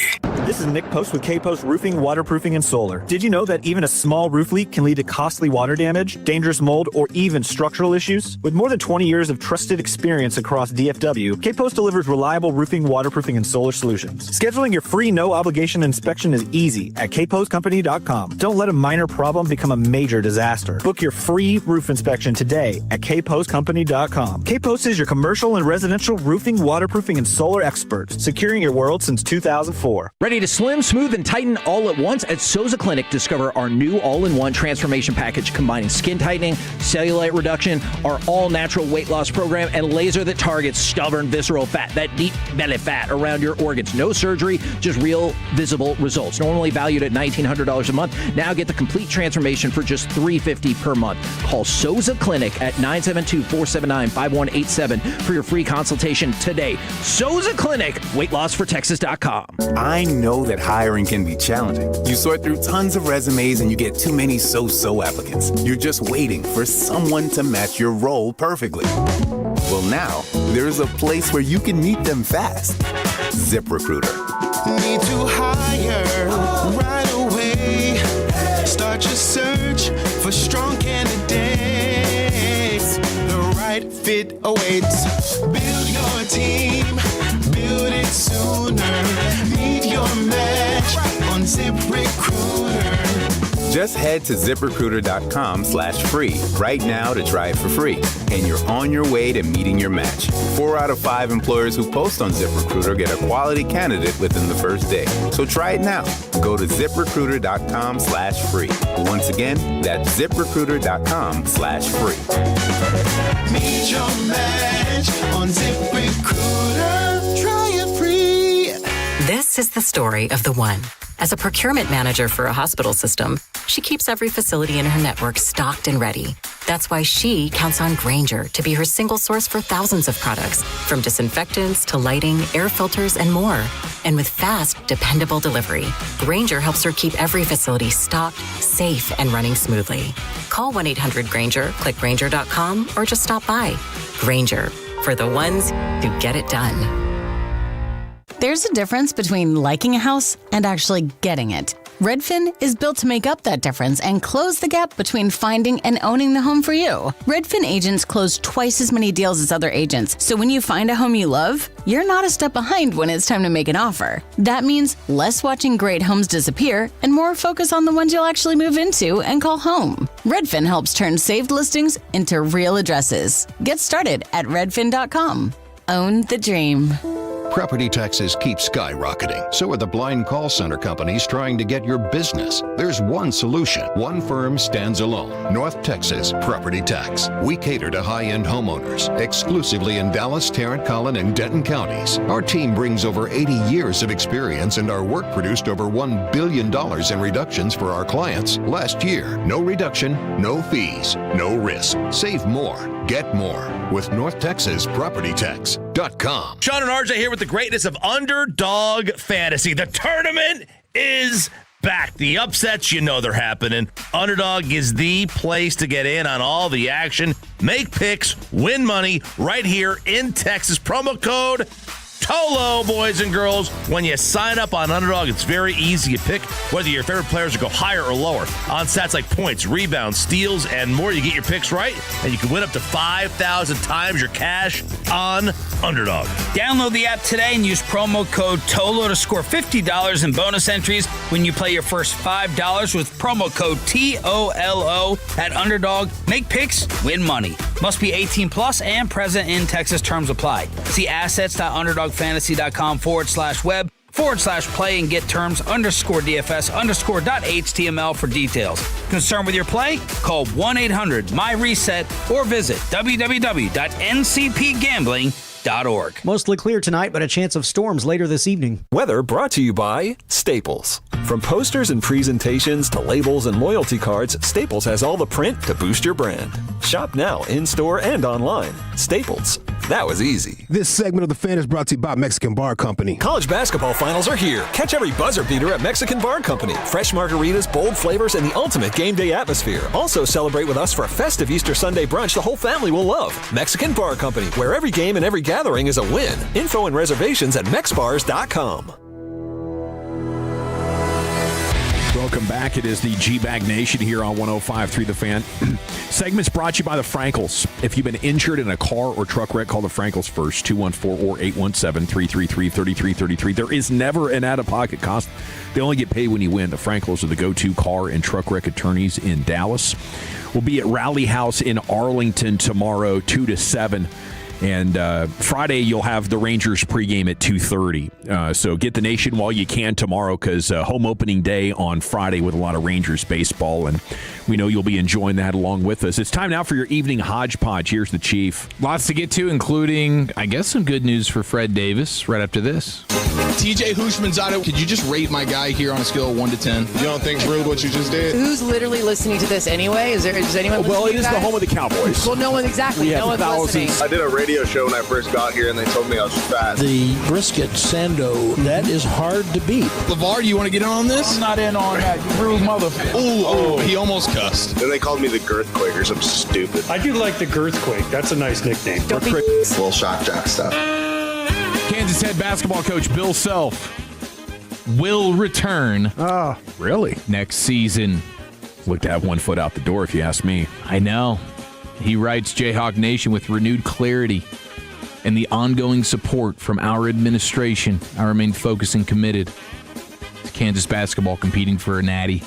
Look forward to seeing and hearing the best fans in college basketball next season at Allen Fieldhouse. I know they won it like 4 years ago. I don't think I'd feel good about having Bill as my coach anymore. Maybe we'll have to talk to Fred about that coming up here at Crosstalk. Yeah, I mean, thank you for the $8 million you're going to give me to coach basketball. we have another guy, Eric, in the newsroom. He was pretty excited a few minutes ago. He's a Jayhawk guy. Oh, yes, So, Eric in the newsroom. He was pretty fired up, but we'll see how Fred's feeling about all this. So post-tournament clarity is a real thing, huh? Mm-hmm. Absolutely. Gotcha.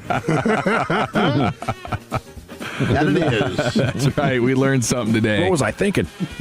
Okay, I have a couple of stats of the day here. I know one is going to be the most painful, but I'm trying to figure out which one is the best.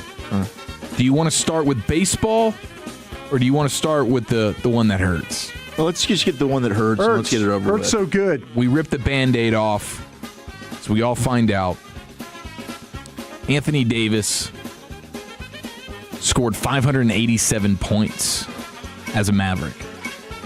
Wow, that's less than a certain someone did in, 30 days? Luka Doncic Done that in a week. scored 600 points in the month of March. Say it ain't so. What is that, like 40 points a game or something? Yeah, They went 15-2 in the month. Is that right? He's been on. He and they have been on quite the tear. Pretty good. Why are we cursed that way? How often are you guys getting the side by side of Luka in the first time he was seen in a Lakers uniform compared to now? Because now they're saying it's 35 pounds he's lost, and I believe it. He looked very skinny today in the presser that I saw. He looks like Is he Ozempic in the thing? I don't He's know. in LA, maybe. Well, I mean, he's got the, he's, I guess, maybe Coke Zempic. Little single man. Coke Zempic. Doing the same thing. Look at this. Okay, I'm showing Dawson here. Luka in the first Lakers uniform. Look how wow. We just came from Dallas. Now, Beastie man. He looks like rookie year Luka. That looks like an NBA player. Guy that's taking his career seriously. He is. Hollywood will do that to you. I think so. Getting embarrassed in front of the entire world will do that to you, and then relational heartbreak will do that to you. It's the trifecta. That's true. You go to a beach in Texas and you're like, bro, I'm in good shape. Yeah. You go to that beach in California, you're like, oh, bleep this, dude. Especially after the fiance leaves you, you're back on the market. Single guy in LA. And there's plenty of other successful people around you who are in shape. You're getting turned down by chicks. I think that'll get you right in a hurry. No question, dude. It is the perfect recipe for him and for them. And now we'll see. Maybe the Lakers can actually make some noise. Oh no! Here in the postseason, Dawson's not buying it. No way. And hopefully you're right. But I don't know. They're starting to scare me a little bit. Depending on the matchup, I could see them winning a series, but we've been over their defensive issues. And, with LeBron and Reeves and Luka and DeAndre Ayton playing significant minutes. DeAndre, man. That's right there. Wow. Stat number 2. Yeah. This from Sarah Langs. Oh, Sarah's got good stats. Shohei Ohtani currently has some of the best stats in the business. Couple of good ones. You like looking at her stats? I do like her stats. I often send them to myself. They usually come in pairs, but not today. No, today it's a trifecta of stats. Shohei Ohtani currently has the longest active on-base streak in the MLB, 36 games. He also has the longest active scoreless inning streak in the MLB, 22 2/3 innings pitched. Yeah, it's amazing. Wow. Yeah, it's some kind of a cheat code. It is. I don't know what Japan's done here, but when you do something like that, you could sell a souvenir cup with your name on it for 75 buckaroonies. I buy it.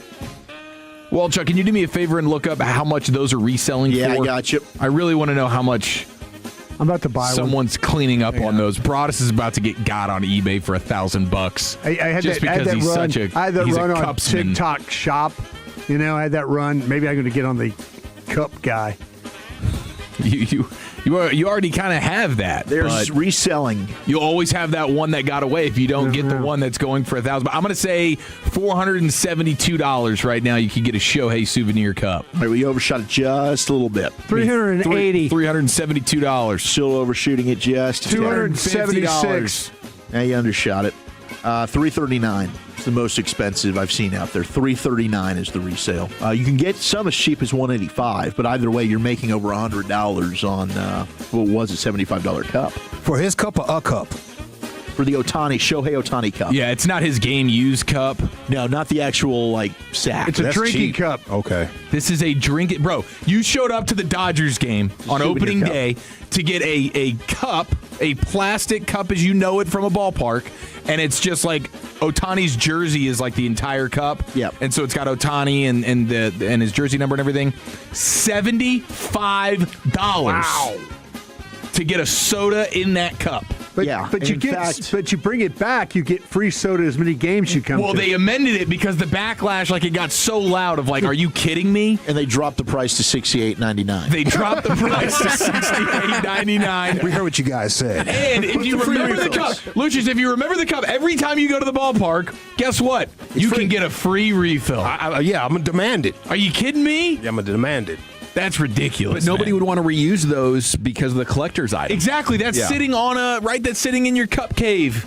Broadus, got them as all. a cup collector. Got them all. Got them all. You're not drinking out of those? I've got cups put from those all through the the masters. dishwasher? Yeah, I got cups from everything, yeah. It's crazy. Yeah. Your final stat of the day. This comes from Baseball History Nut. Sure. All right, dude. Yeah. You got a lot of nut stuff going on. You are weird. This is the only nut thing I've had. What's the other nut thing I've had? I feel like you've been talking about you nuts led for Jared years. into that G bag of the day. I didn't lead him anywhere. You I absolutely asked about the sledgehammer.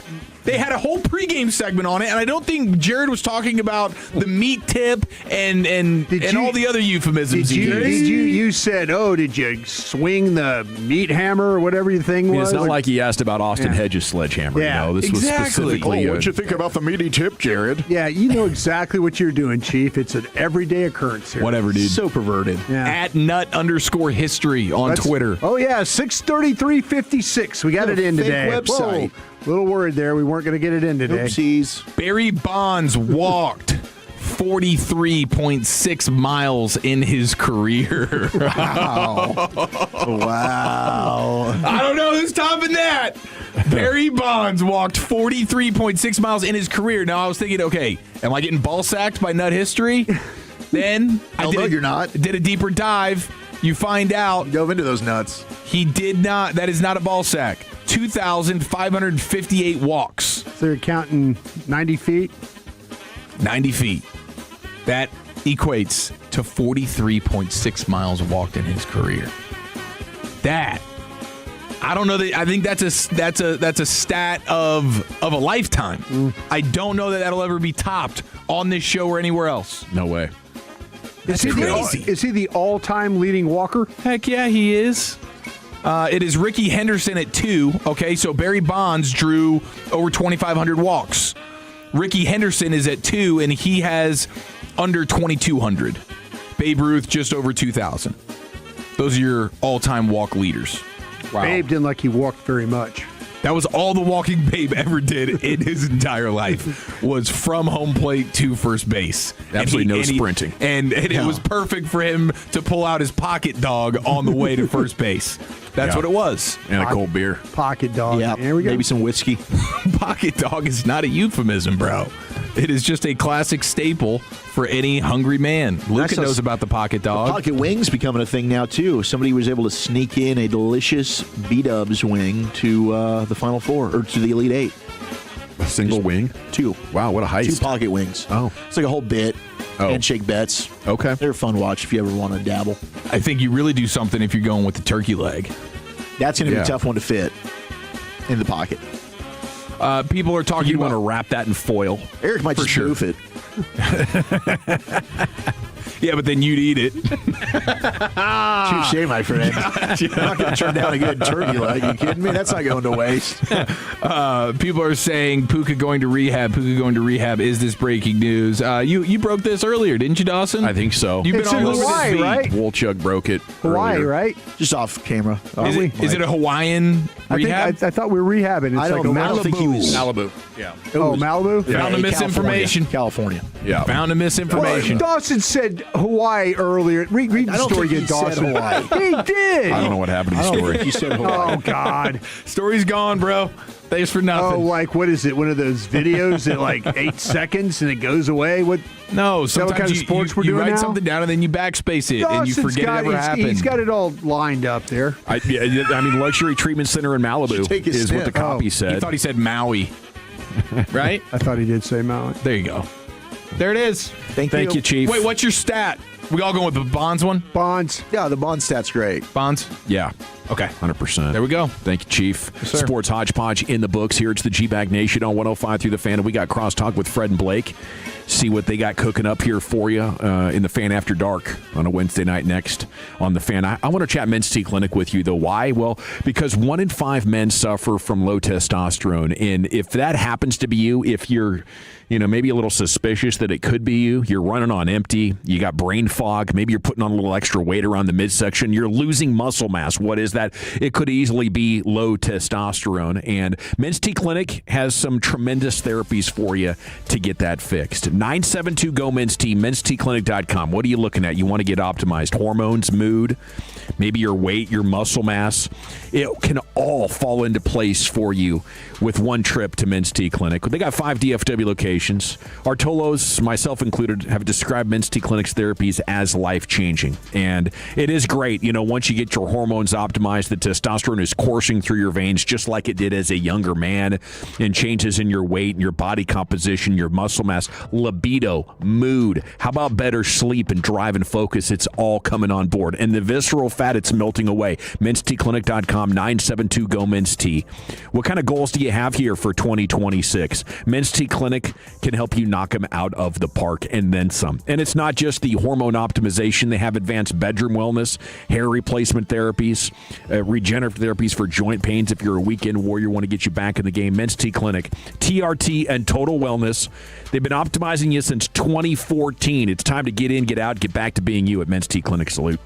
Coming up Thursday morning on Sean and RJ, are we still talking about the Rangers winning streak? We got the payload at 6:40, a Busch ticket giveaway in the Expressway, plus Below the Belt at 8:40 and the Red Zone at 9:20. It's a Thursday morning on the Fan.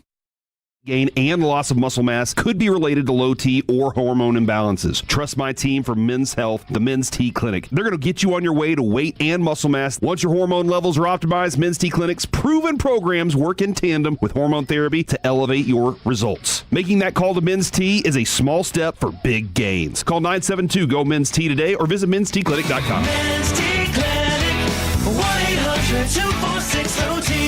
mensteclinic.com. HEB is making price cuts across the aisles to help Texans save even more when they shop. From household essentials to daily must-haves, you'll find thousands of low prices are now even lower, with hundreds more price cuts added every week. Just look for the yellow and black price cut tags in-store and online, and add up the extra savings every time you check out. Save even more with price cuts. HEB, another reason why here, everything's better. Best Buy Windows and Siding. Thanks, Dax. Maybe leave the singing to the pros. Hey, I can't help it. I love these windows. Well, it's easy to sing about savings. Get 10 double-pane single-hung windows for just $59.50. And 0 down and 0% financing with approved credit. Exactly. So call Best Buy Windows and Siding today at 469 Windows. That's Best Buy Windows and Siding. Close enough, buddy. Best Buy Windows and Siding. Hey, Texas, this is Ryan Watson, owner of Alliance Hyundai. We have over 600 vehicles in stock like the all-new 2025 Hyundai Elantra. Plus, every new Hyundai comes with America's best warranty. 10 years, 100,000-mile powertrain, limited warranty, and owner assurance. Visit us at alliancehyundai.net today. For all of our fan contest rules, go to 1053thefan.com/rules. Introducing Home Care Plus, a new subscription service from Lowe's that helps make life easier by giving members a hand with home maintenance. Let Lowe's tackle the tasks you keep meaning to do, like electric dryer vent cleaning, replacing hard-to-reach light bulbs, and more. Subscribe to Home Care Plus for just $99 a year and consider your to-do list done.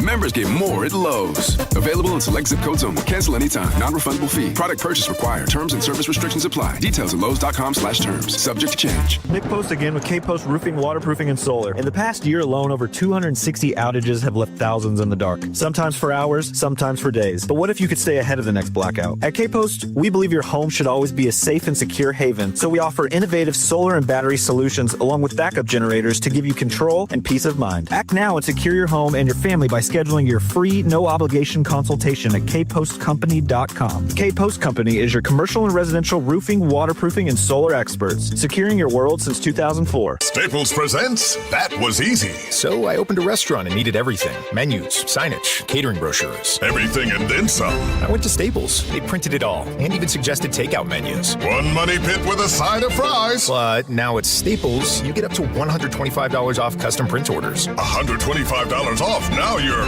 cooking. Brand your business in a big way at Staples.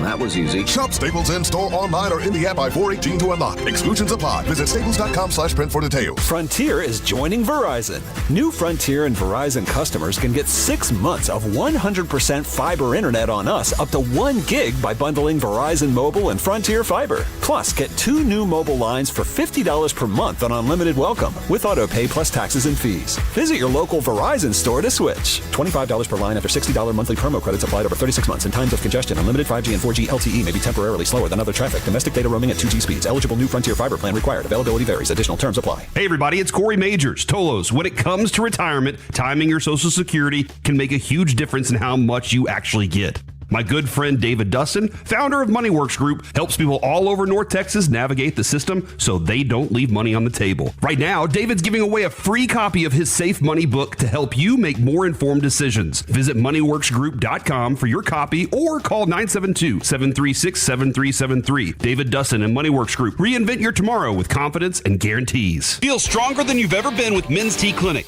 Melt visceral fat, get your energy levels back, and become the version of yourself you've always wanted to be with a complete program catered to your body. Call 972-GO-MEN'S-T today or visit mensteclinic.com. That's mensteclinic.com. Indeed presents hires you can't afford to get wrong, like a staff accountant at the height of tax season. Congrats. Looks like the company owes, $50 in taxes. How about that? That seems low. Why only 50? Why do you care so much? It's not your money. This is the job for Sponsored Jobs. This is what happens when you don't sponsor your job on Indeed. Next time, get matched with quality candidates with Indeed sponsored jobs.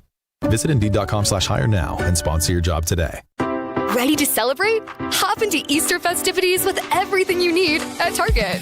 First, get ready for your special occasion with 25% off stylish looks. With spring vibes, vibrant colors, and fresh florals, you'll find outfits that match everyone's style.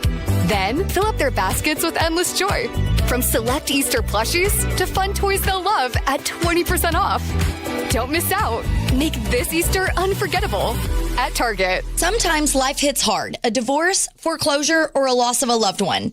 And suddenly, you're facing serious IRS problems that you never saw coming. These events can turn your world upside down and make dealing with the IRS feel impossible. You're not alone, and you are not out of options. I'm Dallas tax attorney Jamie Flores at the Law Offices of Namath and Flores, formerly known as the Law Offices of Nick Namath. I've helped thousands of Texans facing wage garnishments, frozen bank accounts, and years of unfiled returns. When life takes an unexpected turn, the IRS doesn't always wait for you to catch up, but I will. No matter how overwhelming it seems, there is a legal way forward to protect you and your family. Schedule a consultation at our Dallas, Fort Worth, or Frisco office. Let's take the first step towards peace of mind and put the IRS behind you for good. Call 972-484-0TAX. That's 972-484-0829 or visit myiRSteam.com. Remember, you don't have to face the IRS alone. As Pittsburgh prepares to welcome the nation to the unofficial beginning of football season, the city's kickoff celebration will begin with an unforgettable,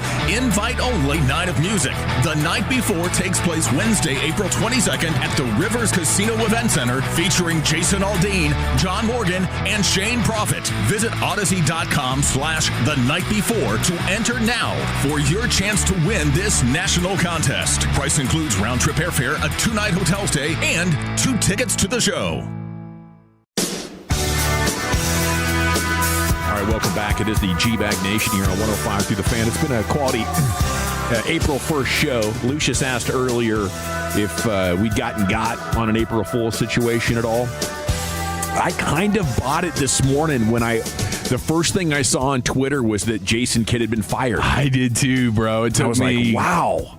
I had to recalibrate for a second. I was toilet tinkering and I got ball sacked. So, and I guess he mentioned it last night. He said he felt like that Mark Cuban was putting him in the middle of his beef with Patrick Dumont. Yep. So he's going to move on. That was his comment. So interesting. Okay. I've never been on Team Kidd. I've stayed on my side of the sand. I've been on Team Cuban. I'm Team Kidd. I'm Team J-Kid. But get J-Kid out of here. I think the worst one I've seen, though, around office spaces throughout the country is like a box of donuts, and then when you open it, it's just like carrots and celery, veggie tray. Oh my god, Veggie tray's good, though. Like to just totally piss someone off first thing in the morning. Like you are setting the tone for just a bad morale day. You see around the Chiefs? office. What the Chiefs did? You see that donut box, and you're like, yes, huge win. I saw what KU did, though. What KU do? I heard you guys in the last segment. Are you pumped? Damn right I'm pumped. What if it was April Fool's? You pumped to have Bill Self back? I am. Because you rode the plane with him. I mean, we're besties. I mean, didn't you kind of mismanage one of the best players to ever come through a college? Darren Peterson? I don't know about mismanaging. Could it have been handled better? Yes. Could it have been handled better? Yes. Maybe that was a learning experience for him. I mean, I don't see Roy Williams putting up with that nonsense. Well, apples and oranges. I don't see Dan Hurley putting up with that crap. Wow. I'll tell you what. Now, this much we can all agree on, and I would tell Bill this to his face. Your roster construction sucks. So, I think he's got a bad GM helping him. He does, and I think. Look, we had Mike DeCourcy on a couple weeks ago before the start of the tournament, and he said Bill's great at recruiting high school kids. Yeah, right. Not great at the portal. No. So, well, I mean, look, he went deep on the high school kids. If we get this Teron Stokes kid again, yeah. Okay. J.K. Dobbins. Everything. A threat to your job security. Just can't have a normal sports show. Tough to bounce back from that. Yeah. Jerry Sandusky did retire today for the Ravens. Ravens need a new play-by-play voice. Sandusky retired? He sure did. After 20 years, just the voice of the Ravens. He sure did. Man. Touchdown Ravens.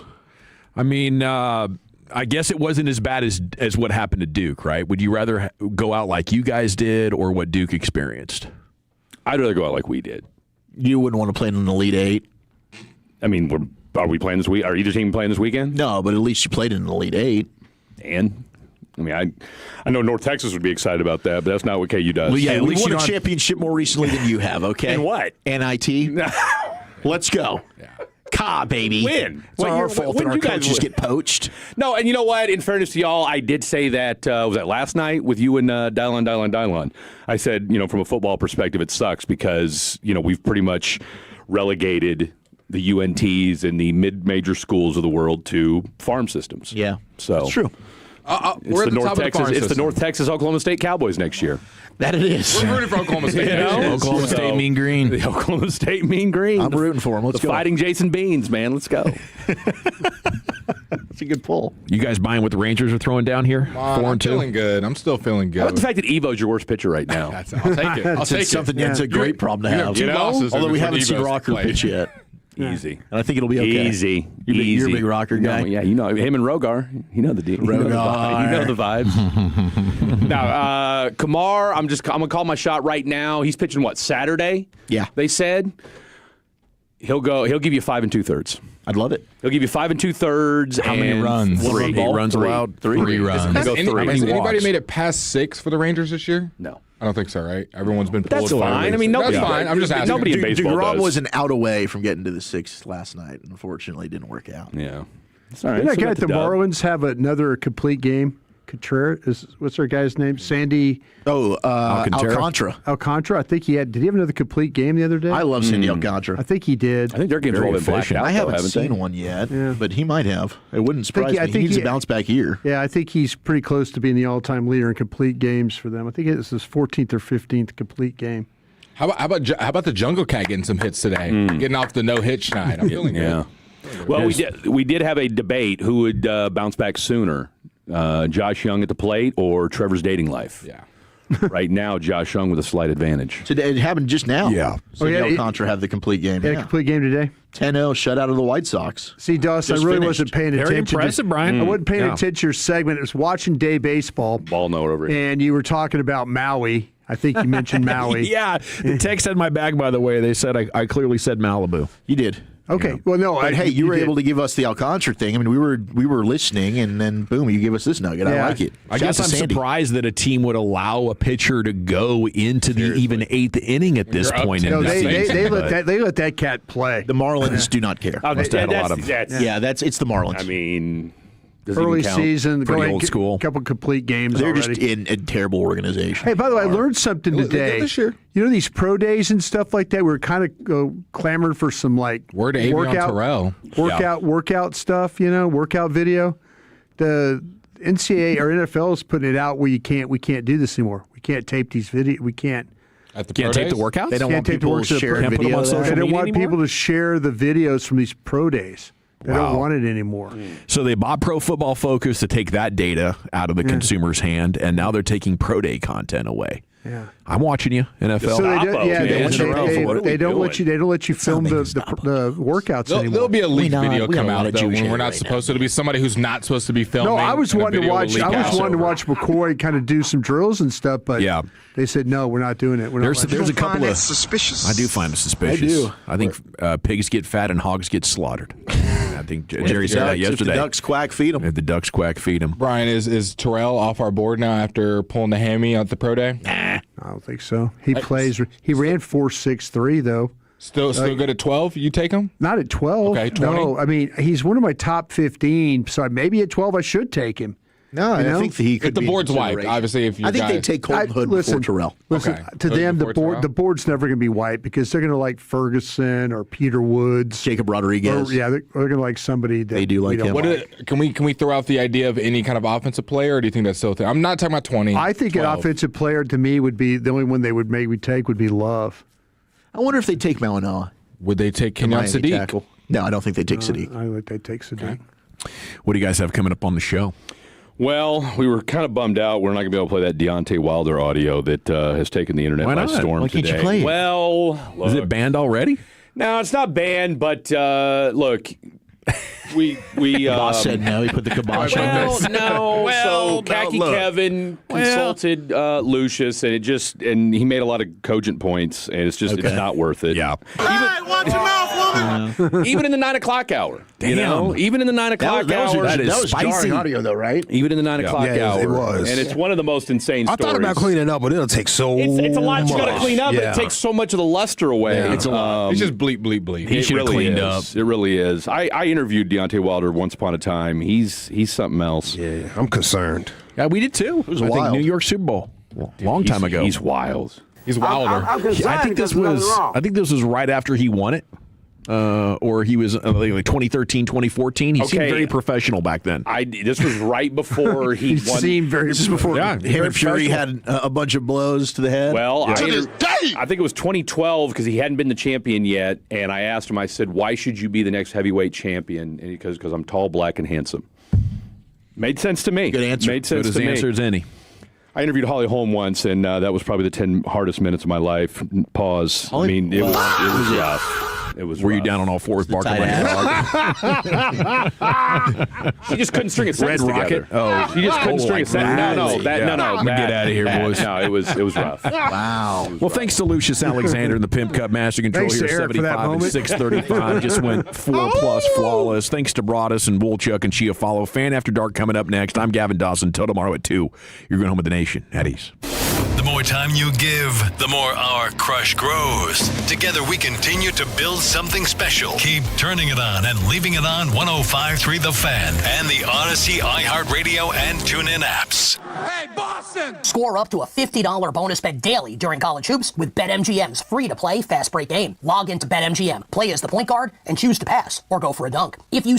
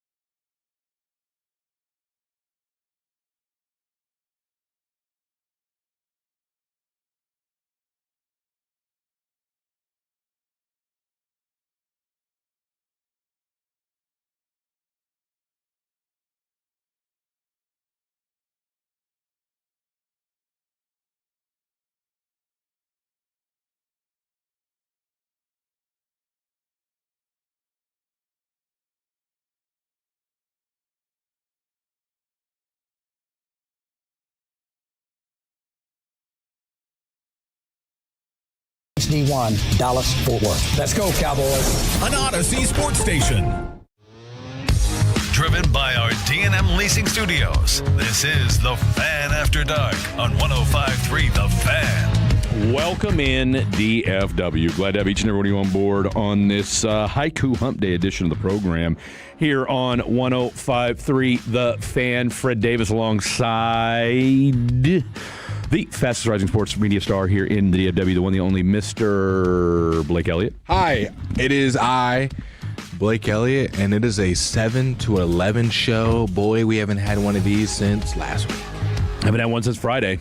First 7-11 show in studio since last Thursday, in fact. And here we are on this Wednesday. Got to do a little crosstalk with the G-Bag guys.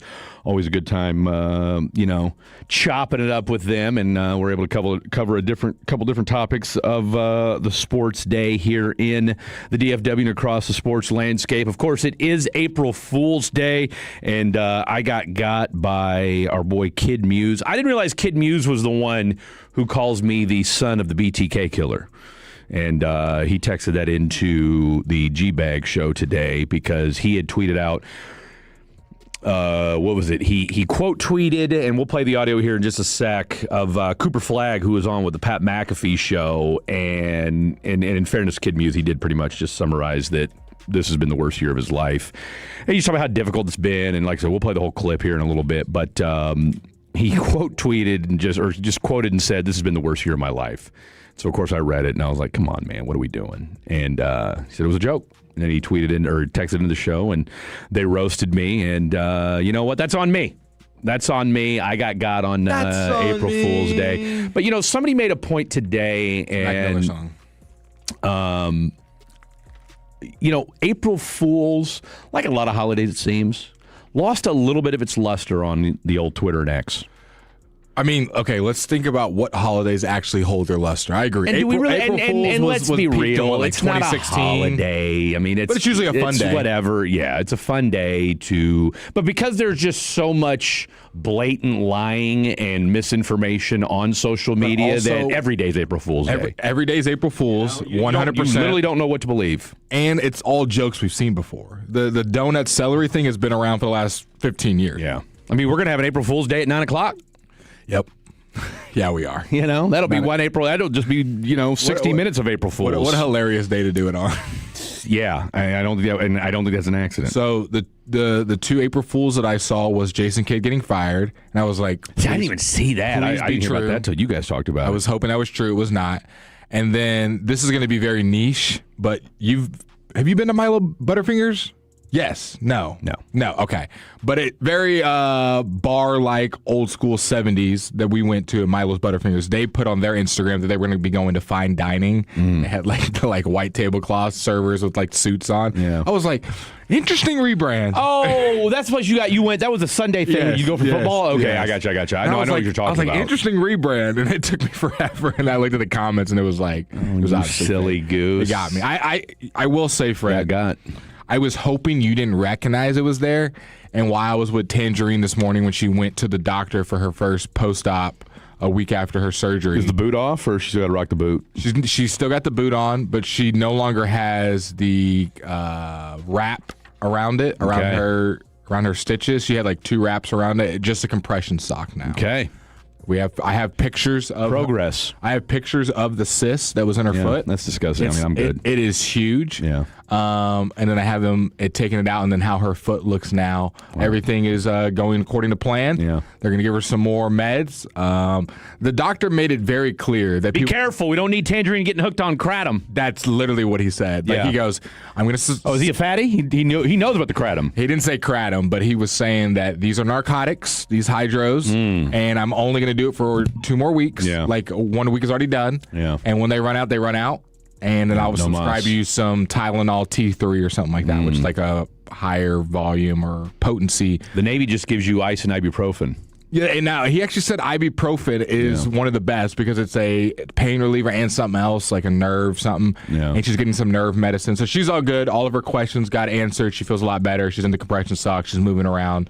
They said it should be good 2 weeks from now. Yeah. 2 weeks from now, she'll be out of the boot and be back to normal life. It's a 30-day DL stint and, day-to-day after that. So, But while we were there waiting for her to get called back into the doctor's office, I was like, we should get Fred today. We should get Fred for what, on an April Fool's joke? I wanted to come up with something, and Kevin would have been great to do it with. I was going to have to call, but I couldn't think of anything because I was going, I can't do Kansas. He's too plugged in. Too locked in. For me to fool you on that. Yeah, no, it wouldn't have worked. I said, I can't do family because that feels a little messed up to be like, oh, just joking. Yeah. And I did talk to both my kids today, so shout out to me. I thought about like a pregnancy scare, but I was like, yeah, that wouldn't have been funny. Yeah, it's not funny. That's literally nothing funny. Literally what Tangerine says. It's kind of bad taste. Yeah. And it's karma. I agree. And it's karma. So I couldn't think of anything, and then I had a whole stressful what I called you about before, which kind of took my mind off of things. Yeah. But I did think about it. Well, the thought is what counts. I thought about having an elaborate April Fool's joke to like ruse you for like a full segment. Yeah. No, look, I certainly appreciate it. How much you mean? Man, I'll tell you what. And April Fool's as a guy, that's the ultimate.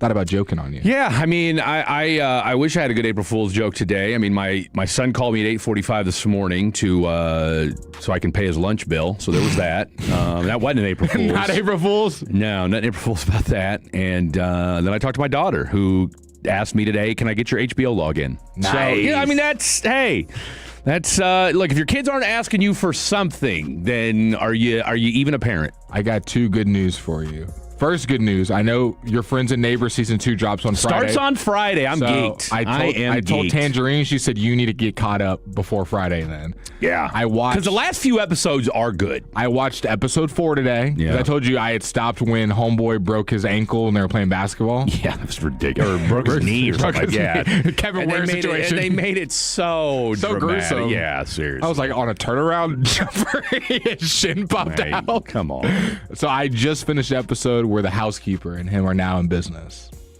And it's Mel's birthday. So he hasn't met with the art dealer yet? No, he just took a picture of the art picture. They kind of alluded to it. He took no, it gets a lot. I mean, he took a picture of the art thing. He's getting chased by the dog. He gets caught with the Hermes bag. Okay, I'm trying to think because, like I said, I never rewatched it. If you're gonna watch it, just kind of say la la for 30 seconds. So I don't give you any spoilers. No, I mean, look, I'm not gonna give you any spoilers. I mean, the last 2 or 3 episodes, and again, I mean, it's prime Olivia Munn, so I mean that's all you really need to know. No, it was Mel's birthday, and she sent some not safe for work pictures to Homeboy. Yeah, I mean that whole situation is weird. Bad, but, have they gone on the college trip yet? No. Okay, I just finished that episode. That might be the next episode. It's Mel's birthday. It's Mel's birthday, and she's like, not having like jumping on the trampoline. Yeah, I know what you're talking about. I said in my head, I'm going, where is Nick? Yeah, where is Nick this whole time? I mean, your wife just crept off with her ex-husband. No big deal. For 30 minutes at her birthday. Deal. Just hanging out.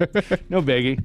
I'm like, how big is this land? Seriously. Hey, look, the thing about that show, it is a good show, but yes, are there some corny aspects? I mean, that's every show these days. So, no, I'm kind of geeked for season 2 on Friday. But look, I had to pick up on the website. Shout out to our boy Vernon for giving me a helping hand with that as well.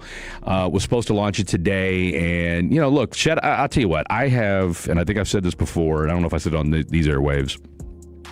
For all you computer programmers out there and computer engineers and developers and all that kind of stuff, that's your world.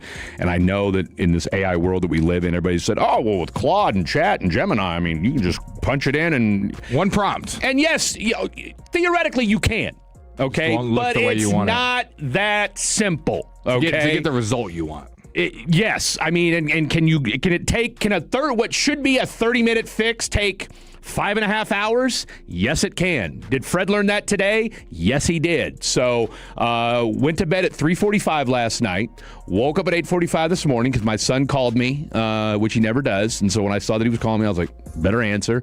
You want to talk about this lunch bill?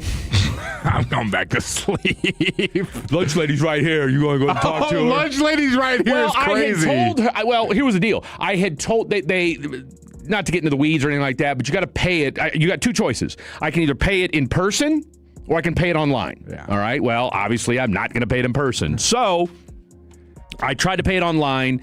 Couldn't do it because my credentials didn't work. So and there's no login or there's no password reset.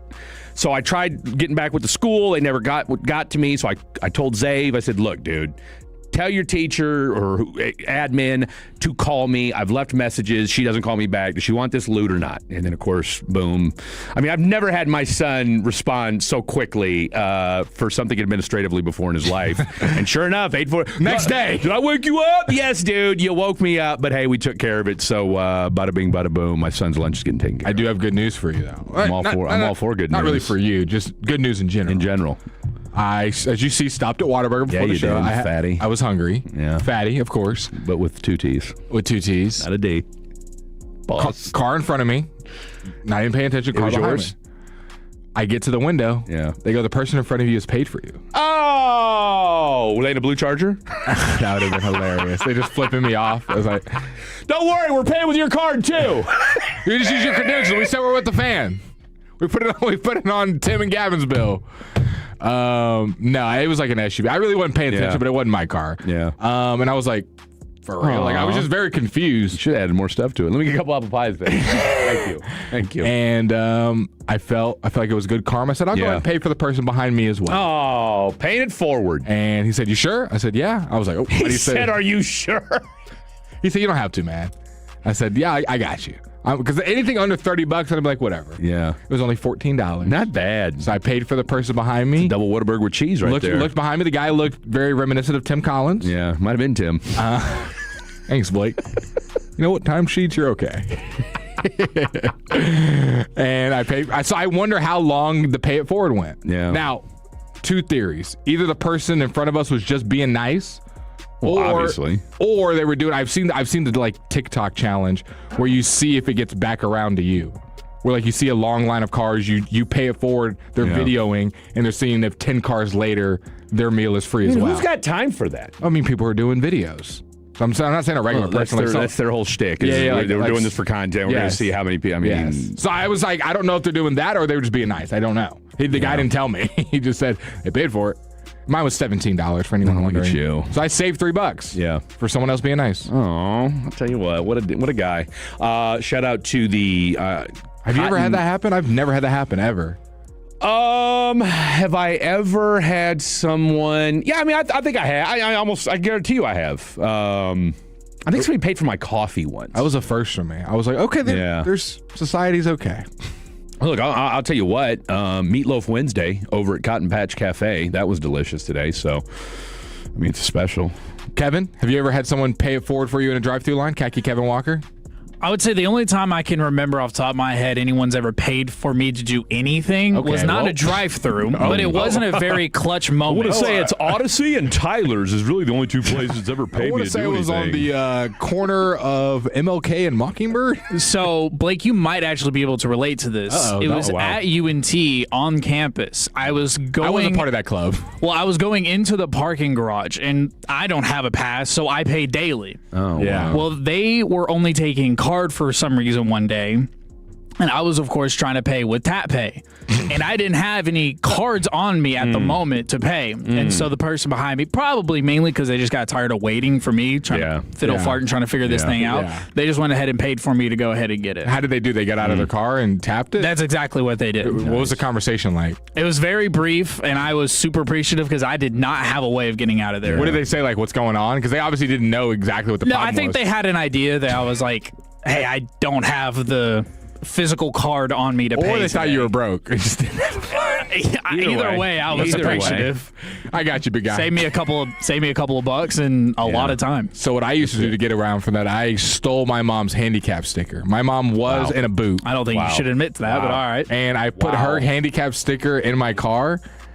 and I would park in handicap because I was not going to pay $300 a semester to park up there. Because you pay $300. So you displace some poor handicap person at UNT for an entire semester. Two semesters. Being perfectly able and walking. 2 semesters. Wow. Get it right. Awful. That is awful. What do you mean? I'm not paying $300, and there was plenty of spots. I didn't take the last spot ever. You're going to get negative karma for that. And Well, you I deserve mean, it. his car's gone. So Yeah, my car's gone. So there you go. Turnabout's fair There play. you go. If that's the trade-off, The handicap gods have spoken. don't let us find out somebody with a limp stole your car. Yeah. Tangerine's going to lose her foot. They got to pay it for it. Well, no, you're even now. We're even. No, your car's gone. I mean, the car is gone. We're even. Contrary to popular belief. Contrary to the apartment complex. You saved hours of looking for a parking spot, and your trade-off was getting your car I never stolen. have to look for a parking spot. Yeah, no, now you don't have to. Now you don't have to right Bike now. spot. Y'all got a bike rack here? Rollerblades. Just I'm just doing my pedestrian And I thing. also, what was the building called? The RTF building, the radio. You know how you could park like you were dropping something off? Yeah. I did that. I did that for a half. A lot of semester. people did that, I too. did that one. That one was clutch. No, I'm just dropping something off because the smart thing was junior and senior year. I wasn't on campus for long periods of time. I was there for like hour and a half. Like I'd have a class and be done and maybe have to go back. I would never be there longer than 2 hours. Is my point I'm trying to say. You should have done the parking pass at the garage. Oh yeah, no, but that was expensive. Bro. No, not the pass. Like the daily fee instead of a pass. Like every if once in I a while could I did give that. a UNT student for whatever reason, if you're going into UNT or you're there and you're tired of paying parking for sucks. a constant parking sticker of $350. Just go to the parking garage. No, it's $350 and you're not guaranteed a spot. It's No, the you're worst, still looking for a it's the spot. worst parking system that's ever. college parking. Oh my god! But if I have any advice, just pay the parking fee at the garage every day. If you're only going to be there for no longer than 3 hours, What's the daily fee? It's like $250. It might have gone up, but it doesn't equal. It's gone up. It It's probably doesn't like equal $4 an hour. but it doesn't equal the $350 you're paying per semester. You're guaranteed a spot there. Yeah. So that's my one That's piece tough. of advice. I had that happen once where all of them were booked up and you had to go to like a random parking lot. I'm like, I paid $350. I've been an hour late to class and I'm sitting there like I literally paid for this. This is insanity to me. I mean, look, it's a racket as old as time. I mean, when I was at KU, that was a thing. Like, even though you might have, like, I want to say they had I had the yellow parking pass, which was the We had just similar, your like basic. the eagle, the green. And if you had the red, that meant you were basically you were an athlete. Fred wasn't that. So and look, there was plenty of times where you would roll up, especially if you had an afternoon class. All right, and you're parking on the street. Yeah. You're parking in a neighborhood. I kind of forgot about that, Kevin. So thanks for bringing back that PTSD. Yeah, no, man. It's been a while since I It's- thought about how bad college parking was. And I don't know how hilly the North Texas campus is, but the Not too University bad. of Kansas, even though Kansas is legitimately flat, for some reason the hilliest part of the state is the University of Kansas. All right, let's get into this program. We're excited about it, and so should you. We've got a loaded program today. It is a Haiku Hump Day today. Topics are as follows. Obviously, the sports topic is going to be your 4-2 Texas Rangers, and your non-sports topic today will be we're going to the moon. Now, we get it. We're not landing on the moon, but we will be orbiting the moon. So we're excited about that. Back to the moon. Yeah, we are. Yeah, that kid said it. We are going to the bleeping moon. So those are going to be our two topics today. That's going to go down at 9:40. We'll do a little fatties on the phone at 10:20. You guys know how that goes down. My fair or foul, we had to can it. Okay, because as Lucius pointed out, there was just too many things that you have to bleep out that pretty much takes away the insanity that is Deontay Wilder's birthing story. You can find it. Check it out on the socials. Literally, all you got to do is type in Deontay Wilder, and it'll pop up. So, but we will do fair or foul. Lance Zierlein is going to join us at 8:25. We're excited. I want to say he's got the Cowboys taking... I want to say a lineman at 12. I don't know. We'll find it out. We'll check it during the break, and then we'll tell you guys what it is, and then we'll ask him when we have him on at 8:25. So we're going to talk to him. We'll do a little Khakis Kicks. We'll get into the latest and greatest with all things NBA. Cooper Flagg, he did talk to the Pat McAfee show, and then of course the latest and greatest with your Dallas Cowboys. But when we come back, look. Maybe it was the 9 to midnight. Maybe that's the sweet spot for your Texas Rangers, but they fall today. I know there's 156 games left, but is it too early to panic about Evaldi? Lots more to get to. Don't go anywhere. This is the Fan After Dark. When your friends say, "Hey, did you hear?"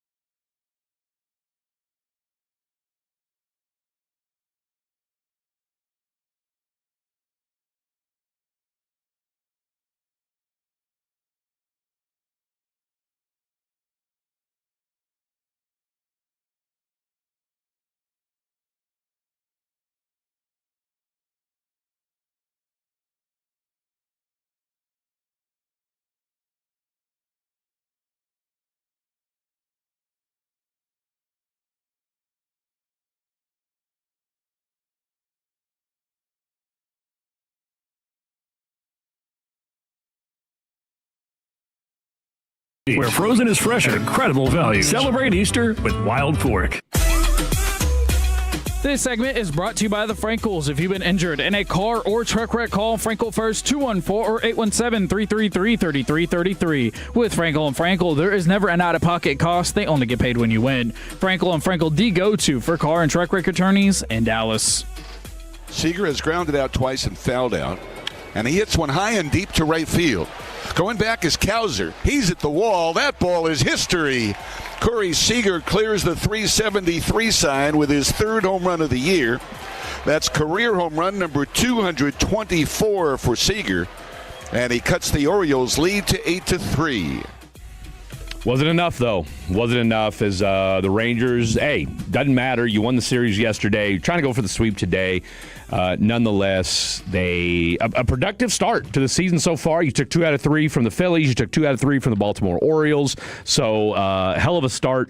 And, I mean, look, I guess really the one thing that kind of comes to mind, Blake, is that right now, the 2 games you've lost have both been starts from Nathan Eovaldi. Yeah, that was the first thing that popped in my head. This team has 2 L's, and it's by their best pitcher, Nathan Eovaldi, Cy Young, kind of caliber player, all-star caliber player. Obviously, him and DeGrom being your 2 guys, and those have been your 2 worst pitchers so far.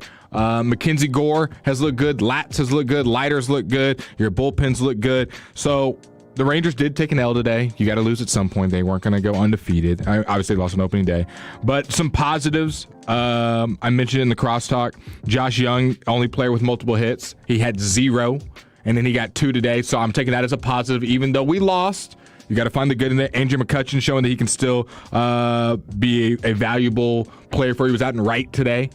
Giving Nemo the day off as far as being in the field. Nemo, speaking of him, was able to get another hit as well. Wyatt's been a little... He's had some bad luck. I think I saw a stat, and Kevin, you can correct me on this, that some of the hardest hit balls, exit velo, have been by Wyatt. Like, he's got like 3 in the top 15. So Wyatt's been mashing, just been a little unfortunate with the placement of the balls. And that's a huge indicator from all the baseball nerds of, being a good hitter, if you will, is kind of the exit velo and just getting into the right place. But I'm not worried. He'll be fine. I think it was Zach, I believe, that mentioned it earlier today. Paul Skeens looked horrible in his first start, horrible in his second start, bounced back today. The Pirates got the dub. So maybe this happens. Well, today should be a second start. I think he's... who? No, it would be a second start. I thought Skeens already pitched. Is he only pitched twice? No, because he pitched on opening day the same day Eovaldi did. Okay, so was able to bounce back, or I'm hoping Evo is able to do the same and bounce back. But I'm not really worried too much. If Evo is your worst problem, that's a good spot to be. Yeah. I mean, right now it is. If we're still talking about this at the end of May, yeah, but I'd be a little concerned. But I mean, look, he had a decent, I think, 3rd inning when he struck out. I can't think of who he struck out. Ward, maybe. I don't remember who it was. Ward's been mashing. He struck out. He got it to a 3-0 count. Struck out the next, 3 straight strikes after that. It was a 1-2. I would think that was his only. Actually, no, that was the 4th inning. That was his only 1-2-3 inning of the day. But look, it's. For the season right now, he's pitched 8.2 innings so far. He's given up 16 hits already, 11 earned runs already, and right now his ERA is 11.42. Now, again, obviously that's going to come down to earth. At least we all like to think it will, and I think we can all feel pretty confident that it will. But look, it's just a control issue right now, right? He's just and Bassick pointed out, like right now he's just not hitting the spots consistently. I mean, like I said, he did it in the 4th inning today, but he again he's one pitch here. He's getting behind in counts, which is not very Evo-like. So Evo is leading Major League Baseball in hits allowed with 16. Yeah, no, he's given up quite a few, and he's also leading Major League Baseball in runs allowed with 11. Yeah, no, 11.42 ERA. So. Look, it's if you'd have told me to start the season that your offense would be ahead of where it was last year, which is a super good thing so far. I mean, the bats have been great. Our boy Berger had a solid start. He's 1 for 9 in his last 2 games. Kind of cooled down yesterday and today. He went 0 for 4 today. But as you alluded to, Nimmo got himself another hit. Corey Seager is swinging a hot bat right now. Danny Jansen got a big hit today as well. It's good to see. I tell you what. Ezekiel Durant has been great for you so far. I don't think anybody would have expected Ezekiel Durant to be giving you the production that he's given you so far this early in the season already. So, look, you feel good about, and again, we're not worried about Langford. I mean, really, if you'd have told me 6 games into the season, you would have taken 2 out of, you'd have won your first 2 series, and your biggest question marks right now are Wyatt Langford and Nathan Eovaldi, I'd say, but everybody else is holding up their end of the bargain. I can live with that. Yeah. Jock Peterson's kind of an afterthought at this point, like as far as building pieces. But yes, I agree with you. We feel a lot better and confident about those guys bouncing back versus saying Berger's struggling again and any of the new additions, Nemo's struggling. The fact that those guys are balling and your top end guys are the ones that are struggling, I think we all believe in them to be able to turn it around. But like I said, not a good start from Eovaldi, leading the league in hits allowed, earned runs, and is second worst in whip at a 2.19. You want to guess who's the worst pitcher when it comes to whip at a 2.5? Former Ranger. Michael Lorenzen. Incorrect. Think of bad trade for the Rangers. This pitcher has been very good for this team, like Cy Young good. Does he pitch for the Royals? He does pitch for the Royals. Reagans? Cole Reagans is the worst whip in the league at a 2.5. But he's only played in 1 game, though. Well, see, and that's the, and we've talked about this before. See, baseball is one of those things, like in the same vein. See, with football, like you basically have, you can't allow yourself to get in too big of a hole in football, right? You go down, you start out 0-4, you're cooked, you're done, right? Like, yes, can you go on a run? Yes, but you make it that much harder on yourself. The margins are a lot greater in baseball. Like you can have a bad 2 months. Oh, I mean, in baseball, like now, again, you don't want to spend, you can't afford to get too deep into a hole, right? But, if you can stay, above 5, right at 500 thereabouts, like, you'll be fine. Like, we talk about this 40-game start that the team has against, you got sets against the Yankees, you got sets against the Reds, you got, the Reds are coming to town on Friday. You got sets against the Mariners, obviously. So you got a lot of teams, the Dodgers are going to be in L.A. here in a couple weeks.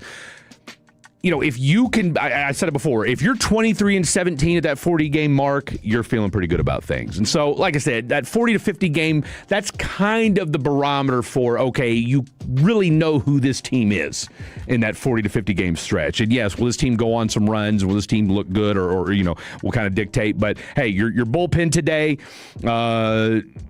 Tyler Alexander, he gave you an inning, gave up a run. Baumler, the Rule 5 kid, he gave you 2 strong innings today, gave you 36 pitch count. He only gave up a run, and then Jacob Latz came in the 8th, shut things down. But again, at that point, you're already down 8-3, so it really didn't matter. But at the very least, look, you feel good about Latz, and again, it's not like your bullpen just self-destructed and gave up another 5 or 6 runs on top of things. So you calmed down a little bit after Eovaldi went out, and here we are. There's only 6 teams in Major League Baseball that have allowed less hits as a pitching staff than the Rangers. They sit at 7th in all of Major League Baseball at 34 hits allowed. You get teams like the Yankees, Twins, Dodgers, Royals, Braves, and Marlins that have allowed less than that, but still in the top 7 as far as hits for a full pitching staff. So yes, Evo is struggling, but the rest of the staff has been on top of the game. They're 6th in total runs allowed with only 15.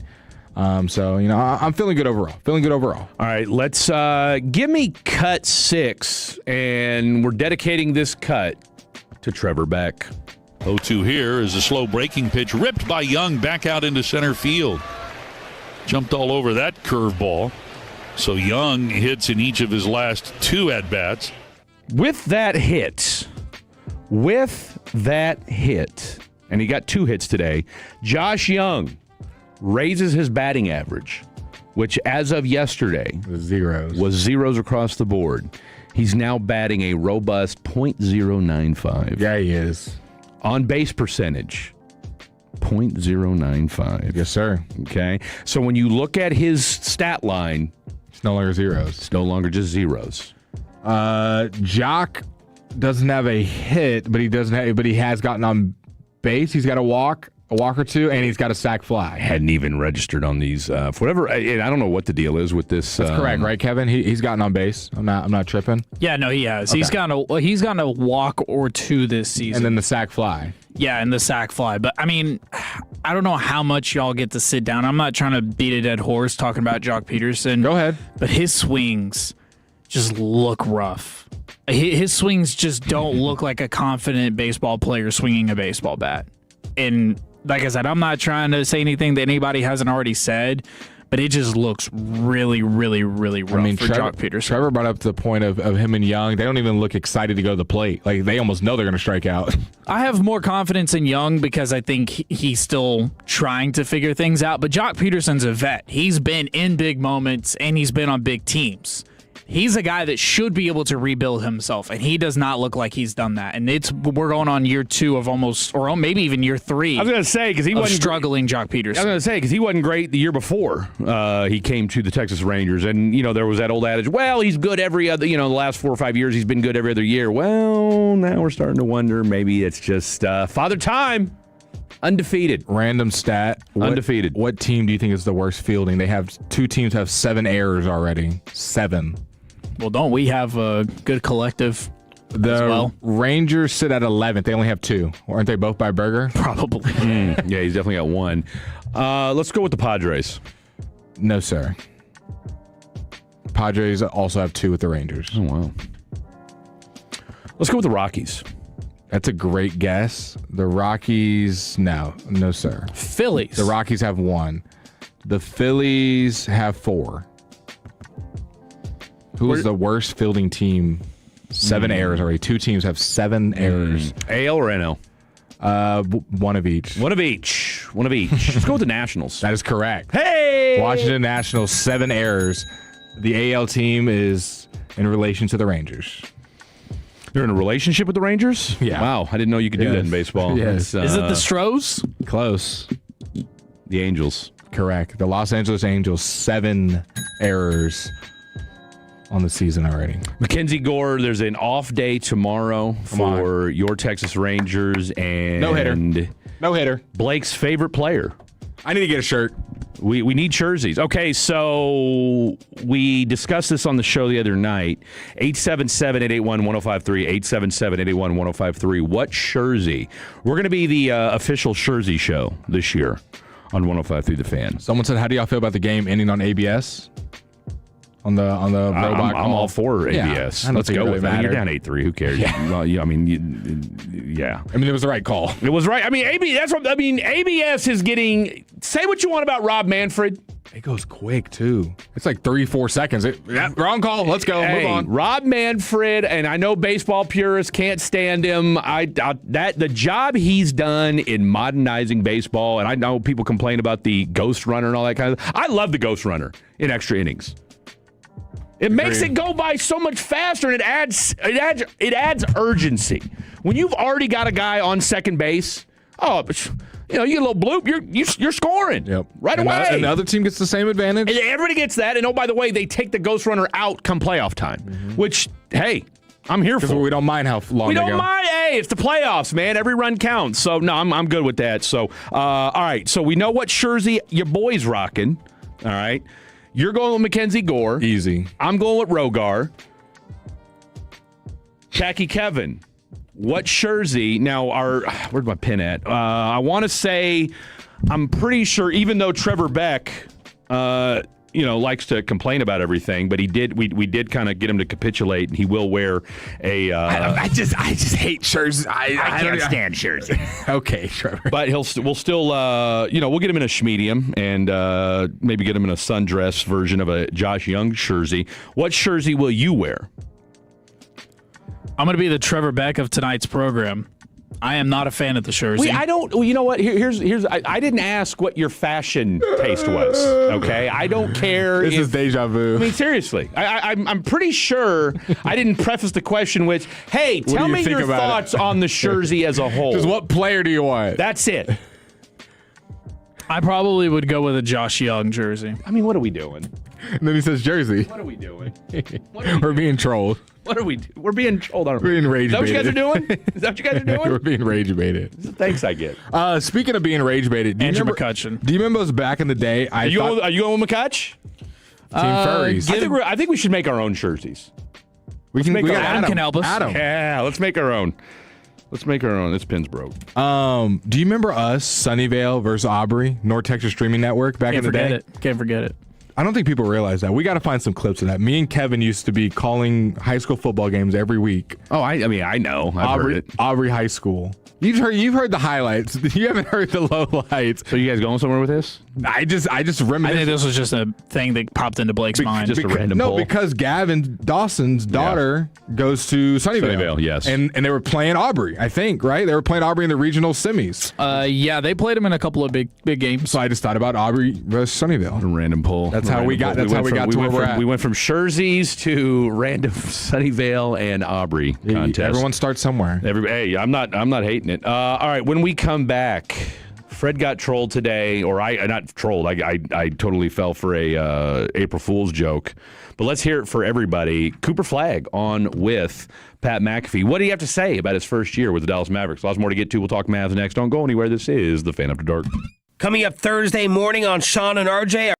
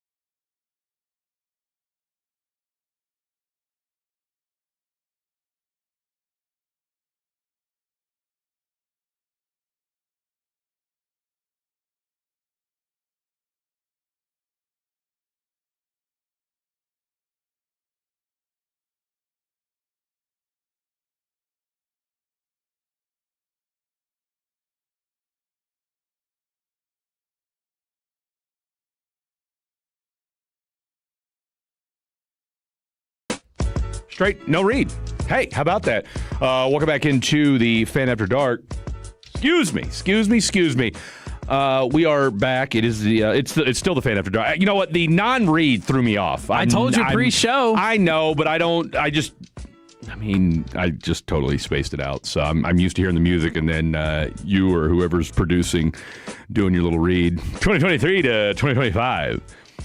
Nonetheless, we're back. It is Fred. This segment is brought to you by Fan After Dark. It's brought to you by Fan After Dark. It's brought to you by Fred's stuttering Stanley impression here for the 817. Rangers are tied for fourth in total hits at 56, and they're tied for third in total home runs at 9. They have the 7th best batting average, but they have the 15th best on-base percentage. So shout out to you, 817. And then the 860, from the 860, the Jersey. It's the most economical purchase you'll ever make. Both of these idiots have never spent $300 on a jersey for the player to be traded next year. Yes, I have. While I don't agree with the use of the word idiot, because we can all agree to disagree, I do co-sign the Jersey love. Now, do I have a jersey? Actually, yes, I do have a jersey. In fact, for a player that's no longer here. And in fact, I tell you what, maybe it was meant to be. My first ever Mavs purchase was a Anthony Davis jersey. Now, you may be asking yourself, Fred, why on God's green earth would you be buying an Anthony Davis jersey? Well, great question. And my Brian Schottenheimer ask his own question in the middle of an answer. It says Davis 3 on the back. What's my last name? Davis. I'm the third. Davis 3 applies to me. So just putting that out there. And if you want to be a Davis 3, I'm sure all the consignment stores and other, what do y'all kids call it? Thrift stores? Thrifts, they're reselling stores. I would imagine that thrift stores are rife with jerseys Davis are big. 3 jerseys. I think thrift stores are rife with jerseys in general. Yeah. Just not, I don't know about the Anthony Davis variant. Oh, there's got to be. If I had to guess the most popular one that's sitting on the racks, I would go a... You're going to have some Dirk jerseys. I don't Who's know. getting rid of a Dirk That's what I'm jersey? saying. You got to think who's getting rid of this. Well, some people are, though. Some people are. I mean, unless you're hard up and like, okay, this will make me some money doing it, Well, then I'm I not- could see that part. But who's just getting rid of a Dirk Nowitzki jersey? If it's like unbranded, Now, that's kind of the thing you'll see. I'll tell you what you could see. I was thinking, I bet you there's some Jason Kidd jerseys sitting in. For sure. I bet you there's some Jason And Kidd a couple jerseys. more went on the shelf yesterday. Oh, I'm telling you right homeboy now. that went to the Pelicans? That was our Najee Marshall before Najee. I'm blanking on his name. Lefty. Derrick Jones. Derrick Jones Jr. Oh, yeah. I could see a Derrick Jones Jr. jersey. But do we sitting really there. think a lot of people bought Derrick Jones jerseys? That feels like the perfect jersey. Like Luka and Kyrie, everyone bought jerseys. Jerseys kind of like I'm not fully committed. Do we think you were good? Do we think there's an abundance of Maxi Kleba jerseys? I could see that 100%. That's a jersey for sure. It's definitely Maybe a jersey. Dwight Powell jersey. I feel like he's a fan favorite. People though. just buy the jersey? Yeah, you're buying it for vibes. Like, you're not buying it because you're like, ooh, I love what he does for the team. Yeah. Like, you love it because he's just a nice guy. Yeah. That's actually a pretty fire jersey to have at a game. You would know someone's a real fan if they were walking around If with you're the white... wearing one of two reasons. Either they're a diehard fan or they have no clue, or their last name's Powell. Or, it was a cheap one, and they got it for Christmas. I just like the number 7. So I got it for. That's really it. Shout out to Dwight Powell's story about 7, everything that happened in his family. That's the whole reason Luka wears 77. It was Dad's number or something, wasn't it? I mean, yes, there is reasons why. No, you're talking about Dwight or Luka? Luka. I don't know if his dad was 77. He wanted 7 when he came to Dallas. Okay. And when he heard Dwight Powell's story, which I could look, it's very sentimental about like losing people in his life. Luka was like, okay, that's fair, and he did 77. Okay, here we go. Here we go. 77 famous. From the 936. Come see me at Burlington. I've got tons of Luka Mavs and Lakers. Prices blow your mind. I mean, that's a nice sales pitch. Hey, I'm going to tell you right now. But I believe it. I need exacts, though. What is, I bet you I bet $15. I bet you right now. Let's make a and 963 if you're still listening. This is a Lakers Luka or Luka, Mavs, and Lakers, so both. Let me see what they're going for on the website, just out of curiosity. Being that I got a Hopkins Chiefs jersey for $13, let me just see. I'm curious. Well, I mean a DeAndre Hopkins jersey for $13 for the Chiefs. Nobody outside of clowns like me and diehard DeAndre Hopkins fans, even and psychopaths like you, are trying to buy a Chiefs. I mean, DeAndre Hopkins was terrible with the Chiefs. $60 on StockX, first thing I see. For what? For a Luka jersey? Dallas Mavericks Nike Luka jersey. Yeah. So I'd say you probably get one under $100. I mean, dude, you, DeAndre, and his kids are the only people wearing Chiefs DeAndre Hopkins jerseys. And if there is anybody else in this world that has a rare collection of DeAndre Hopkins jerseys like I do. Yeah, what's that about? Two most recent jerseys I got that are fire, both from thrift stores. The turquoise Ricky Williams 34 jersey. That's dope. And the Josh Cribbs 11 from the Browns. Is it 11 or 2? I think it's 11. No, Josh Cribbs was 16. Let me look up. I'm almost positive. 16. Yeah. Here we go.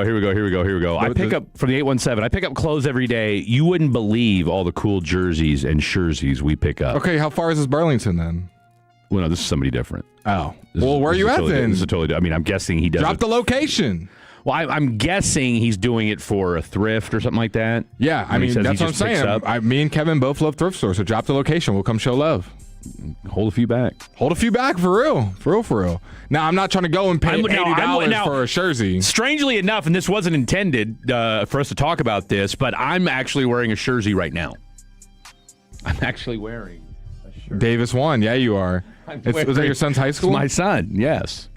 That's an OG jersey. I'm wearing my son's jersey, so shout out to him for waking me up at 8:45 in the morning. Right now, you pop a kid out. What are you naming it? We don't have enough time to do the Cooper Pie. We'll do it next. We'll do it. We want to give it its full run. We'll do it at 8 o'clock. Deontay Wilder style. We got Lance Zerline. We got.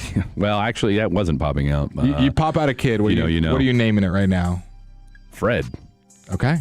Absolutely. Okay. Since neither one of obviously my first kid was a girl, so we couldn't name her Fred. I mean, we could have. And then Fedora. His mother. I mean, because I pushed for Fred, and she would pushed not. Harder, obviously. She pushed harder and wasn't having it. So I said, all right, well. Xavier. I wanted to name him Pryor. She shot that down. We almost named him Xavier Tupac. I kid you. I swear to God is my witness. We were going to name him Xavier Tupac Davis. What was her face when you said that? No, okay. That was the only thing. She liked the name Xavier, named after the X-Man, Xavier McDaniel. I was in the toilet and I had a Boston Celtics trash can. And it just came to me, and because I don't know for anybody that's ever had kids. For me, I always had I named both my kids. Actually, I named all my kids. Well, the whole name for both of them. Came up with both first names first, and then the middle names just kind of come to you later. But we were going to go with Xavier Tupac, and our families were like, "That's absolutely not going to." You guys are ridiculous. When did y'all decide on a baby name? Like, when is too late is kind of what I'm asking. Like, can you decide when the baby's born? We're going to name it this. I know people that have waited 2 or 3 days after the kid was born before they name the kid. Like, what are we going to do? Yeah, like they just agonize over it. I knew. I was watching The Sopranos, and the credits were running, and I saw the name Miriam, and I was like, boom. Tolo's text in, when did you decide on your baby's name? 877-881-1053. Was it months before, when you guys met, when you guys got married? Obviously, you were. So was there a lot of back and forth between Mama Kim and Dave on your name? I don't know. Really? You don't know the story about never that? Asked. You should find out. I never asked. I was named out of spite. Khaki Kevin. How did little baby Kev come about? There's controversy behind this. If you ask my mom says it was inspired by NASCAR driver Kevin Harvick. And I was like, my God, I forget you're 23 years old, so that would make sense. And then my dad just says that they found it and they liked it. Found the name Kevin, like on the side of the road. I mean, it's not like Kevin's. I mean, in all fair. Although Kevin, you don't see a lot of young Kevins. You really don't. I don't want to say it's an older name. No, it is. It is. No, it absolutely is. But a lot of famous people do have the name Kevin. Okay. I take pride that it's multicultural. Name me one famous Kevin besides Harvick. Kevin Hart. Kevin Harlan. I was going to say Hart and Harlan are right there. Kevin, you know what? You're right. God bless you. Kevin O'Connell. I mean, you start really thinking there's a lot Kevin of O'Leary? famous Kevins out there. I guess I just think of you as khaki. I guess I forgot that your name's Yeah, not actually a lot Kevin. of khakis out there. There's by no the khaki. name. You're the only khaki Kevin out there. Let's get that straight. 877-881-1053. Kevin Durant, Kevin Costner, We didn't even say Kevin Durant. Bacon. See, we forget about Durant that quickly. We forget his name's really Kevin. Nobody ever calls him that. We should just start calling NBA players by their first name. Kevin Costner. What a pull. What a pull. But these guys are all in their late 30s to early 40s. We have yet to name one early 20 Kevin. So shout out to you for having a old school name. I appreciate that. And you're really just Dave. I think we should just start calling NBA players by their first name. Just Paul, not Paul George. Just Paul and Kevin out there. Well, if you're good, we typically call you by your first name. Yeah. Like if you just say LeBron, like it's kind of like, like Cher, Madonna, LeBron. Yeah. You don't have to say anything. I think it's Michael. less about your first name, just whatever name is more dominant. Like or unless you're just that good. Yeah. Like you can go Michael or Jordan, you know who we're talking about. Correct. If you're in the basketball sense, you just say the name can Michael. also go If you're not talking basketball, there's obviously you can't just say Michael, and everyone assumes you're talking about Michael Jordan. I do. You can say LeBron, and no matter what you're talking about, people know what you're saying. Well, also because there's not a lot of LeBrons walking around, there's a lot of Michaels walking around. There's no other LeBrons walking around. Is there? Do you think anybody's named LeBron? Oh, there's definitely now. Well, there are now. Yes, there's plenty of people named LeBron. I mean, that's crazy. I would not want to be named LeBron. That's obviously I'm named strictly after There's this some guy. dude sitting in the cubicle right now named like LeBron Smith. Just hanging out in the cubicle. Okay, I don't want to get my reports done. Just hanging out. Hey, LeBron. Do you think there's any white LeBrons? That's the real question. Oh, there's maybe a Damon. Gotta be a white guy named LeBron. That's the real question. 877-881-1053. Can we retire the name Is there Jalen? a white LeBron? It needs I'm to tired. be. I'm tired of all the light so skins. many of them. Named Jalen. Jalen. Oh yeah. It's the most common name for light skins around. All right, coming up next. I know a Mexican Kevin Garcia. Yeah. Kevin Gates. Kevin might be the most multicultural name. I'm telling you right now. Upon further review, you might be onto something there, Khaki Isn't there Kevin. a world leader named Kevin? Kevin Costner. All right, coming up next, let's talk Cooper Flag when we come back. Don't go anywhere. It's Fan After Dark. Sean and RJ, the KNC Masterpiece, G-Bag Nation.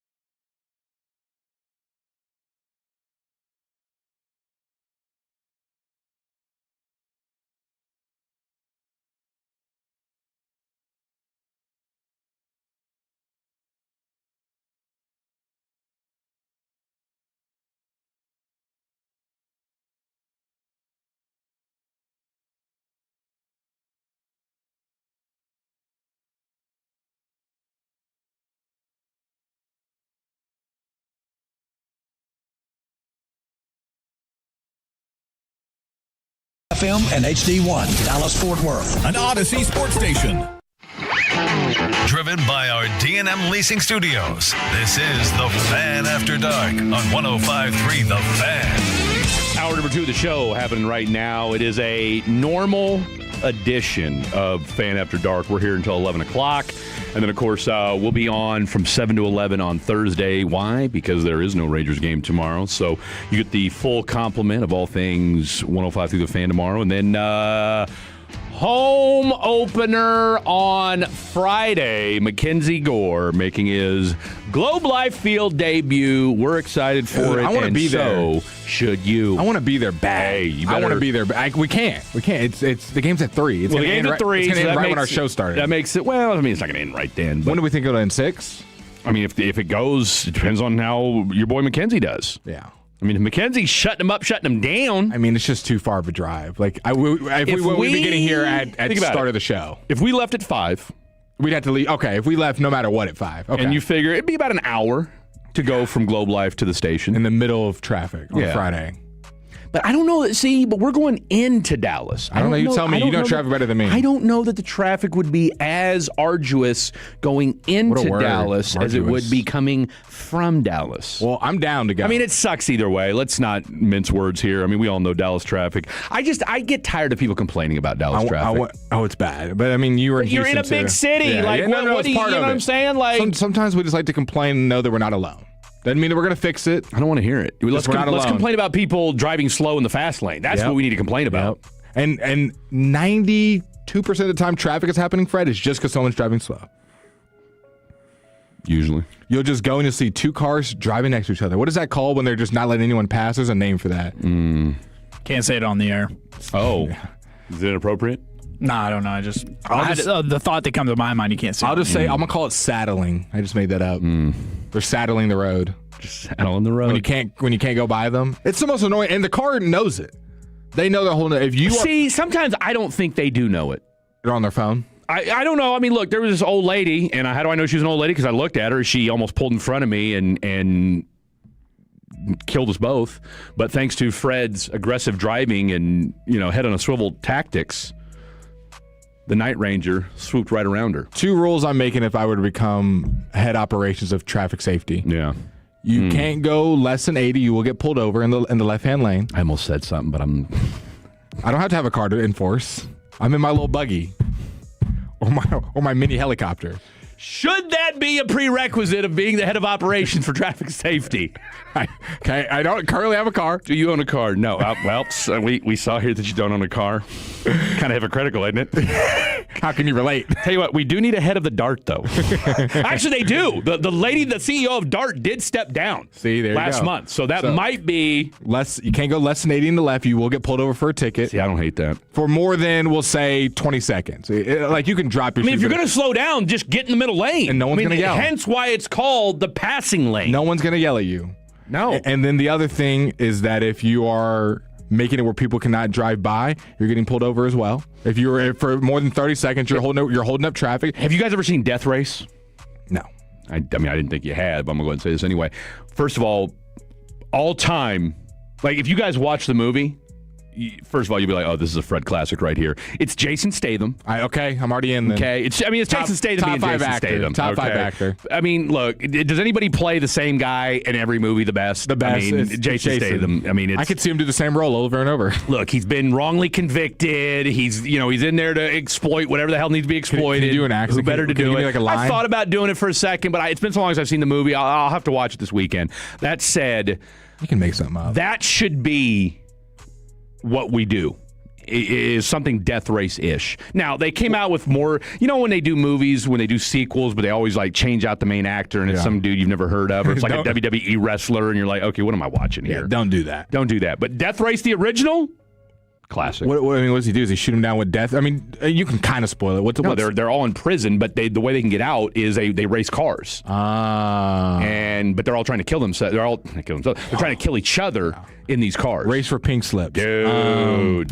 And then what's our age limit? That was going to be my other thing as head of traffic safety control. We got to have an age limit. We got to. I'm sorry if someone's listening right now. My grandpa and grandma gets around. I agree. I'm sorry, but I agree. We got to have an age limit. Here's the thing. So my grandfather's 96. God bless him. And still has his driver's license. God bless him, but it still applies to him. Well, and here's the thing. I haven't ridden with him in years. So look, this dude couldn't drive back. Now, I say he couldn't drive. He could drive. He just drove slow. See, this was in the 90s. I'm thinking 75. Okay, so I can only imagine what this guy's doing now because he can barely see. So here's the scary part: Kansas DMV. And I don't know if the Texas DMV is doing this too. They don't even. He came in, aced his eye test. Here's your driver's license, Mr. Davis. See you in 4 years when you're 100 to get your driver's license reinstated or renewed. I think it's got to be 75. Should we put an age cap, or should we make them take a test again? Do we trust Jerry Jones to drive? He doesn't have to. He doesn't have to, but do we trust him to drive? You know, Jerry. If Jerry needs to get behind the wheel of the rig, I don't even know the last time Jerry drove a car. If we're being honest, can you imagine Jerry for real behind the wheel in traffic? Jerry, he probably hasn't drove since his 20s. You know, he got an what is this button? Your car play? You know damn good and well, Jerry's got an F-250. It's the official Ford pickup truck in Texas. I promise you, he's not an SUV guy. He's or like an Escalade. He's from Arkansas. There's no way in hell Jerry Jones doesn't have an F-250 King Ranch edition. Lifted. Come on. He's either taking lifted. He's either taking Ford truck or helicopter. He takes his truck to the helicopter.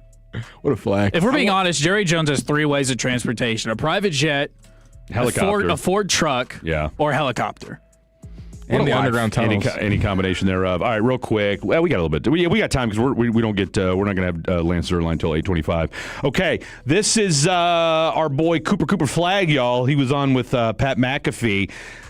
What was, and we'll just do these in order, Kevin, Flag Cut 9, what was his welcome to the league moment?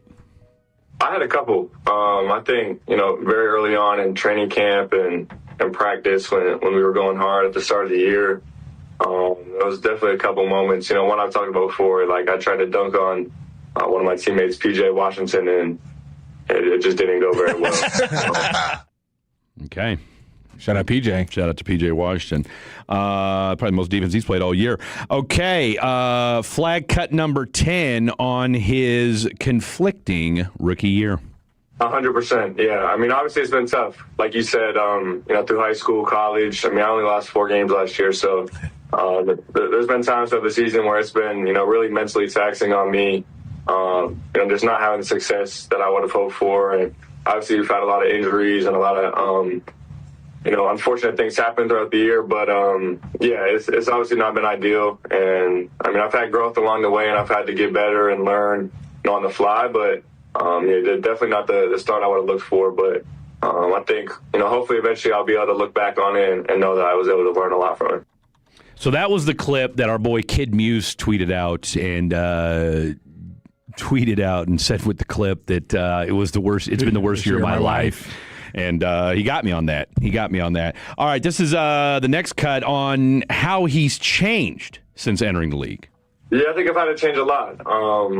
I think, coming in, I wasn't expecting, kind of to be thrown in the fire as much. Obviously, I was looking at, AD, Kai, Clay, and obviously with, some of the injuries and stuff, it just didn't work out that way. And I was kind of just thrown out there, a little bit more than I would have expected and had a little bit more responsibility. But I think overall it's just something to develop. Like you said, you mentioned the point guard thing. Like, Coach Kidd just giving me that confidence to go out and be a creator and learn the game in a lot of different ways.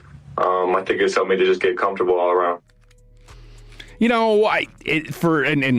Look, we might get to a little bit of Jason Kidd talk here in a second. That move, in hindsight, has paid dividends. Mm-hmm. I know at the time everybody questioned it, and I know he caught a lot of flack for it, and rightfully so. But at the same time, look, it has made Cooper Flag a better basketball player, and I think we can all agree on that.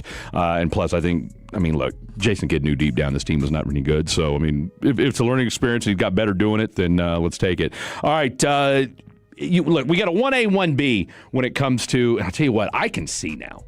This is incredible. I brought my glasses to the show today because the last few times I've tried to read, I just can't see the words. I can read, in case you guys were wondering, but man, this cut sheet, amazing. How much clearer this thing looks. Your relationship with the other Rookie of the Year favorite, Con Knuppel.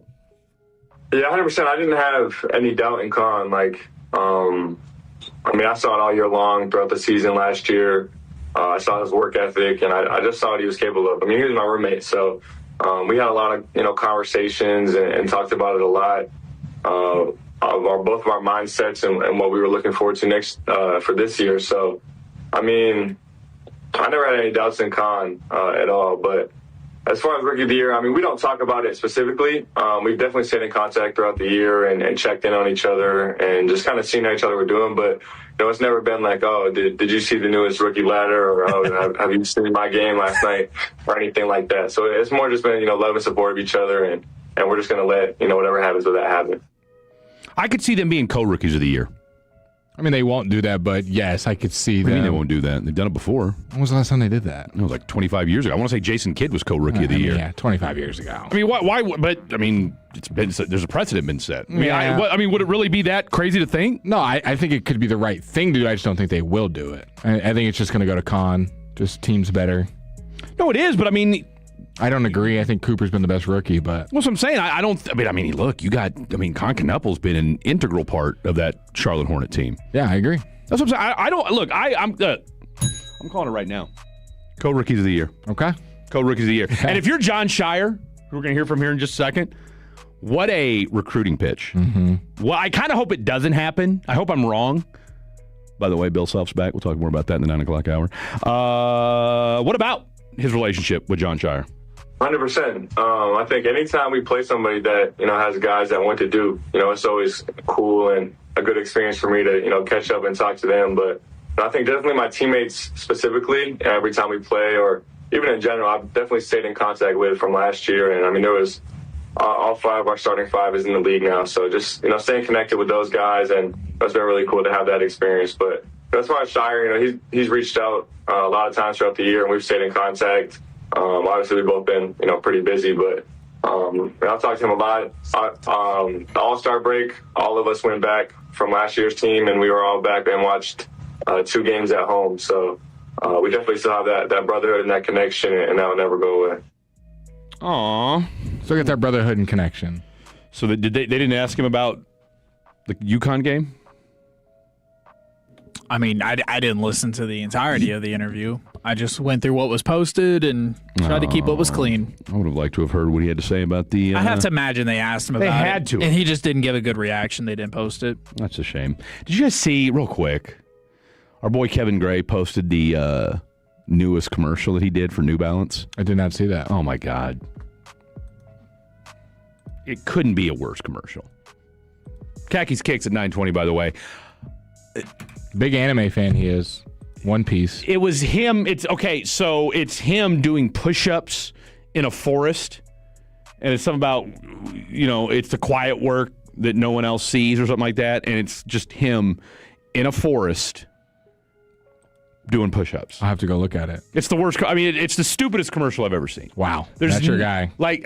Yes, I make Cooper Flag stand, but I'm telling you right now, it is the new. What are we doing? New Balance? That's what we went with? New Balance. Mm-hmm. And I get it, and I saw something where he wants to keep the shoes cheap. Well, yeah, you're going to have to. Because no one in their right mind is paying anything more than $60, $70 for those. Yep. And everyone is talking about how Jerry Jones got in a car accident in 2022. I have found the video. I didn't even know this existed. Did you? Obviously. There's a full video of the whole thing happening, the aftermath and everything. Well, and a lot of people have texted in and said he did a commercial, a Ford truck commercial, where he was driving a truck in the commercial. So Jerry can still whip it around. Well, not according to this video. I don't know if Jerry was driving or if he was just a passenger. If someone wants to text in and say if he was driving or not, it just says Jones's car. He could have been a passenger. And it was like a Lexus. It was like a regular everyday car. It wasn't like a security detail. Just Jerry Escalade with a motorcade. Look, Lexus, they'll go for miles, dude. Jones got out of the vehicle and everyone realized it was a Joneses. I asked him, I said, Mr. Jones, are you okay? He said, yes, I'm fine. I just hit my head, said Teresa Murphy, who witnessed the crash. I'm a Cowboys fan. That's how I recognized him. Yeah. I watched the Cowboys faithfully, she said. I seen the driver make almost like an illegal U-turn, but it was an illegal left turn that he was trying to make. And Jones, that's how he T-boned him. Oh, Jerry T-boned. Oh no, he T-boned. I do remember this. I just can't remember if he was the actual driver. Jerry's car is at least going 40 miles per hour, and this guy's taking a left-hand turn, maybe going 5. It kind of looks like the LaMelo incident, to be honest. Like the driver's maybe going 5 miles per hour, making a left turn, a wide one. Yeah. And then Jerry's thinking they're going to keep going straight, and it just T-bones him at 40. Mind their car goes flying. Oh, it flies to the other side of the road.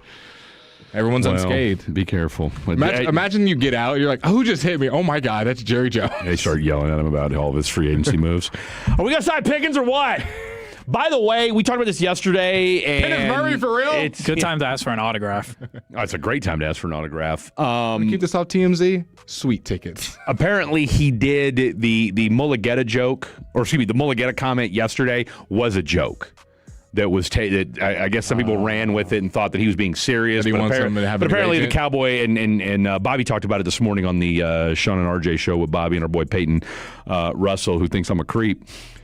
But I'm a weirdo. Stranger things have been said. But apparently all the Cowboy reporters said that no, he was saying it as a joke. Tongue-in-cheek. Tongue-in-cheek, exactly, given what happened last year. All right, last but certainly not least, Chris B. Haynes.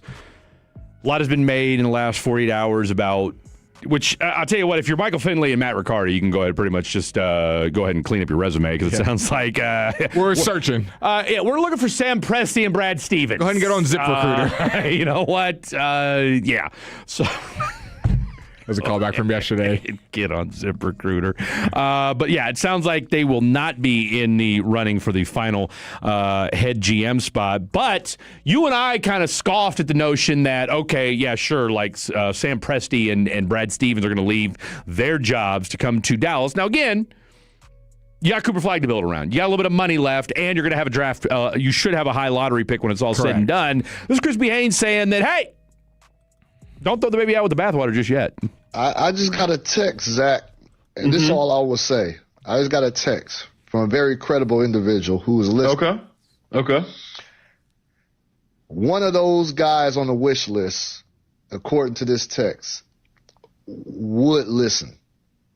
Interesting. That's all I will say. Not Kobe. Interesting. Not Kobe. One of those guys on the wish list would listen.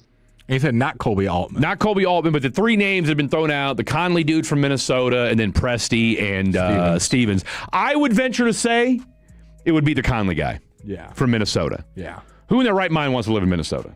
Mm-hmm. Okay. And maybe they see the writing on the wall with Anthony Edwards is great, but who are we going to get to build around them? We haven't. We have yet to get anybody to build around Anthony Edwards. Yeah. And maybe your best tradable asset you already gave away in Karl-Anthony Towns, who's better than Julius Randle. And your next best asset is going to be Anthony Edwards. Yeah. Anthony Edwards will get traded. Do you think so? Yeah. Because unlike Giannis, he will ask for a trade. Too highly competitive. I mean, what if they matched up? Who, Giannis and I mean, they're gonna that would be nice. Unless they go, I mean, look, they've tried. I mean, they've tried to make moves, and but I don't know what team. The Bucks definitely can't do it. You know what it feels like? Go to a different team. We gotta go to break. But you know what it feels like? It kind of feels like when LeBron had to leave Cleveland the first time.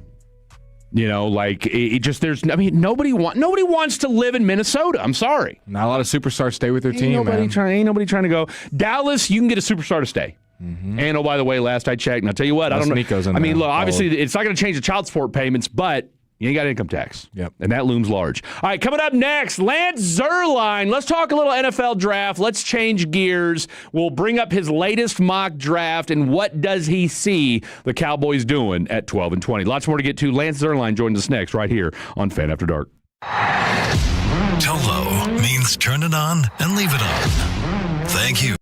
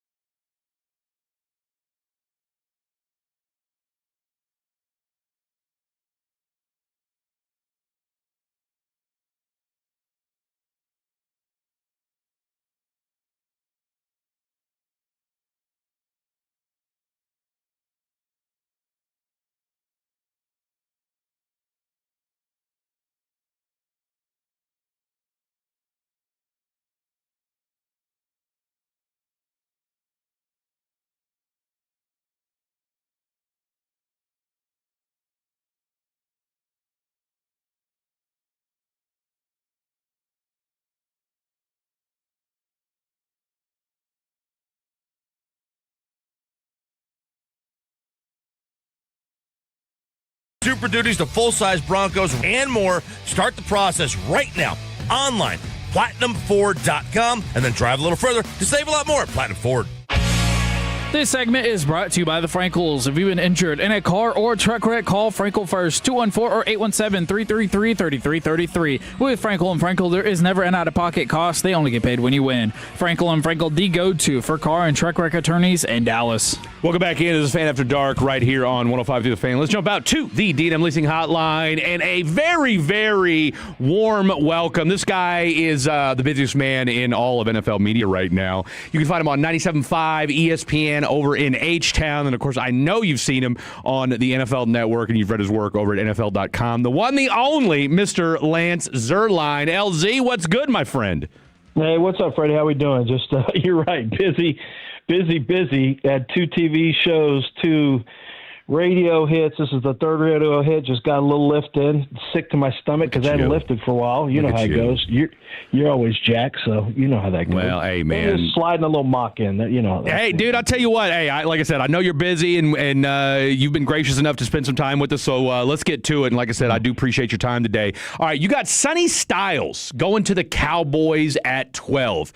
Blake and I, look, while I'm telling you right now, they might throw a parade in Dallas if that happens. What makes you think that Sonny Styles is going to slide all the way down to 12? Well, I think he could slide past 5. And the reason I didn't have him going 5, it's kind of hard sometimes to place linebackers. It depends on, I'm trying to look for teams with linebacker needs. And sometimes a team will just draft a player who has traits. He has rare traits in terms of height, weight, speed, explosiveness. Those guys are usually coveted. He may not get to 12. I mean, odds are he won't get to 12. I do think there's a chance Dallas could maybe take a little step up to target him, 2, 3 spots up in the draft. If he doesn't go 5 to the New York Giants, and I have the Giants taking a wide receiver simply because the Giants only have 2 picks in the first 3 rounds, and they really need a wide receiver to go opposite, Malik Neighbors, and I think to bolster their young quarterback Jackson Dart. And I said, my thought was, why not give them the best option possible? There are good linebackers in this draft. It's an unusually, I shouldn't say an unusually deep linebacker draft, because I think the linebacker draft is going to really be strong in day 2. But it is something that I think they can address later on in terms of the Giants. So I said, all right, well, I'll have them pass there. There's bigger needs, I think, for the certainly for the Browns, who had the defensive rookie of the year in Carson Schwarzenegger at linebacker last year. And so, as I kept going, the further and further I got, I'm like, I just had him sliding, and there was no way he was going to get past Dallas. So there's always guys who slide a little bit. I have him sliding. I have Caleb down sliding a little bit. I do think there's a better chance that Caleb could slide a little deeper than people think. Sonny Styles, realistically, it could end up being tough for him to get to 12, just because if he starts to fall, there could be a team that just jumps up and says, we're going to grab him. He's a top linebacker in this draft. We have a good guest on when Mama Kim texts and says, Lance Zierlein with 3 exclamation points. She's hyped, so you, the Tolos and Fatties, should be as well. Lance, I want to ask you a question kind of about the behind the scenes of putting together these mocks and getting information. How do you, an experienced person around the NFL business, decipher between what's smoke and what people are just saying to get certain things out there for their benefit or even for clicks versus what is real hardcore data to kind of really put out there and let the fans know what way teams are leaning and what players? Yeah, that's a good question, because for me, I see that people just like to accuse everything of being smoke and any information smoke. It's pretty easy for me. There are certain people in this space that I know personally, and then others I don't necessarily know well, but I know how connected they are through people that are in the league. And I can kind of decipher fairly easily when something is kind of a thought process and something is intel. And a lot of times it's, I've been around for a while. I've got some friends in the league, and if they're not going to tell you, they just won't tell me. If there's something that I'm interested in, they'll just avoid it. But they won't give me. I consider them to be friends. They're not going to give me intentionally bad information. Now, if I'm digging around kind of on who they may like, it's a kind of a cat and mouse game, and you have to know when they kind of dance around who they're gonna take. I don't consider that smokescreen. I consider that just being, careful with what it doesn't mean I'm going to do anything with it, but there are people who are just careful. Now, smokescreen stuff to me is where you intentionally throw something out there because you want to get it disseminated. And I've only had one team try to do that, and that was, that was surrounded. It was the Browns trying to get information. I'll tell you who it is right now. And it was back when they took Baker Mayfield, and they were really trying to pump up out there that they were interested in another quarterback. And was that Dorsey? Yeah, it was Dorsey there, but it didn't come from Dorsey. Okay. But, and I knew right away. I'm like, yeah, I'm just going to let that sit there. I'm not sure. Now, honestly, at the time, now thinking back on it, at the time, I think one of the names they were throwing out there was Josh Allen. And they should have gone. Wow. The smoke's ring themselves. Talk about buyer's remorse, man. Yeah, they should have gone Josh Allen. Yeah, I mean, there will be. Now, when you hear reputable and credible people talk about a guy could fall because of a medical condition or if there's some maturity issues. I'll give you an example. Todd McShay, I had heard this stuff about Jalen Carter when he was coming out, but there was really no reason to put that out there in January. I mean, all you're going to do is just get beat up by the general public. Todd put it out there. He got beat up by the general public about Jalen Carter having some maturity issues. And that's something you hold on to until much later in the draft process, like in April, where you say, there are some concerns, hearing from some team sources, there are concerns about his maturity level, potential character issues that could cause him to fall. You don't say it in January. Now, obviously, Todd ended up being right, but I knew that he was just going to take so much crap, and people just immediately assume, well, that's just, that's smoke, that's smoke screen. And I knew it wasn't. So a lot of times it really depends on where you're hearing it. If there's somebody on a social media account that you've never heard of, and a lot of times, I mean, anybody can put that stuff. That's like the kid that had the kid that had the Caleb Downs report about the degenerative ACL. Oh yeah, you got to be careful. I checked with the team about that because people were asking me about it, and I said, hey, have you heard? Do I need to be worried about Caleb Downs on medicals? And I was told no. So I just, that's ask and answer, and that's all it was. Lance, how exhausting. But that stuff spreads fast now. Yeah, it does. It spreads really fast. And it's hard to get the apology or the correct side of things out there just as fast as the misinformation spread. You hear the wrong information first, and then many times you don't hear the correct information afterwards. How exhausting or not exhausting is it when you're getting information, even in 2026? Are you kind of the one calling around, people calling you? And then with that in mind, what player or team have you kind of been digging the most for and figuring out about when it comes to the draft process? Maybe a player you thought one way, and now that you've done your digging, you're like, oh, wow. I can't really pin it down to one player. I kind of give you my process a little bit. Right now I'm trying to dig around on where guys are going to go, what rounds. So, I'm doing that for 400 players. So, I mean, look, a good chunk of those, seventh priority free agents at best. So that's not the priority. But right now I'm really digging in on which guys are going to go first, second, third rounds. And so there's a lot of teams are setting their draft boards, and so I'm just I'm not really trying to get an idea of who a team is going to draft. I don't want to put them in a bad position, but I do want to know for my own purposes, and then I provide this intel that is disseminated in these notebooks and digital notebooks and actual hard copy notebooks about draft range for players. And so it's my job to come up with, is this guy a first-round guy, maybe a first/second? And I'll give you an example, like Zion Young from Missouri, defensive end. He's gone from being a first to a first/second. Peter Woods, I was told I've had him in the second. I was told by a team today, go ahead and put him in the first. And so now I have to keep digging with other teams. And so there's not, I could tell you some individual players, Anthony Hill from Texas.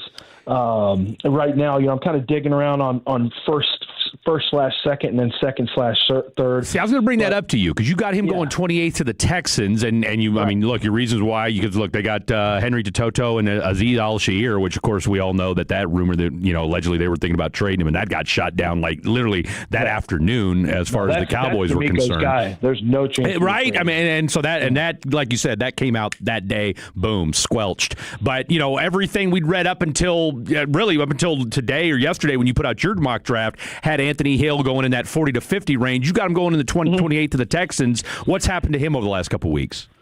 Well, nothing. I mean, that's more of a personal opinion on that. I kind of try to project what I think D'Amico may do based on, my knowledge of the player. My knowledge of the player is he's a 4.5, 140. You got 2 linebackers that are free agents after 2026. I think Anthony Hill can beat out Henry To'oTo'o, and he's somebody who can cover. He can blitz. He is a really good tackler, which can be an issue sometime with Texans linebackers because they don't have the speed to get to the angles sometimes. So that's really me knowing, having a grade on a player and then kind of having a feel for what I think the Texans may do. But, I think it's just as likely they take a defensive tackle in that spot. So, but Anthony Hill, I think he'll go sometime inside the top 40 to 42. Okay. I feel a little, after doing some digging, I feel a little less certain he's going to go in the first now. Okay. I've got a first round grade, and I'm sticking with my grade, Freddie. I don't care. I think I'm going to be right on it. But I've got to also, I've got my own grades on guys, but then my second job is forget what I think. Where does the league value these guys? Yeah. Now, because one name that we keep hearing get thrown out is Jacob Rodriguez. And, where's he going to go? Some people are saying he might be one of the best linebackers. Some people have said he's the best linebacker in the draft. And again, as well as anybody, take Twitter with a grain of salt. Where do you have Jacob Rodriguez? And some folks are advocating for the Cowboys to take him at 20. Does that seem a little rich for you? Yeah, that's a little too rich. He doesn't have the elite traits to go in the first round. But I do see him in the second. I don't think he falls out of the second. A lot of people like him a lot. And you don't want to because he's not quite as long-limbed, and he's got decent speed. He's faster, actually, than people thought he was going to be. But the more you watch him, the more you like him. Like, he just gets to, he's going to miss some tackles from time to time, and he's going to take some chances that will work against him. But the good far outweigh the bad. And with Jacob Rodriguez, there's, some similarities in terms of the way he plays to Carson Schwarzenegger, who was, as I mentioned before, there was a defensive rookie of the year coming out of, he was a one-year starter at UCLA and was defensive rookie of the year. Well, Jacob Rodriguez has plenty of starts, and this guy's really effective and productive, just like Schwarzenegger was. So I think he's going in the second. I know he's going in the second, unless somebody gets a wild hair and takes him in the first, but he won't fall out of the second. And he's one of those players that teams, really like. I mean, people love the way he plays the game and the way he approaches the game. Listen to Lance Zierlein. Last one for me here. I want to rapid fire some of the corner ones. Mansour Delane, does he make it to 12? And then Avion Terrell and Jermod McCoy, how are their injury concerns going to affect their draft stock? Yeah, no prayer on Delane. Delane is, I'm not sure Delane gets past 7.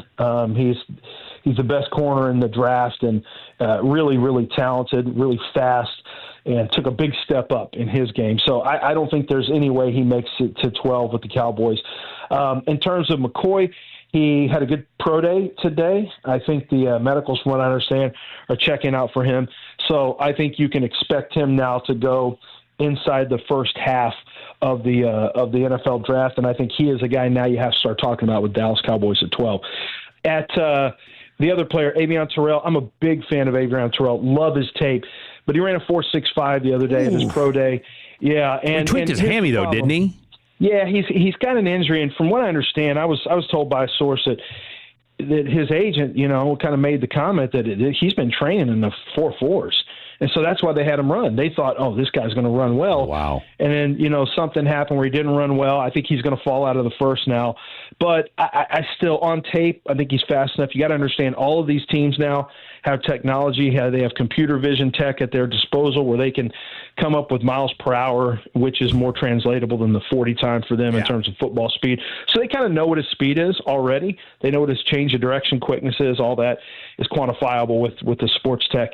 So there's already an idea, but that number is still going to be enough, I think, to scare teams from drafting him in the first round. So I think a good football player in Avion Terrell is going to end up falling into the second round, and someone's going to get a steal.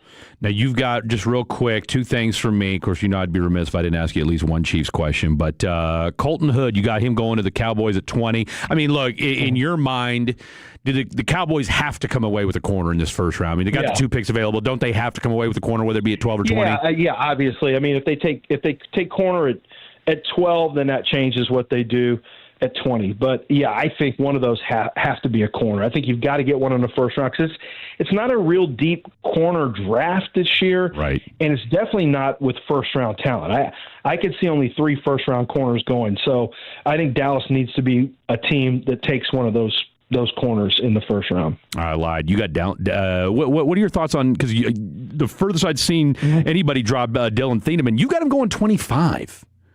Yeah, I'm not quite sold that he goes. Everyone's kind of plugged him into Minnesota, and they're like, okay. Yeah. I think it's a little bit lazy when you really study Minnesota's roster, and I really took a look at it. Yeah, they have a need at safety, but here's the problem.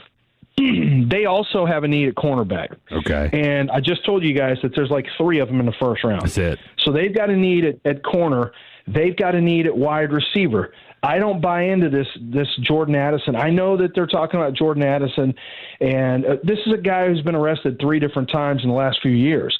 So his maturity level is a big, big problem, and they're talking about extending him, but I think wide receiver is potentially in play there. They need a defensive tackle. I don't think defensive tackle is going to be. I don't think there's a defensive tackle that makes any sense at that pick. So I think they could end up trading back, or they could end up targeting a corner. The problem is, after that pro day, we just talked about it, with the guy I have going there is McCoy. Yeah.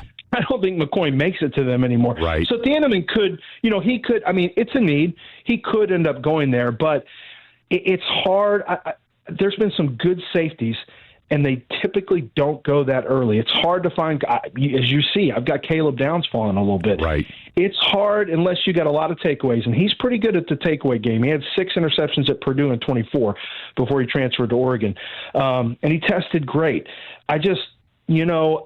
It's easy to kick the can down the road just a little bit on safeties at times, and there's actually pretty good safeties in the second and third round, but he'll go in the first. I'm not sure Emmanuel McNeil-Warren, the other safety from Toledo, I'm not sure he's going in the first, though, now. All right, last thing for me, Lance, you're the best as always. My dream scenario is Kenyon Sadiq goes number 9 to the Chiefs and takes over for Travis Kelce. You and a lot of mock drafts I'm seeing have the Chiefs taking an offensive lineman. I'm probably not going to get my wish. What makes everybody think that the Chiefs are going to go lineman at that number 9 spot? Well, it's, there's no intel there other than to say I don't think Jalen Moore, who had 42% of the snaps last year after the Chiefs gave him a pretty good paycheck, he's got 1 year left on his contract. Yeah. I'm not sure if I'm Andy Reid that I just trust him on the right side and I don't just give him some competition. And so many fans get caught up in the roster this year. That's not how teams draft. Sure. The teams are looking at when is a guy's contract up. We give somebody competition. I mean, they show this all the time, and yet no one really studies the draft and remembers history. And they are big. The Chiefs are big on best player available. Let me tell you something. I've been saying this, Freddie. Kenyon Sadiq is going to get drafted higher than people think. Yeah. It's just that you have a hard time placing him with teams sometimes. But I remember putting Sadiq with the Chiefs previously in the back. I saw that. And with the 20th pick, and I had Chiefs fans mad at me. Not 20th. What's the other 29th? pick they have? Yeah, I had him there at 29th in my first mock draft. And no. It was I did that for the 49ers. And the 49ers fans got mad. I'm like, what are you doing? What are you talking about? This guy's kind of a special player. Yeah, he I is. tell the Chiefs the same thing. I know, well, they just gave Kelce a deal. Yeah, but really it's like a 2-year deal. And if you really think about it, if you have Kelce and Sadiq, it allows you to play more 12 personnel. You can run more. You don't have to worry quite as much about getting that third wide receiver. It just changes how you can play the game when you have 2 wide receiver or 2 tight ends who can both, have an impact on how they, how you switch and mix and match your personnel grouping. So 9 would be a little bit of a surprise for a lot of people, but Andy Reid and Brett Veach seem pretty hell-bent on taking best players available. And there's an unusual number of holes in the Chiefs lineup and roster. I mean, or holes that are certainly developing tell me about it. Quickly. So we don't see that very often. Is your boy C.J. Stroud going to be all right? I mean, we'll see. He cut his hair. We'll see if that helps. They changed out his quarterback coach. I think the big thing is Tank Dell is back and looking pretty good. Okay. Nick Caserio did a good job of building the offensive line, at least patchwork through free agency. So, and then Dave Montgomery, I think, was a really nice addition. So I think all the excuses are out of the way. I think there's enough there for CJ to get his comfort level back. And I think that's just what it is, Freddie. I think his confidence is shot. And once that happens, it has an impact. It's hard to get back. It is. He's not decisive. He's not aggressive. He's not, throwing with the anticipation. His footwork is off. It's had a massive impact on him, and he needs some early success to get his swagger back. Are you worried he's David Carr 2.0? A little bit. I mean, and I know what you mean by that is he seeing ghosts? Yeah. He is seeing ghosts. And once that happens, it's really hard to get out of that. Really hard. So, yeah, I'm a little bit concerned because, like I said, it's once your internal clock gets jacked up, it's really tough to get it back. He's the best in the business, boys and girls. The one, the only Lance Zierlein. Lance, tell them where they can find you at on the socials. Yeah, you can find me on Twitter at Lancer, X, whatever, at Lance Zierlein. That's my name. And then, that's it. That's all you got to do. You don't need to see any pictures of food or my kids or any of that stuff on Instagram. It doesn't matter. All ball, all the time with Lance Zierlein. Lance, you're the best, my friend. Keep up the good work. Okay. Appreciate it, guys. We'll Appreciate you. Lance Zierlein, everybody. All right, we'll recap a little bit what he had to say. Don't go anywhere. This is The Fan After Dark. Coming up on the next masterpiece, we're a step closer to the Rangers' home.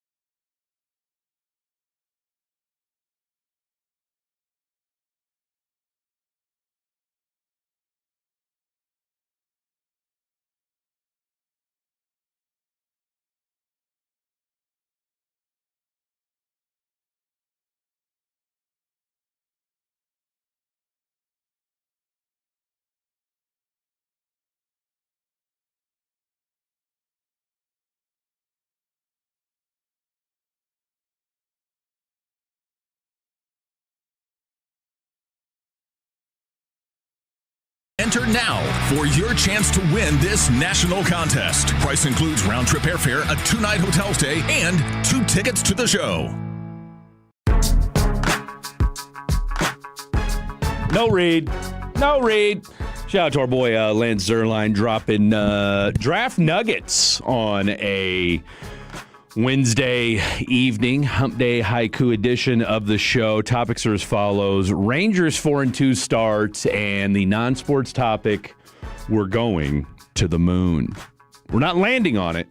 We're just going to do a flyby. Can I give you some Rangers update? Uh-oh. It's good news. Good news. So Rangers Nation, the Twitter account that posts all the Rangers kind of updates, are a great Twitter account to follow. They tweeted this: Rangers Nation, we got something exciting for you. We've teamed up with the Texas Rangers to hook you up with a discount on tickets all season long. I'm going to give you the code in a second. To save on tickets, 25% off tickets all season long. For most 2026 home games, there are a few exclusions like Saturdays, but this code works for the majority of the schedules, so take advantage of it, and we'll see you out at the ballpark. 25% off Tolos if you use code Rangers Nation. So just like Rangers, Nation at checkout, and you will get 25% and this is off an your April tickets. Fool's joke. I hope not. Because I saw Rangers Nation, he said this one is real. Someone said, please don't be April Fools. They said this one is real.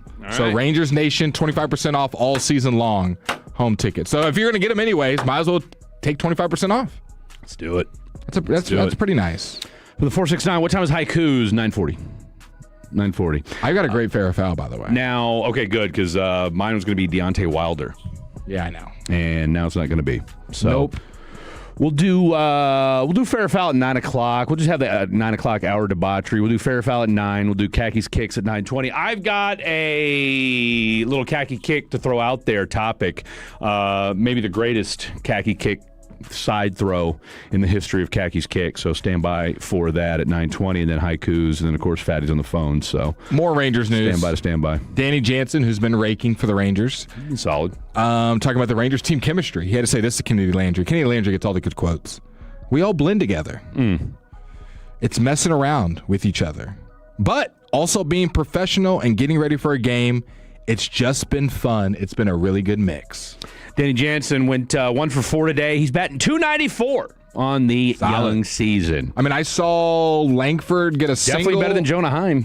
Yes, I saw Langford get a single, do the lasso. Evan Carter didn't approve of how good the lasso was and was making fun of him in the dugout. They both shared a laugh. So, like we've been saying all year, the vibes seem to be heavy on this team this year, and I feel pretty good that Evo's the only guy holding you back. Evo and Jock Peterson. I'm not going to say he's holding them back. Well, he's just been the only reason. He hasn't been the Evo that we've all come to know and love. Jonah Heim right now. Yeah, how's all the former Rangers doing? Heim, Garcia, Simeon. I'll pull the rest. Slow start to the year so far. He's only appeared in 2 games for the Atlanta Braves. He's had 8 plate appearances, 5 at bats.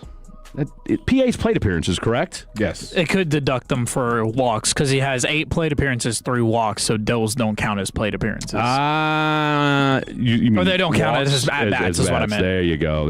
Okay, so I was going to say I got a little confused there for a second. So, yeah, he's been at the plate 8 times. He has walked 3 as Mr. Kevin, which, again, we were reminded today, multicultural universal name. A lot of great Kevins out there, including and we forgot Kevin Hagelin. Shame on us. But while he's got 3 walks, 0 hits, struck out twice. That's Jonah Heim. So Adolis Garcia has 22 plate appearances. How many hits does he have? 2. 7. Oh. 7 hits for Adolis Garcia. He has 1 home run, 3 RBIs. His batting average is a .318. Well, he must have hit one in that second series, clearly, because he didn't hit one against the Rangers. At an .878 OPS. And then for Marcus Simeon, he's had 20 at-bats. How many hits does he have? 2. 2 is correct. He's sitting at a .390 OPS. What's his batting average? 100. Is there any other notable Rangers that departed? Well, he didn't depart last year. Well, I guess you could say he did. Last year, Nathaniel Lowe is actually, I want to say, with the Reds. So I want to say he's their DH. Let's look it up. Nathaniel Lowe's stats. He has 4 at-bats this year. Okay. 1 hit. It's not a lot. 1 RBI. Batting 250. A little bit above league average. Yep, batting 250. Correct. Trying to think if there's anybody else. Is there anybody else, Kevin, that we're missing? That was not anybody a cares. notable departure. Yeah, I think that's pretty much it. I'll see if the Tolos are texting anyone in that we're not remembering. We're not missing anybody. Boch. Lols. Boch. Well, they have 1 or 2 wins so far. I want to say they got 2. I think about 2 wins. Yeah, but they're not going to be a powerhouse this year. No, the Giants? No. As they're going to build. We all know my boy Better Mike Babbo is a diehard San Francisco Giants fan. He said their problem is they have no identity. Yep, they're 2-4. And we don't know anything about their head coach because he's from college. Exactly. Which is crazy that in baseball, that was the first time in baseball history that a guy ever went straight from college to, with no Major League Baseball experience, going from college to the major leagues. I mean, you see it all the time in other sports, but just not in Major League Baseball. All right, coming up next, hour number 3 of the program. We got Fair Foul, we got Khakis Kicks, we got Hump Day Haikus, and your text messages, 877-881-1053. Don't go anywhere. This is The Fan After Dark. The more time you give, the more our crush grows. Together.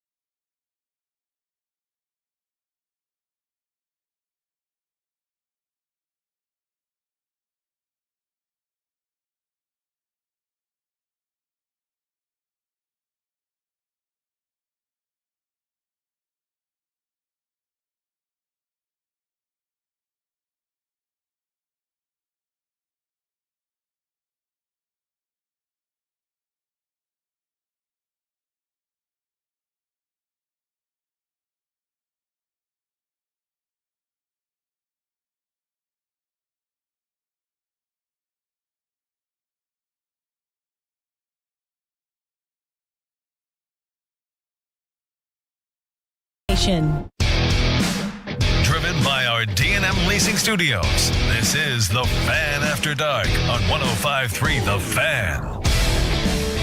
Hour number 3 of the show happening right now. Glad to have each and every single one of you wherever you might be listening to the Fan After Dark. Let us know. We need a roll where call. You're listening. There you go. You took the... Where are you at? The text line's a little dry. We're back 7 to 11. Text line's a little dry. Interviews, though, unless the interviewer says something totally crazy, interviews don't typically get a lot of text reaction. Not Lance Zierlein in Vegas. You know, no, you're going to get, you got ball knowledge from my boy Lance Zierlein. People are taking notes. And I'll tell you what, the comment he made about C.J. Stroud, if you're a Texans fan, and I still get some texts and stuff on my Twitter from time to time, you know, do you take a quarterback? I was going to ask you before we get to fair or foul, what team reaches for a quarterback, a.k.a. Ty Simpson? See, someone's going to shake up the board and take him in the first round. I don't think so. You think he falls I don't out? think so. Because, look, if you're rated as a 28th best prospect on the consensus board, 28th.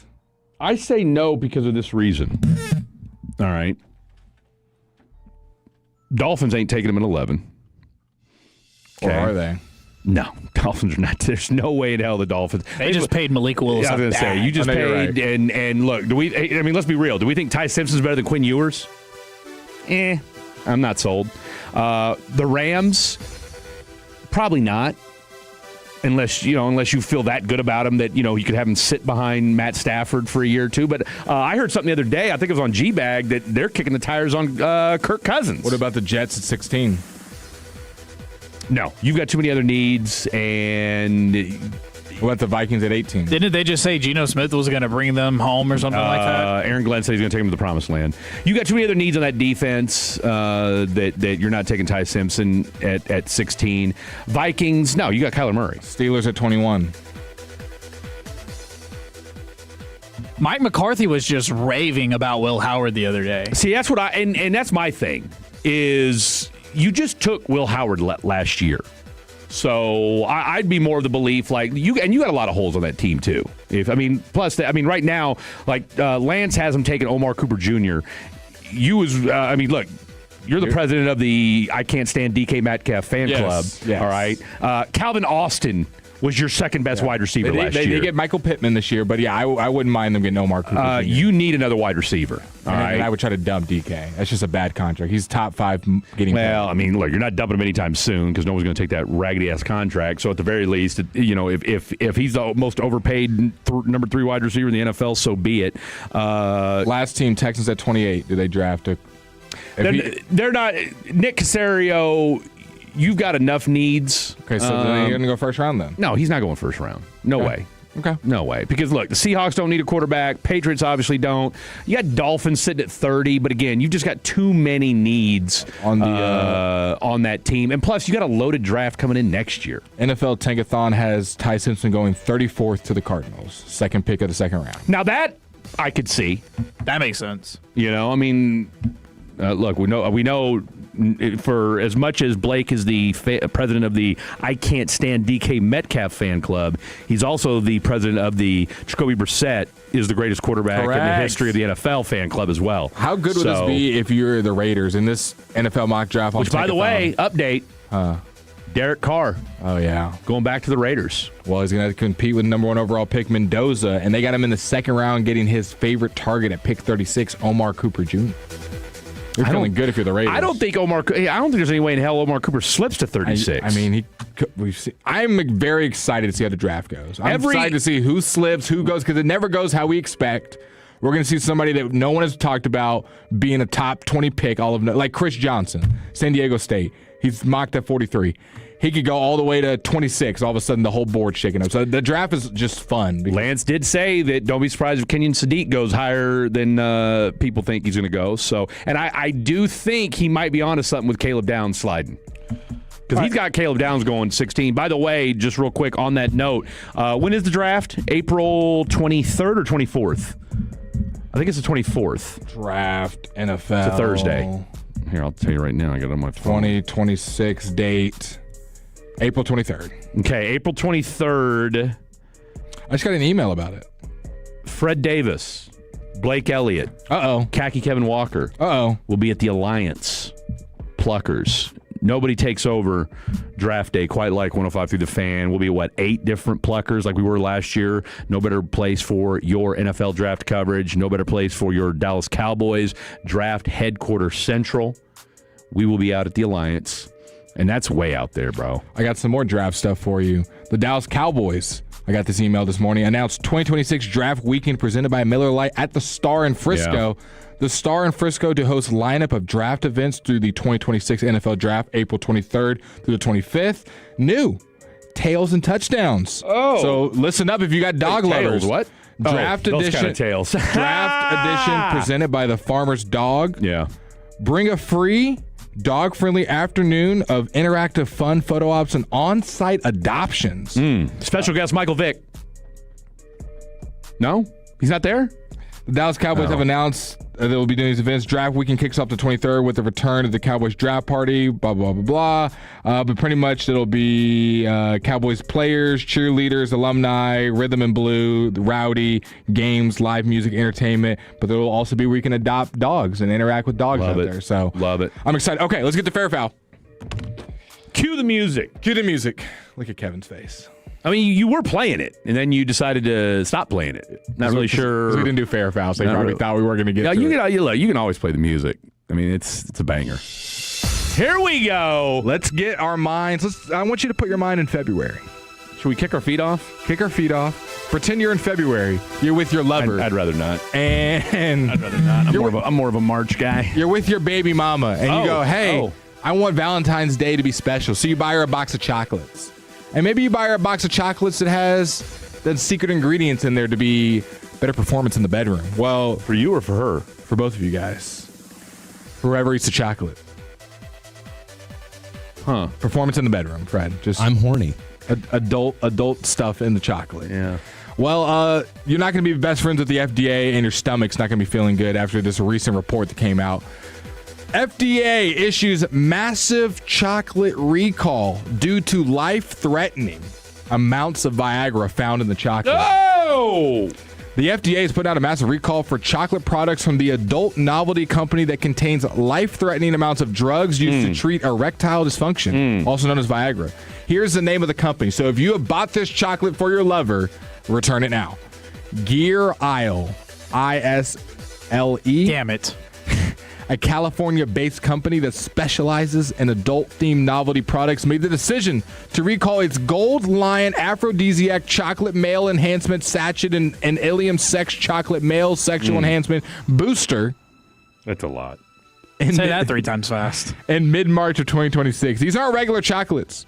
While chocolate itself is popularly considered an aphrodisiac, these particular treats literally contain drugs intended to improve physical intimacy. Specifically, these products were found to contain underdeclared amounts of, okay, I'm not even going to try to say this word, it's SILDENAFIL. Is it sildenafil or something like that? Yep. And then the same word, but with a T, Tough actin, tenactin? TADALAFIL. I don't know. Both ingredients found in erectile. Blue Chew. Both. Hey, your little guy. Feel big again. Found in erectile dysfunctions meds like Cialis and Viagra. Yeah. Gas station boner pills. According to the March 19th press release from the FDA, these substances can pose a serious threat to consumers because the active ingredients may interact with nitrates found in some prescription drugs that may cause significant drop in blood pressure that may be life-threatening. Both products are catered towards adult males. The FDA says adult men who use nitrates for cardiac conditions are most at risk for health complications in consuming these chocolates. Studies, whatever, say the most common side effects of that S word are headaches, nausea, flushing, stuffy nose, indigestion, and dizziness, with some experiencing a blue hue. The stuffy nose is real, by the way. Don't ask him how he knows. I'll tell you right now. With some experiencing a blue hue to their vision. Have you ever had a blue hue? Crazy. That's crazy. The T word shares several of the same side effects, but also carries risk for back pain, cough, and upper respiratory tract infections. Gear Isle, the one who made this chocolate, operates online and sells the chocolates on its website, which ships nationwide. Thus far, the business has not received any reports from consumers regarding adverse reactions and are offering full refunds for those who purchase the recalled products. That might be the longest Fair Foul article I've ever read. There's one more sentence, but I chose not to do it. So what's the Fair or Foul? Buying Viagra chocolate. No one reported it. Bad. That's totally fair. But they're saying that it could kill you. It's got life-threatening amounts in there. You know what? Not all of them. They're just saying this particular one. Sometimes you got to roll the dice, boys. So if you bought... So I guess you're fine to buy, but if you bought the Gold Lion Aphrodisiac Chocolate Male Enhancement Sachet or the Ilium Sex Chocolate Male Sexual Enhancement Booster, if you buy either of those products from Gear Isle... You're stacking them. You're selling them on the black market. This has insane amounts of Viagra in them. How much do you think they were selling for it? I'm going to look it up. $15 a pop. Okay, I was going to say, are they now? Do you buy them by the box? I mean, how many are in a package? And how big's the chocolate? Pause. Keep talking. I'm trying to find it. I mean, that's what I'm going to assume they come in singles. Like a candy bar? Yeah, that's going to be my assumption. Could you imagine? I'm sure one of the Tolos has experience. Could you imagine? Oh, wow, I should not have clicked this website. Wow, look at you. I thought it was just going to be chocolate. Oh, they sell other things. Sorry, Odyssey. Oh my gosh, I thought it was just going to be chocolate. Oh, it's chocolate for sure. They sell other items. Do they sell edible undies? Really hits the palate well. I mean, look, Easter's on Sunday. Everybody that, if you gave up sweets, Gavin Dawson, I want to say gave up sweets for Lent. I'm sure a lot of other people did too. Maybe you gave up candy for Lent. You don't even want to know what I'm looking at. Get you one of these chocolates for you next week. You don't want to know what I'm looking at. With that, here's talking to the mic. Okay. Here's one. Men potential halal white chocolate bar male enhancement. So this is just one bar. You want to guess how much it is? It's similar to what Kevin said. It's just one bar, but I'm assuming you can buy. If you had to guess, what is it, like the size of a Snicker bar? It's like a. It's like those chocolate bars you get when your kids are selling them for like school and stuff. Yes. Could you imagine swapping those out? It's like it's like a Willy Wonka Can I go bar. ahead and get an entire box of those? my kid's already out of them. I'm sorry. I saw the article. Go ahead. Come on. I got the one with pecans. My God. So it looks like a Willy Wonka bar. I can't breathe, but I can't stop. So it's got a heart with the little heartbeat symbol in the middle with flexing arms. I'm sure it does. And it says men potential power melt white chocolate, male enhancement chocolate, and it has a bunch of why it's so good. It says here's the adjectives that it has under it: size, stamina, confidence, enhanced pleasure, and performance boost energy and maximum strength. Store in a dry, cool place. How much do you think it is for a bar? I'm sticking to my. I'm gonna say $15. I think I'm gonna stick to my. Yeah. Well, you said kind of stole. What'd you say? I said 15. All right, I'm gonna say 16 then. A little bit cheaper than you would think. $12. $12 for a night of fun. I mean, look, we've spent plenty more dollars on that. So, again, if it's worth having a runny nose, or is it a stuffed up nose? What is it? What's one of the side effects? Stuffy nose. Stuffy nose. I believe it. And I got a stuffy nose right now, but I have not eaten any chocolate. Let's make that clear. I had some green tea. I found the sachet. This looks more like a protein bar. Yeah. It says chocolate advanced male enhancement, chocolate flavored. It's got a rhino horn going through like cement blocks, and then it has the word horn in all red. A gray bar. You want to guess how much this is? This is a sachet, so a smaller bar. Looks like a protein bar. $8. Okay. Kevin? I'm just reading the Tolos text. They're wilding right now. $10. Correct. $10.99. $10.99. Do they have a special for like 2 for $20 or anything like that, or 2 for $17? Not that I'm 903 says, can I get a link for that? I was just getting ready to say. Not that I'm asking. Gear Isle. GEAR space. What do you think is more effective, these chocolate bars or the honey packets you get at questionable gas stations? I would say these. They've also got Q7 chocolate male enhancement balls pop rocks. Wow.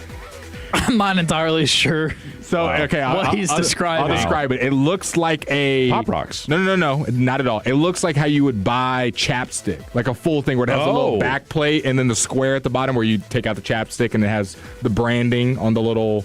I don't know how a chapstick. I mean, I only know package looks. I mean, just a little tube. But also you're thinking of when you open it, like how you would buy it at the store.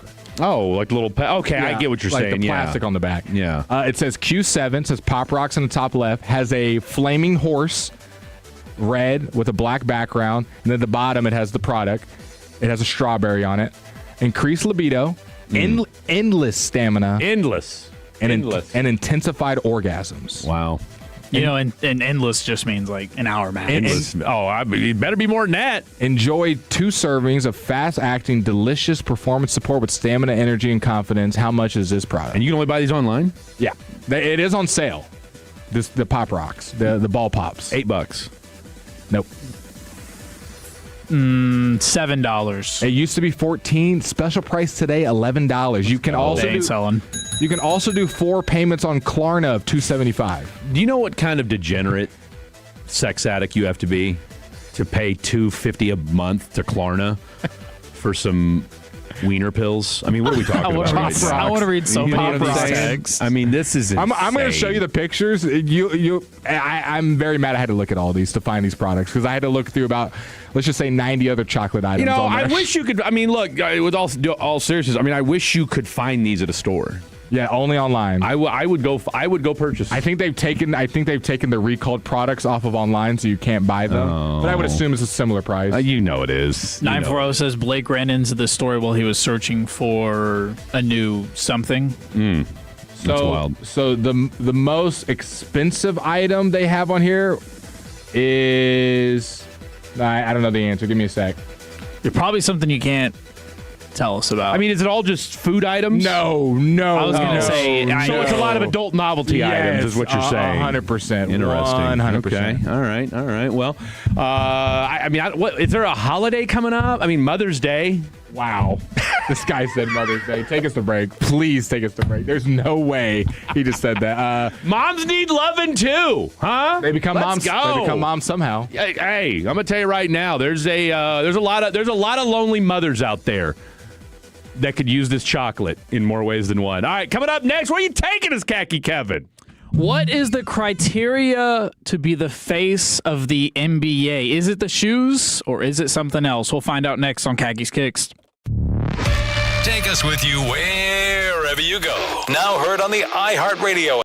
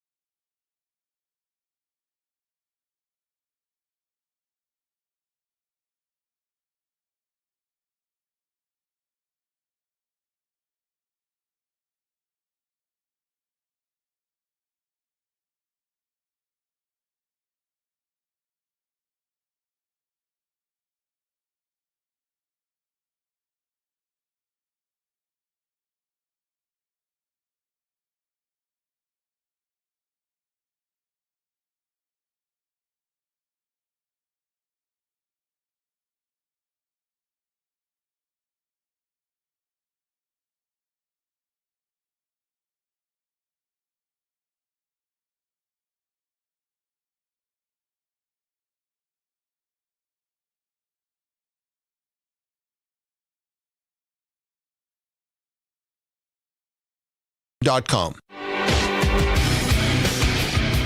This segment is brought to you by the Frankels. If you've been injured in a car or truck wreck, call Frankel first, 214 or 817-333-3333. With Frankel and Frankel, there is never an out-of-pocket cost. They only get paid when you win. Frankel and Frankel, the go-to for car and truck wreck attorneys in Dallas. Got the text line jumping over that. Was it? Yeah. I didn't see any of it. I was looking at chocolate Whopper balls. I was getting ready to say you were looking at Whopper balls. From 817, Fred's over here acting like he isn't paying that much a month for those boner pills.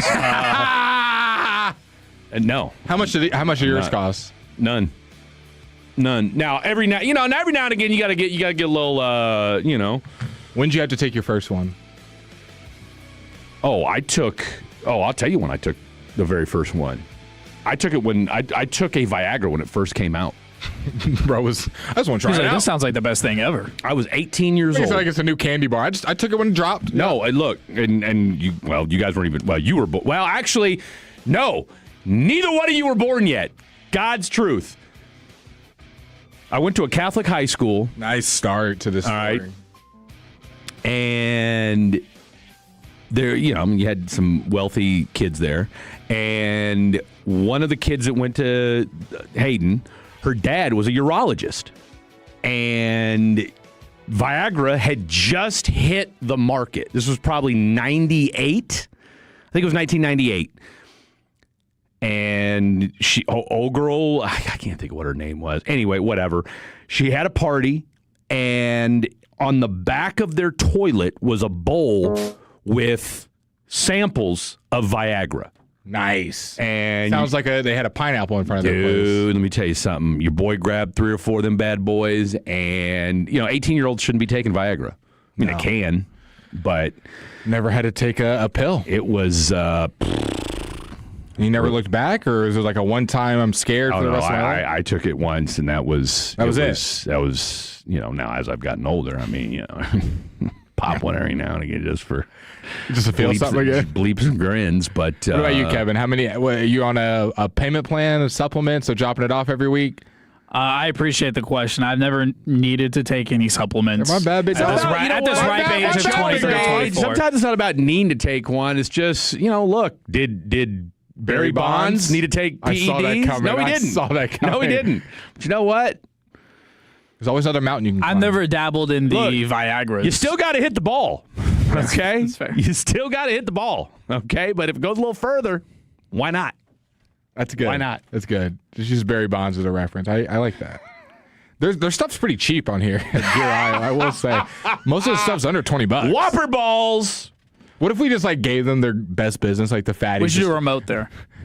Well, I mean, it's an online store, but they are in California. Oh, there's there's plenty of adult novelty stores sprinkled throughout the DF Dub.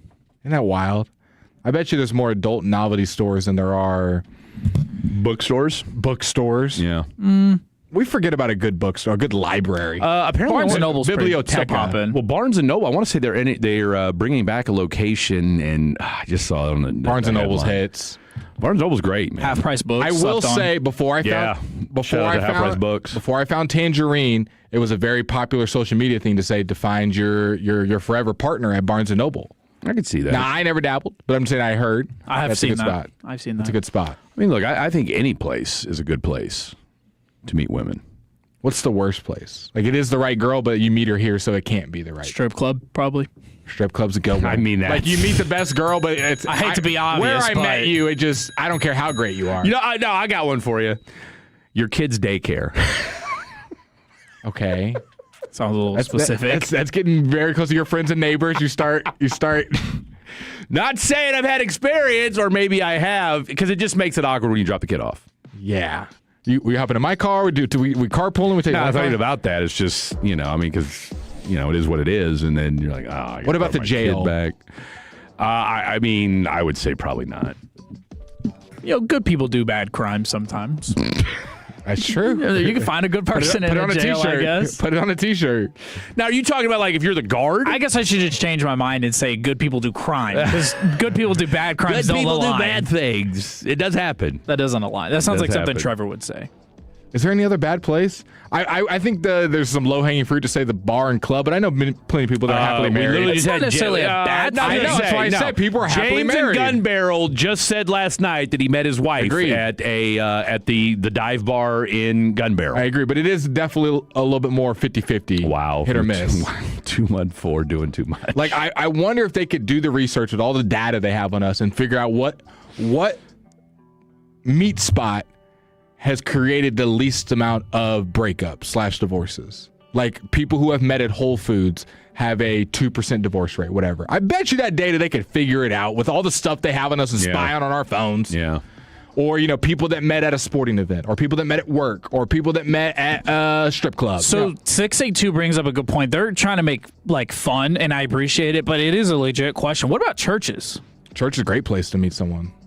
I think so. You're talking about high success rate? Like, I would imagine churches might have a pretty good high success rate. You know what you're doing on Sunday. That's one day of the week knocked out. And you know where the morals stand. So boom, that occasional Wednesday here and there. Yeah, that conversation is like, okay, we're probably on the same page. You have an idea of what the morals might be. Yeah, you have an idea. Yeah. So I would say church is a phenomenal place. Phenomenal. But here's the thing. I don't know that many people that have met at church. I mean, I think, and hot take, I think church is one of the most overrated places that people say is a good place to meet. Well, just people are nervous. But if you go to the little men's groups or the women's groups or the social, the conferences, stay late, volunteer. If you just go to service and leave, it's kind of hard to run into somebody. I mean, what about the good old occasional high school sweetheart matchup? Well, yeah. You see that from time to time. Yeah. You see that from time to time. Is that as big college, a thing? Do we think college is breeding a lot of marriages? I would think college. Probably college more. Yeah. I would think college is a good place. But that's also usually when most people, sorry to break anybody's heart right here, that's when most people are their most having fun, if you will. So you're kind of if you start dating in your junior year of college, you've had your 2 years of fun maybe, and then you're ready to settle down. 945 throwing strays. If you have a speed dating session at a sports bar, it doesn't lead to much. Well, but you know what? Like, you got to shoot your shot. I think a sports bar would be a good spot for all of our toes and fans. Like, if you meet a girl there and y'all hit it off at the bar, like, you already know she's into sports, probably, if she's talking about the game. Theoretically. I mean, the thing about like with cheeseburger, what the hell is it called? Cold beers. No, what did the other dude call it the other day? Like beer freezer. What do you call it? Coolers and coolers and burgers. Coolers and beers. Now the thing about cold beers and cheeseburgers, it is a sports bar per se, but it's someone said Popeyes is better than more churches. Of a restaurant. Popeyes is better than churches to meet ladies. That's a good joke. I don't hate that. Can you meet your future lady at a fast food place? I mean, you can meet someone anywhere. She's walking out.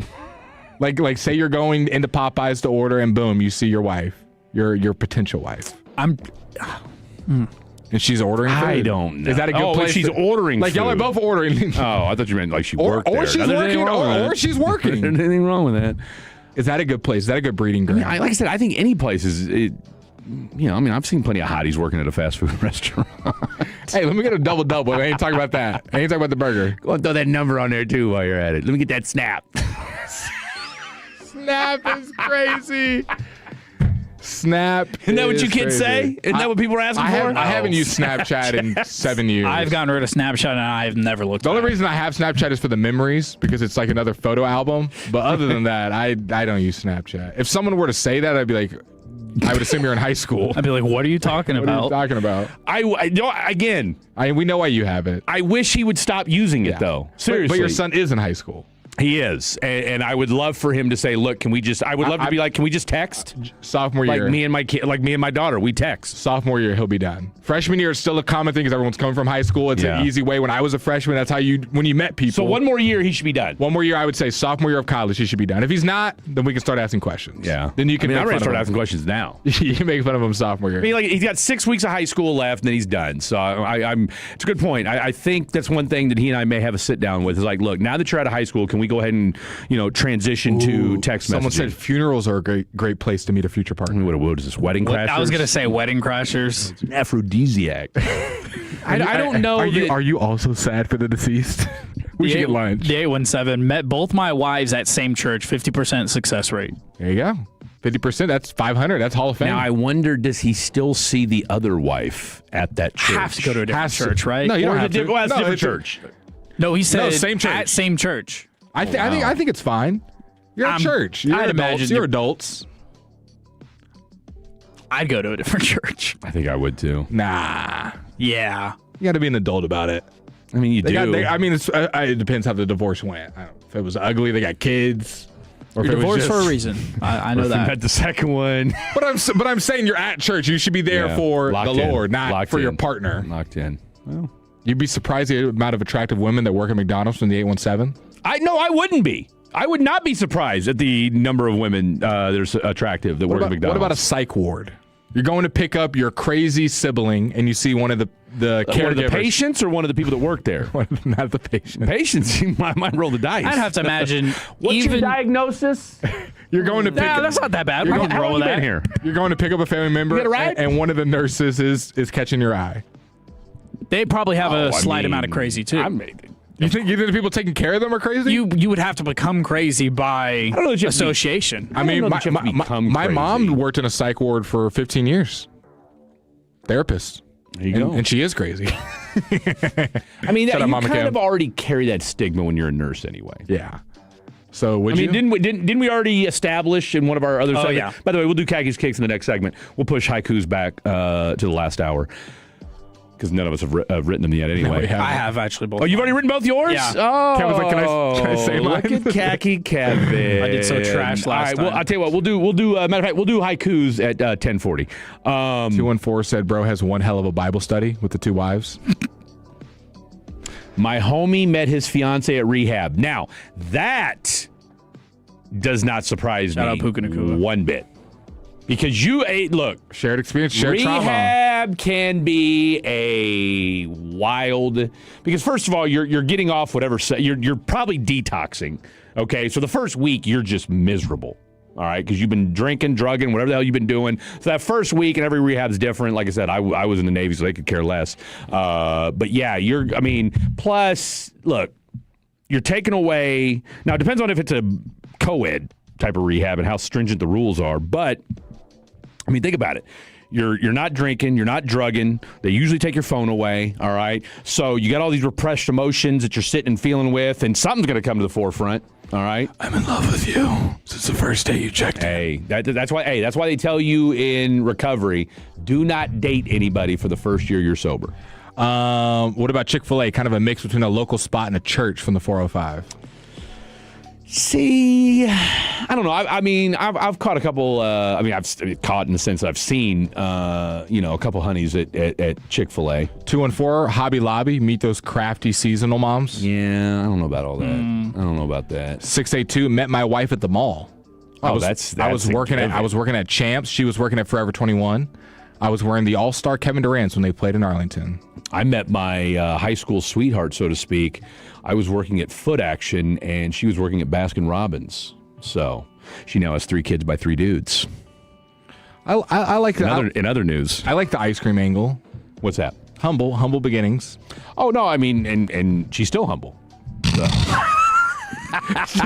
she's still figuring out the whole humble thing. God bless her. God bless her. She means well. Someone said a testing clinic. I don't think so. Is that where you're like dropping your pee off to see? Target lingerie section during the day from the 945. Okay, at that line, I think you're getting towards like what weirdo lines. Here's the thing, what are you doing there? There's no conversation. How do you strike starter. up a conversation? Because I feel awkward when I'm walking and I happen to walk by the lingerie section. Exactly. Why, as a single man, what are you doing in the lingerie section? The only reason you'd be is I'm buying it for my significant other. So what are you looking for? And really, here's the thing: what kind of lingerie do you have at Target? Agreed. I mean, you got bras and what, like a lace tank top? Come on, VS only. You just say, you just. Target's got some things. Kevin, he's looked. What? What a Playtex bra that you can. What color thong you got on right now, Kevin? That is not what I meant. It's not that bad, guys. Don't knock it till you try it. He said Target's got some things. That's crazy. They're big on the see-through thing. They're big on the see-through stuff.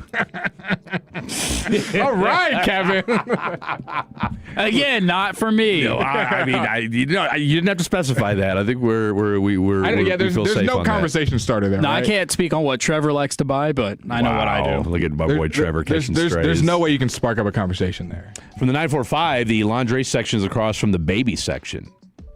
So you're looking for your kid? Oh, by the way, I just had an infant and I'm single. So just bought a thing of Huggies, and you seem to be here. I mean, obviously, I'm good at what I do. You know, my boys are still firing. Where's the mom? And then if you go just a couple of sections down, that's where you'll find the Legos, by the way. And I'm sure like dog food's close. I mean, I think it all depends on the layout of the Target. Like my Target in Louisville, they are totally redoing. Yeah. Because I almost panicked today. I went there after the gym. Your boy I had no milk. I'll tell you what, real quick, last thing before we go to break. That's okay. We don't have to go to break. What's the one thing that you have to start your morning? So mine's obviously coffee, but I didn't have any milk today. And obviously we didn't get off work. I didn't think it through last night. It's not like it's something you can buy before you go to the show, right? And we were on 9 to midnight. Midnight, there's nothing open. Start my morning? Outside of 7-Eleven. I had no milk to start my day today, and I was not pleased. It's an easy top 3. H2O? Yeah. GOD? Yeah. And POOP. Well, GOD's, that's anywhere. But I'm just talking about things you have to go get. POP and H2O. But you can literally poop anywhere, okay? H2O, I'm talking about something that you had, like whether it's a drink, food. I gave you a drink. So just water. Water. If I don't have water, my morning's not going to be correct. You get a tap. I mean, all the 3 of the things you said, I don't have to go get. What was that? Is that a sounder? That was you. Oh my God, you scared me. I thought it was play for I thought I did that in real life. I'm talking about, is there anything that you like? For me, it's I gotta have coffee and I gotta have milk to start my morning. I don't drink coffee and milk is just an added. Right. So there's really nothing there. Like I said, there's no fruit. I could be at anybody's house and do my routine. That's my point. Yes. That's my point. You could not. You would need milk and coffee. I mean, milk I can get, but milk was just irritating me this morning because I was hungry and I wanted some cereal and I had no milk. Now, you were talking about your Target being redone. Yeah, dude, they're redesigning the whole thing. I'll make the story super quick. I was at an HEB. 901 or 903 Booty. I was at an HEB near Tangerine's place. I went in there to go get some fillets that I put on the story the other day. And while I was walking around, it took me so long because I didn't understand the layout of this HEB. I'm on the back right corner. HEB, man. I'm in the back right corner trying to get to the steaks fillets, and I had to walk across the whole place. I know I know this isn't for you, but HEB? So there's a place you can go meet some. So I'm trying to leave. I've got all the items that I need for me and Tangerine to make dinner the other night. Self-checkout? No. Before I even get there, I'm walking with my basket. Did you do self-checkout? Yes. Okay. I'm walking with my items, and I have AirPods in, and a dude stops me, and I see him talking to me, so I take my AirPods out. He goes, "I love your tattoos, man." I go, "Thanks. That was a nice little confidence booster. Appreciate it." Yeah. Where'd you get them from? Vegas, Dallas. Where did you get them from? I start naming them. The tattoo store. I said, "Hey, bro, go to the Denton Square and you'll be set." They got a lot of places. I'm assuming he's from out of town. Yeah. Maybe he wants a tattoo. I'm thinking it's gonna be the end of the conversation. No, he had more questions. He just keeps going. So, what's your favorite one, man? And this one, where'd you get that one from? I'm like, okay, is this dude gonna stop talking to me in the middle of the grocery store? And I think he was trying to sell me something. He was like, "Well, my name is Saji." Yeah. I said, "Okay, Saji, my name's Blake," and he's just staring at me, crusty lips and all. I mean, white lip. Looked like he hadn't put on Vaseline in 20 years. Trying to rob you, one of the two. And I was like, was this a sales pitch of acting like, "Oh, I like your tattoos, I like your shoes, man," and then they, come sign up for this. I said, "Hey, bro, I'm in a rush. I got to leave," and walked away. And he was like, "All right, well, if you need me, my name's Saji," and started talking. I put my AirPods back. If you need me? Like, need you for what? I'm so... Random conversation in the middle of the HEB? I've never... Two things I've never had happen. I think Raji was hitting on you. Tattoo hype? I've never had someone stop me for my tattoos and continue the conversation, not have an end, and I've never had someone pay for my food at a drive-thru. It had both happen this week. Tell you what a time to be alive for Blake Elliott. All right, we did not get my number. Thank God. At least not on camera. Where are you taking us, Kevin?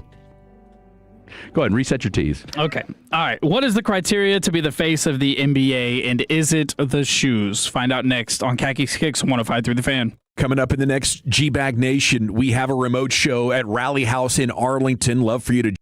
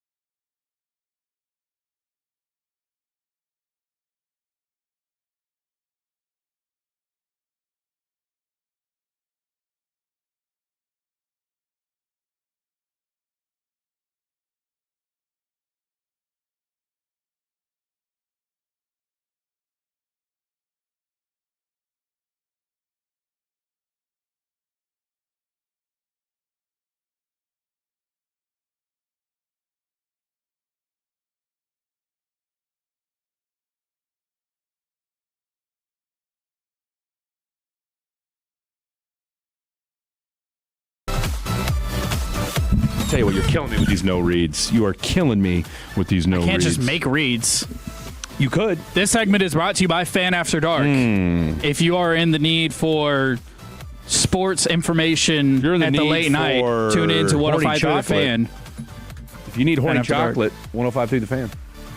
Huh? What if we made our own line of horny chocolate? I'm not. I got enough on my plate right now, and none of it's horny chocolate. Okay, what would we name it though? Khaki balls? I hate all of that you just said. And they could be khaki colored. Or you can get the T-Bone collection for Trevor Beck. What did he mean by this text? He said, "We'll let the fatties." What does this mean? Leave me out of the laundry section. I think he meant lingerie. When he was talking about, he said Trevor shops in lingerie. By the way, I got a lot of... He just spelled it wrong. Got a lot of Tolo love on the Target lingerie section. Okay. Maybe I need to stop player hating. Maybe me and Tangerine need to make a stop. 972 said, "Man, my girl make my top lip curl in them Target drawers." Okay. I'm all for a tomboy look around the house. No, let's look.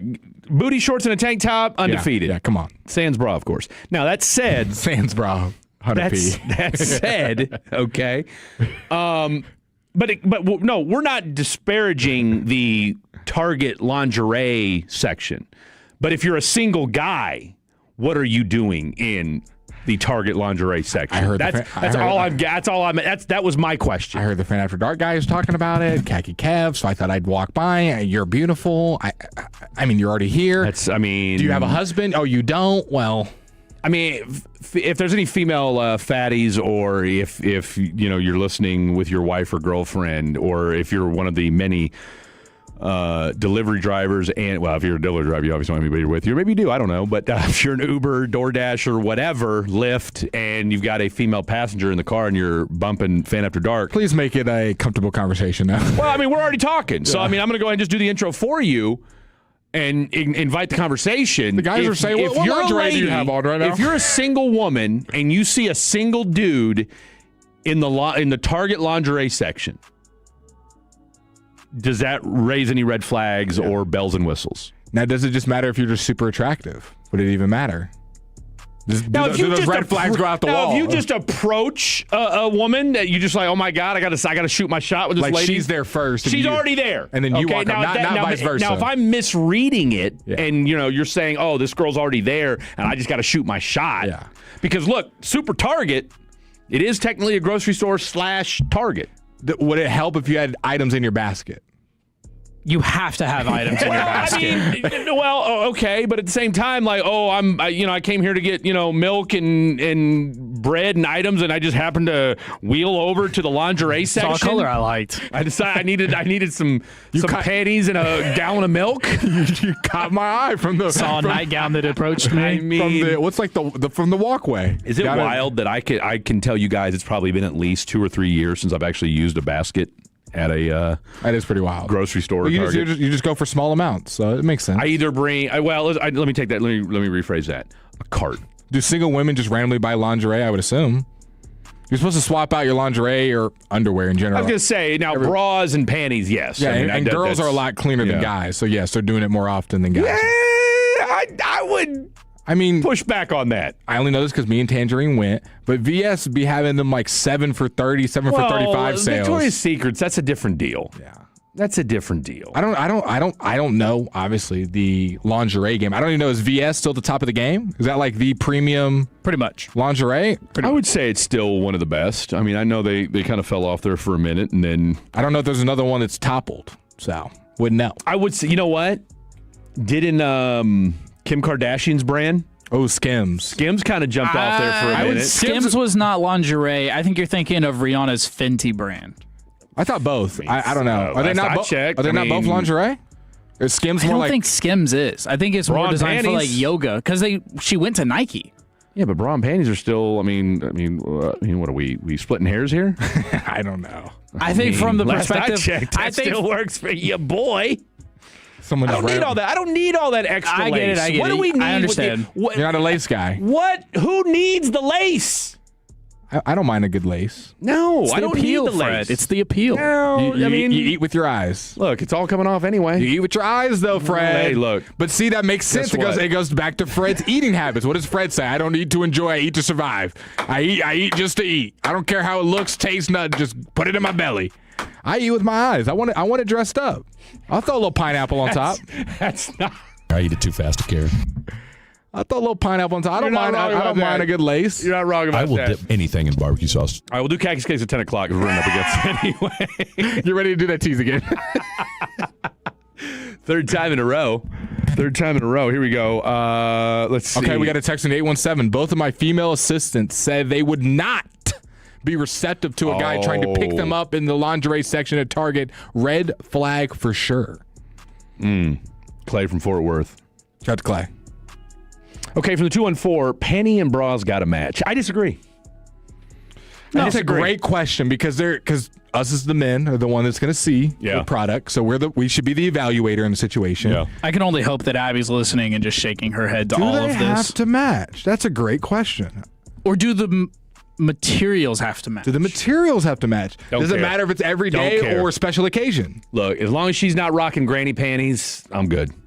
I don't think they have to match. And look now this much we do know. All right, someone just said Rangers are okay. Ivaldi can't hit the K. Turn it around, Nathan Ivaldi. Hey, look, he's gonna be all right. He's gonna be all right. Now, obviously, he needs to go to the Target lingerie section. Well, I don't think Evo's going to the Target lingerie section. He's married, right? He's married. Yeah, you can still spice it up in the bedroom. Do we really think Evo, who's made? Hey, I thought we just said Target's nice quality. No, I get it, but you're not buying lingerie. Something tells me. Okay, here we go. Nate, what do we guess his career earnings are? I'm gonna let Kevin go first because I'm just gonna say the first number that comes to my mind is $244 million. I'll go 200 flat. Okay, you said what? 244. You're saying what? 200 flat. Well, you guys overshot it a little bit. Career earnings, $140 million. Wow.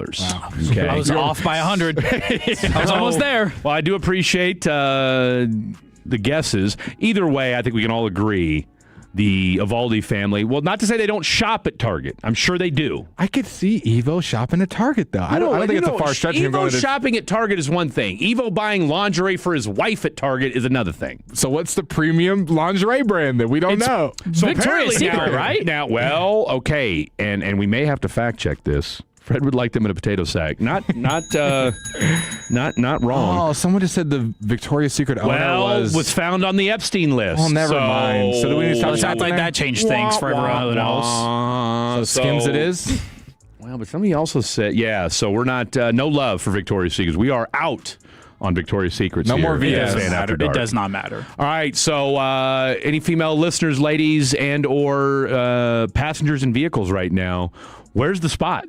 Ooh. Maybe it is Victor. Maybe it is Target. What do we think about this? This is more of a if you meet for the first time, not your partner text. Yeah. If the bra and panties match, just know you're not the hunter in that situation. Wow. That's a top 5 Tolo text of all time. That's some deep level thinking. 1 + 1 does equal 2.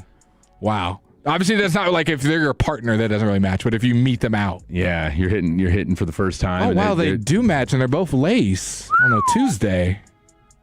But I would, or she just put together. I see. That's what I'm saying. I would venture to say that if a woman's like when the ladies are going out, like you're going to, especially if she's dolled up or whatever, and is trying to clean up or whatever going out. Yeah, I'm guessing that you're gonna. Someone said if you're a 5, I'm guessing a 5 out of 10 on the scale to try the frozen food section. I don't think you want to pick up a girl in the frozen food section. I don't know. I don't just like a frozen meal. Like she's buying like a. I'm not a hungry man. No, I mean, if she's got a hungry man, that ain't for her. Banquet. No, if she's got a hungry man frozen dinners. She's got a 14-year-old at home just playing football. Or there's somebody coming by, and it ain't you. Banquet. Okay. If you go by and she ain't either got A, kids, or B, that kid should be eating hungry man, then yeah, there's somebody coming by and it ain't her. So you want to flirt with the girl, you think she's hot, whatever, but you look in her cart and see these items, what would be a red flag? You look in her cart. You're hitting it off, conversation's great, but you glance and you see this item in her cart and you go, I gotta go. Tell those text in. Baby oil? Almond milk? That's a great question. What's the one item that if you saw it? Thin Oreos? No, I mean, that just tells me she's probably got kids. She's an almond. So, yeah, I probably would bounce. That's a great question. Good God. What would I think? What about a bad brand, like Great Value toilet paper? Depends on what she looks like. She's hot. All the markers. I don't care. Is there any red flag that you could see in her card that would make you turn the other way? Vagisil. She's got a Nintendo Switch in there. She got a carton of Magnums. You know what? Tell you what, it's been real. 7 to 11, Monday through Friday, fan after dark. I gotta go. Okay, my kid just called me. Okay, we've gotten text. Vagisil we've got sitting in like 30 times. Keystone Ice. I'm out. You would see that walking out. It's hidden. There's stuff on top of it. Fred would take 3 steps forward, and then he'd take a hard left. I see you like to drink. Okay, well. And not well. See you on the other side. Diapers, someone texted in? Oh, yeah, no, absolutely. Wine. It depends on how much. 2 bottles of red. That's not the end of the world, right? It's not the end of the world. Now, if she's got like a box of Franzi or something like that, man, okay, I see what you've been doing. Someone said laxative pills. Extra large tampons from the 469. Wow. Laxative pills, I was going to ignore that one, Kevin. Laxative pills, I wouldn't push back on. Here's why. Yeah, well, they're pushing forward. Seriously. No, seriously. Yeah, they're trying not to push back. They're trying to push out. Because I've met more than enough women who have problem going number 2. So that, to me, is not the end of the world. That is not the end of the world to me. Denture cleaner? That would be an issue. A pregnancy test? Douche is crazy. All right, coming up next. Black and Miles. Where are you plastic or wood tips? Khaki, where are you taking us? What is the criteria to be the face of the NBA? Is it the shoes? Find out next on Khakis Kicks 105 through the Fan. Our goal is to have you winning every sports debate with your buds. We'll do the homework. You just listen and enjoy. Turn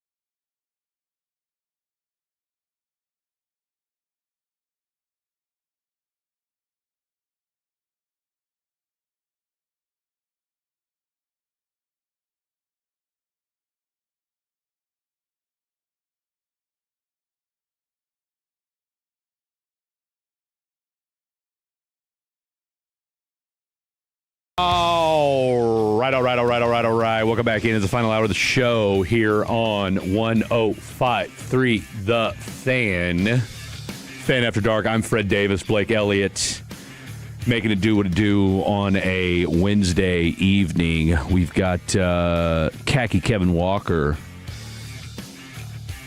in the glass on the 1, 2s, and 3s. And we've got Jake Rietma getting after it as well here on a Wednesday night at 105.3 The Fan. Okay, so this is crazy. I was talking to a gentleman that works here in the building yesterday, and come to find out we were both at KU at the same time. Now, we only crossed paths for a year. But from the 469, when were you at KU? I used to live on Ohio Street by the Hawk, and you sound familiar. Well, 469, incidentally, I, too, lived on Ohio Street. Right on the corner, I had the Hawk across the street, and then I had the Wheel right by me. And I was there from 2004 to 2007. So who knows? We may have been neighbors at one time. You might have been there when I had people run into my apartment and jump me inside my apartment because a drug dealer that I was friends with stole their drugs and then drove down to Dallas. Long story. Anyway, I digress. It was a wild time in college, boys. It was a wild time. College, I don't miss it, but I know somebody that I met in college. His name was Khaki Kevin, and he's got Khaki's kicks for us.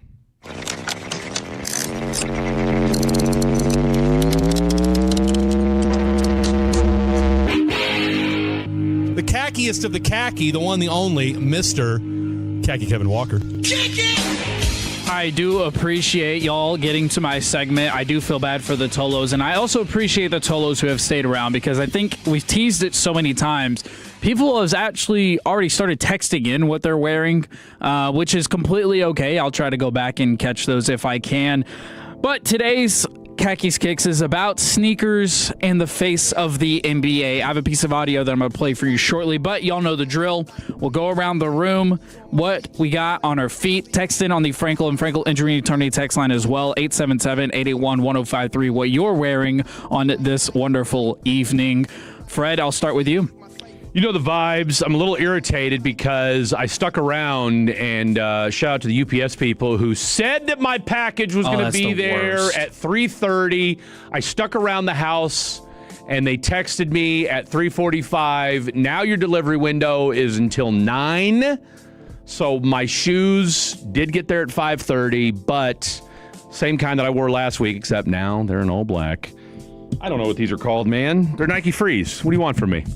I hate that, though, by the way. And I know a lot of sneakerheads out there hate that. When you get a notification that says your package is going to be there on a Monday at 3:45. Oh, I was upset. Damn it, it better be there on Monday on 3:45. Better be there. Blake, what about you? I am wearing the Birkenstocks today. I need a new pair. These are falling apart. They're starting to get brown. They used to be tan. So I need to get me a new pair. Throw them in the wash. For the summer. No, they're like $30. I'm going to get me a new pair for the summer. Big baller. Probably going to go Target. Buy them online. TikTok shop. Thank you very much. Fair my enough. fake Birkenstocks. What are you wearing, Hokas? I am not. I'm wearing my Nike Vapor Maxes right now. There you the go. 2022 editions, for those that are wondering. From the 214, can't find my sock, so I'm wearing nothing. Wow. So I appreciate you, you giving us that bit of information. You obviously didn't catch that when he said sock. Oh, I know exactly what he meant. I know exactly what he meant. I'm not. You still read it. He didn't catch me off guard. I'm not worried about it. All right, so I want to ask you real quick, gentlemen. Who is the face of the NBA in your opinion? Just real quick. There is none, but if I had to pick somebody who's talked about the most, I'd say Luka. It's got to be Wemby and Luka. I'd say Luka. I'd say Luka's the face of the NBA. I'm glad you mentioned both of those names. Here's a little piece of audio talking about that very, very topic, but in regards to sneakers. Let's go to Shady McCoy, former NFL player, on what he thinks you need to be the face of the league. You have to relate to the game. And I think he's a great player, but if you ask the little kids running around, that's not in the Spurs in San Antonio, like, yo, if you had to pick one sneaker to go to the mall to go get, right, and we're going to pay for it, I guarantee you 90% of them kids will not say, yo, go out there and give me the Wemby shoes. If I go to commercials, though, do you see him on a lot of commercials? Not a ton. All right, so my thing's like, when you talk about the face got to be a great player and somebody that everybody can relate to, and they got to have that certain thing about them. SGA, it got to be him. He got MVPs, his team with the OKC. Now they one of the top in the league. And all he does is have the best team in basketball because of him? He got some nice shoes, too, though. Mm-hmm. Is he the face? Is he the face? No, sir. Right. So what I'm telling you is, and I'm going to always tell you this, to be the face of the league, you got to be an American, bro. I mean, it's a hot take. Yeah, so when you think of face league, he's not best player in the league. Marketability is a big part. And Wemby's not in a lot of commercials. Maybe one? I mean, outside of that commercial where SGA, Chet, and Jalen Williams were all wearing the same outfit, I don't know that I've seen SGA in a lot of commercials. He's in 2 or 3 others. He's in a couple. I can't remember the exact ones, but I remember seeing some where it's just him, but they're all corny. Luka's in a couple commercials. He's in the stuff. Cooper Flagg's in 1 or 2. So I'm glad you brought that up because in this clip, I had to cut it down a little bit. He also mentioned that Luka and Jokic, despite their talent on the court, does not make them eligible for the face of the NBA because, like you said at the end of that clip, they're not American. So for today's audio, in today's audio only, the shoes don't matter. The shoes don't matter Not for anymore, the they NBA. don't. Doesn't matter who's wearing your kicks, who's wearing your shoes. John Morant's are one of the most popular sneakers in the league right now, and we're definitely not making him the face of the NBA. Nope. I mean, people still wear KDs and Kobe's, and I think people will probably be wearing Kobe's for as long as they're making them new. Yep. As long as they're putting new technology in them, they're going to be. People wear James Hardens. People wear Dames. We just don't get. There's also nobody dominating anymore. There's so many options. And plus, and again, I'll sound like an old head here. The shoes today, to me, all look the same. Best shoe on the market, Anta's, Kyrie Irving. His are terrible. What? Those shoes are... Shout out to Anta. The GT Futures from Nike were really, really good, and a lot of NBA players and hoopers in general really enjoyed those shoes. Now, the newest editions of what the GT Cuts they came out with, I'm not entirely sure what the reviews are on those because they're still pretty new. Are those the ones Giannis wore? No, Giannis has his own line. Those are the ones that Wemby will wear occasionally. But those were pretty hot for a while, though, weren't they? Yeah. I know because I bought my son a pair of Giannis's, although he loves, it pains me to say this, I didn't mind. Does he wear his Giannis's with jeans? Dave doesn't really wear jeans. He's more of a sweatpants guy. But he loves the AEs, the AE ones. I like them. I don't hate them as much as I despise Adidas. I don't hate the AE ones. One said Anthony Edwards is the face with the shoe and the play and the commercials. I would say he's definitely most marketable, and he is American. I would say he's definitely got the best. Doesn't pay his baby mamas. I think he's got the best recognizable shoe too. Oh, for sure. Other than SGAs, because not a lot of sneakers out there got zippers on them. There's a reason for that. So. Yeah, Gary Payton tried that. Off-White Prestos from the 469. We'll hit some of the Tolos text right now. Jordan 4 Loyal Blue, another one from the 469. Old Pumas from the 972. They said they actually like the Cooper Flag shoes. The 214 does. 972 is asking Blake if you recommend getting Birkenstocks. They're trying to get a pair. I would personally recommend them. I have some Birkenstocks. 100%, but just buy the fake ones on TikTok Shop. If you it's have the money, same thing. buy the real ones. Same thing. 469, the face of the NBA is Michael Jordan. They did put an M at the end, but I'm assuming they meant Jordan. I love it. I don't hate it. What kind of shoes does SJ even have? They're Converse. They're called the Shea ones. ones, technically. Which technically Converse is owned by Nike. Yeah, so he is a Nike athlete, but he's signed with Converse specifically. I have a couple prototypes. My friend is the photographer for him, so got some blue, all blue ones. He's got blue, a lot of black ones. There's some fire ones. The most recent colorway he came out with was a camo. Yeah. On the way to work in some New Balance 990 V6s from the 214. I know those are some comfortable shoes. Fred, I understand you had something you wanted to include for Khakis Kicks tonight? Hold on. I'm getting ready to throw up in my mouth. These might be the most disturbing. What is he looking at? The SGAs? These are hideous. These look like nurses' shoes. Seriously. These all they're missing is an N for a New Balance on the side of them. These are awful. These are the ugliest looking shoes I've ever seen in my life. And that's saying something because I've seen some ugly ass shoes. These are awful. Wow. By the way, for the SGAs. 41 years ago today, speaking of shoes, the greatest shoe line ever in the history of mankind debuted 41 years ago. The Air Jordan 1 debuted April 1, there you go. 1985. Your boy was all of 4 years old. To this day, now, I was on the Nike website the other day ordering my shoes, and I just kind of took a peek at the Jordan site just for bleeps and grins. Apparently, he's so wrapped up with NASCAR that he has basically just said, forget my shoes. The Zion, the Tatum, and the Zions Lukas are awful. all look the same. The Tatums look different. The Tatums look a little different. The only thing that differentiates all their sneakers are their colorways or the different collabs they do. I would say Luka's are more generally his are all kind of one solid color. That's kind of what Luka has always done for the most part. Tatum's have a little bit more creativity to them. Line, squiggly, whatever that goes through it. It hurts my heart knowing how transcendent the Jordans were for the first 15, 16 years that those shoes came out. I mean, it was an event when the Jordan dropped. Now, I mean, we don't, we still get the emails and, sneakerheads still get it, but I mean, Luka's shoes aren't anything, the first ones were okay. You're not running to the store. No. You're not waiting out line. You're not lining up around the block to go get the Lukas. Everyone's doing raffles these days.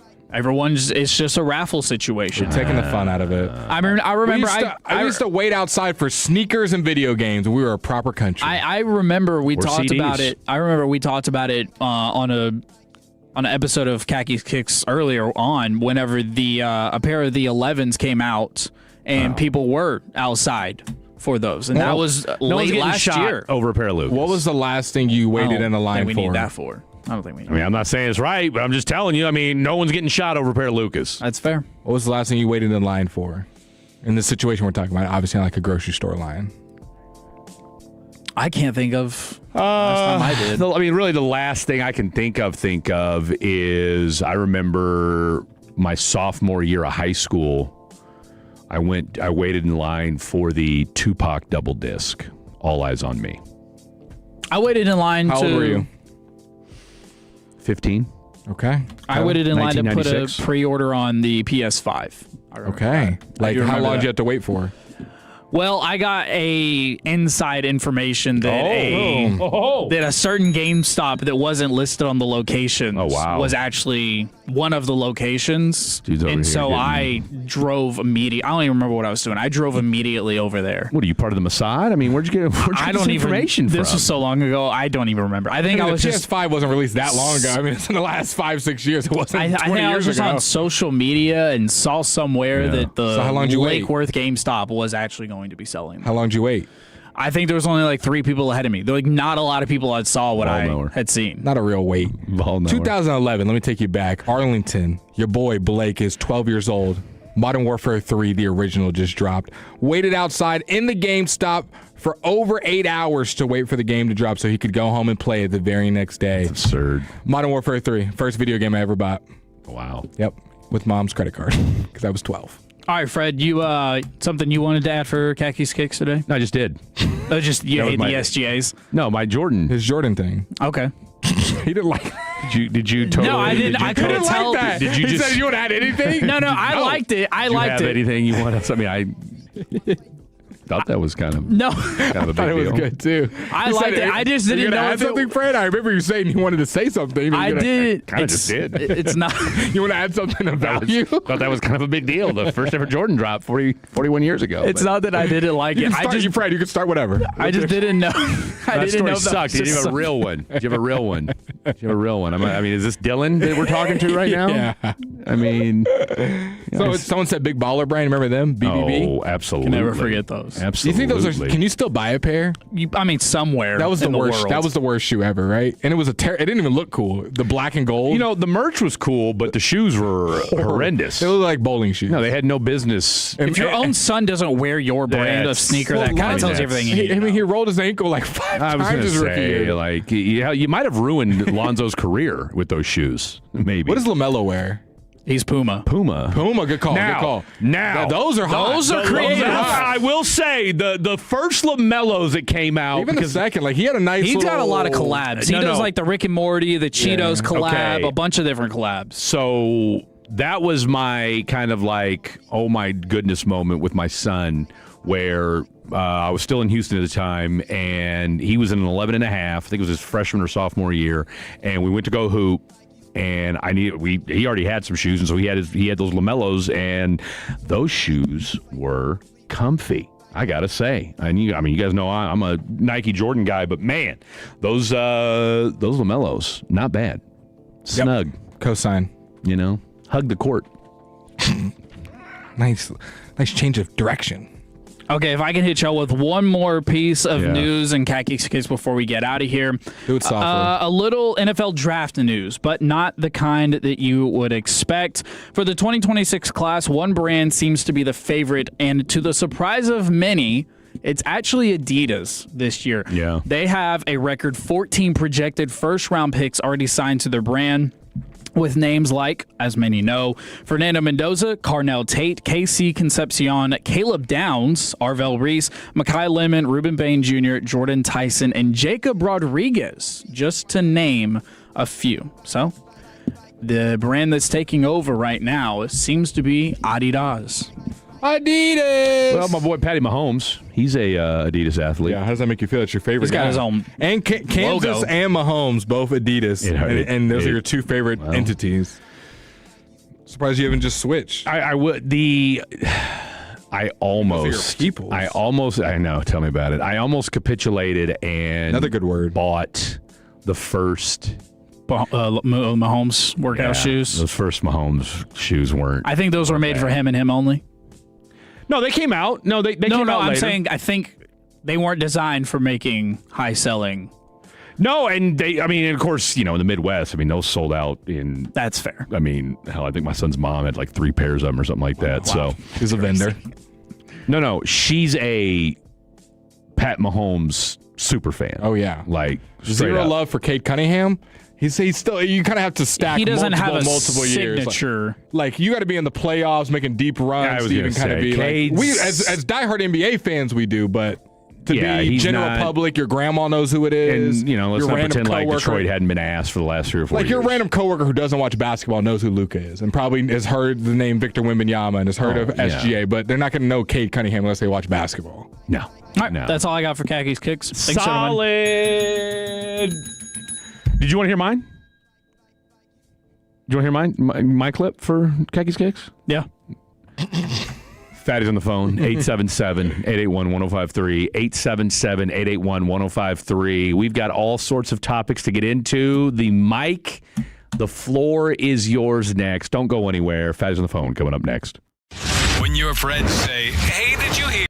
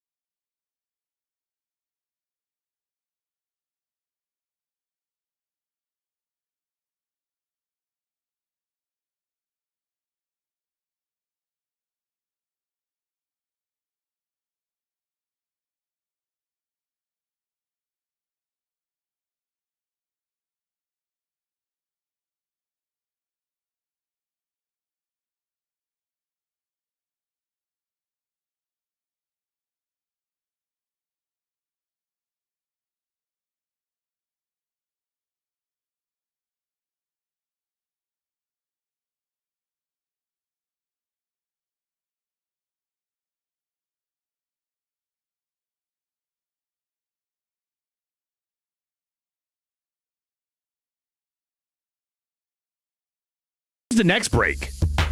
I will get that information to you. Yeah, shortly. get that for me. Any calls? One call. I'll get it to you. No, just curious. Trying to see how much time I got. Man, I've only got 2 lines so far on my first haiku. I still got I got to read one about the moon. That's next. All right, haiku topics are as follows. You've got Rangers 4-2 start, and we're going to the moon. We're going. What would be the moon jingle that you want to hear? What would be the song you'd want to hear as you're going up to the moon? Rocket Man. I'm a rocket man. Play it right now. You just gave yourself just gave yourself homework. That was a good one right there. Play Rocket Man. Do either one of you know who sings Rocket Man? Not Elvis. I know who sings it. You're close. You got the first 2 letters right. Is it? It's an E? It's an E. E-L. Elton John. Hey! I knew it. I knew that one. I'm a rocket man. Wow, I am stunned right now. I know that song. I am stunned. I mean, it's pretty popular. Give me another one. Quiz me. Dark Side of the Frank Moon. Sinatra. That's a singer. What do we? I'm guessing the artist. You give me the song. Okay, I said dark. No, what do you mean? Give me the song. I'll tell you who sings. Dark Side of the Moon. Okay, so when I said Frank Sinatra, how was that a bad guess? Well, I hadn't even finished saying it yet. You said Frank Dark Side Sinatra. of the Moon. Yeah. I don't know. Can you give me a hint? Give me a hint though. Give me a hint. 70s. Very popular band. Okay. Very popular band. 70s band. Yes. The Beatles. You've probably heard them. Pearl Jam. Pearl Jam was not the 70s. I don't they know were the 90s. I don't know bands from the 70s. I probably know the band. Probably heard of them, yes. What's it start with? There's a color involved with their name. Color. Yellow. I think you've asked us this before. Iconic Fred. album. Iconic Pink Floyd. album.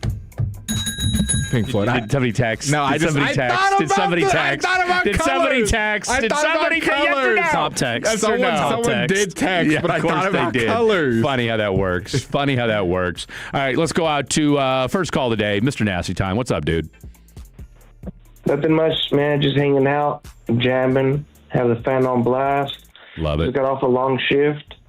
Glad to hear my boy Kiki Kev on the radio. Shout out to him. My one request to him is next time you hold a shoe contest, hand me a shirt that fits, not a 2XL. Oh, wow, Kevin. Come on, Kevin. You You know what? Look at it this way. I directed the blame on Adam. I'm sorry. But I think it was the last shirt, though. I think that's why. So you got to hang it. It's not for wearing. It's for hanging. Well, or, next time, one of the baby mamas or, some lady, stops through and stays the night, now you got something for her to wear. I say frame it, put it next to the shoes. Here's the thing.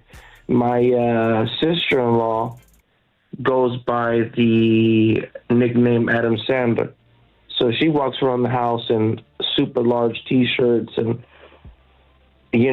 super large pajamas.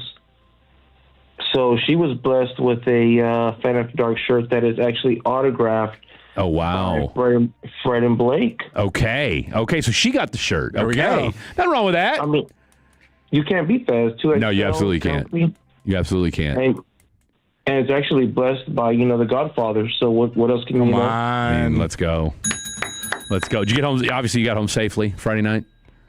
Definitely. Oh, man, we had a blast. I mean, you guys killed it. The fan killed it, so great show. I'm just, hey, next time we have an event, let's make sure we have a medium. We got you. We can definitely make that happen. We'll definitely, but again, it was one of them things, man, them shirts were flying off the rack, dude. Them shirts were flying off the rack. It just so happened, it was just you got the last one. But we'll make sure, what are you, a schmedium? Schmedium. We got you, bro. We got you. I'm going to write that down right now. And I ain't giving that to my sister-in-law because my sister-in-law is known as Adam Sandler. So yeah, I mean, I did want to ask, why in the hell is your sister-in-law nicknamed Adam Sandler, of all things? Because she walks around the house in, it's saying the attire. 2XL shirts. It's similar to Adam Sandler. Okay, so she didn't look like Adam Sandler, right? No, she just dresses like him. Okay, fair enough. I want to send a quick shout out to Mama Kim because she's a real one. Facts. Reps Luka no matter what. And she refuses to accept that Coop will someday lead this team to a championship. No, that sounds like accurate. Mama Kim. That's accurate. No, she is a die-in-the-wool Luka fan, and no, she is firm in her stance that this team will never rebound. Loyalty. real quick graduation stage in the family. So just, I got to keep my dark family up to date. Fred, you'll relate. I have Baby Nasty. I don't know if you've never heard of him. You may have not heard of him, Baby Nasty. Well, you got 2 kids, right? Or do you have 3? Oh, you got 3. Oh, you got. So you and baby mama number 2 got 2 kids together? 2. Damn, bro. Look at you, man. Nasty time. Man, you are Mr. Nasty Time. So, baby number 2, Murph, officially graduated from a sippy cup or from a bottle tonight. Yeah. So a sippy cup. Let's go. That's a big deal, man. Let me tell you something. That's a big deal. And I'm guessing, is it a boy or a girl? That's my girl right there, Murph. It's a little girl. So she's holding it by herself at this point, correct? Yep. No, it's game over. Once the kid can grab, and obviously she was able to hold the bottle by herself, but she's obviously walking around like they will. The kids, I mean, it's asking for refills. That level of independence that they feel when they can just bebop around. They know they're not a baby anymore. They got little baby tendencies, but they feel like, okay, now I'm kind of coming to my own a little bit. I'm walking. I can drink on my own. I mean, it's a fun time. Right now, it's a fun time right now. Keep the kid off the what do they call it, the screens, for as long as you can. Trust me, it'll save you in the long run. That's what we're trying to do, but I mean, the way it goes. It takes over eventually. No, it doesn't. Look, it doesn't have to. Okay, you don't. If you take nothing else away from any time you ever hear me on the radio again, you are not your kid's friend. Remember that. Okay? So when am I supposed to have Mr. Nasty Time? Well, look, you can put them on. Here's the thing: put them in front of the TV, put them around with some toys. I mean, because here's the thing: you will have to listen to them cry at first, but at the same time, like, hey, they're gonna cry. They're gonna cry. All right. So, do you want them to be stuck? Because at some point, they're going to get used to it, right? Like, oh, when Dad tells me this, then this is what it means, and that's. I mean, now granted, obviously, I mean, I can't imagine being having a kid in today's day and age where obviously, as you alluded to, I was lucky enough, like I said, my youngest is 18, so the screen thing was really starting to come into age at that point, but, I was lucky that, me and his mom were very steadfast that there would be no screens, and he luckily wasn't a tablet kid, so, of course, now he's on his phone all the damn time, and that's another story for another time. Hey, he's a hooper, though. He's got his moments. He's got that's a whole other story for another time. He got a touchdown in a big game. He did. No, the kid can play some football now. I will say that. The kid can play some football, but, man, don't get me started. Mr. Nasty Time, we got another call. Great hearing from you, as always, my friend. And, look, OG Fatty in the house. Yes, sir. Thank you, sir. The one, the only, Mr. Nasty Time. I didn't realize he had 3 kids. Well, now we know. Now we know. All right, we got another call. I tell you what, these breaks today, we get 2.5 minutes for the next break. Okay, you have both your haikus? I don't. Just about an hour after Artemis II lifted off from Cape Canaveral in Florida, a full pink moon was seen rising behind the Empire State Building in New York City on a Wednesday evening. So we got a pink moon, and Artemis is in the sky. There it is. It's what, a 10-day mission, I think, is what it's supposed to be. And again, they're not landing on the moon. They're flying around the moon. So keep that in mind, boys and girls. Keep that in mind. 877-881-1053, 877-881-1053. That is the Franklin Frankel injury attorney text line. Remember, let's see, real quick, we had Lance Zierlein on. If you didn't catch that interview, definitely go check it out on the Odyssey app.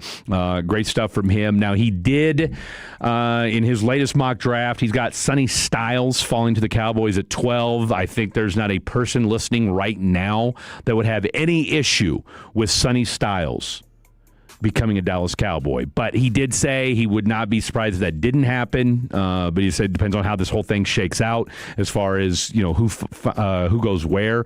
It kind of depends on, in his mind, he said if the Giants don't take him at 5, he's got Carnell Tate going to the Giants at 5. He's got the Browns taking Monroe Freeling, Georgia offensive tackle. He's got Mansour Delane going to the Commanders at 7, which obviously stinks for Cowboy fans out there. He's got Mekhi Lemon going number 8 to the New Orleans Saints. Tell you what, Mekhi Lemon and Chris Olave would be a hell of a tandem. You've got Spencer Fano going to the Chiefs at 9. I wasn't crazy about that, but after he explained it a little bit, I was like, okay, I could potentially see that. Ruben Bane and his short arms going to the Cincinnati Bengals at 10. Now, Brian Broad has brought up a point today on, I think it was Krusty's Corner, where apparently he's got a civil suit pending against him from a fatality car accident from a couple of years ago that never came out at the time. So apparently now it's starting to resurface. Now, whether or not that's going to keep teams from wanting to draft him remains to be seen. He's not going to get any kind of criminal charges. He's already been exonerated. There's no charges there. I guess a grand jury looked at it, boom, threw it out, whatever that looks like. But from a civil standpoint, he could be facing some charges there because what's the word here? I'm trying to think. Not a reasonable doubt, but the threshold or whatever is lower in a civil suit than it is in a criminal case. As we all famously remember, well, you guys don't, but from the O.J. Simpson trial, where he was found innocent, a.k.a. not guilty of murdering Nicole. Trevor said, "Do y'all not remember my good news segment about Artemis? Question mark, exclamation point, SMH." Yeah, we do. I think he's trying to say that he put us on to Artemis going to the sky. I mean, yeah, okay. I think maybe he had insider news. He hates that too. I mean, he's just on hate mode. All of his texts. Do y'all not remember? Don't do. Where's the good news from Trevor? Where is the good news? It's been a lot of. Where is the good news? Negative Nancy. It's all right. Can I give you?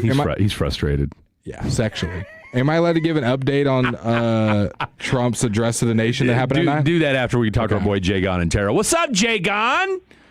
What is up, Freddie Fred and Blakey Blake? How are you guys doing? Jagon, are you in like a empty room? Are you being held hostage right now? Are you in Trevor's basement? Is that where you're at right now? No, I'm actually sitting right in the middle of my living room in Do you have any furniture there?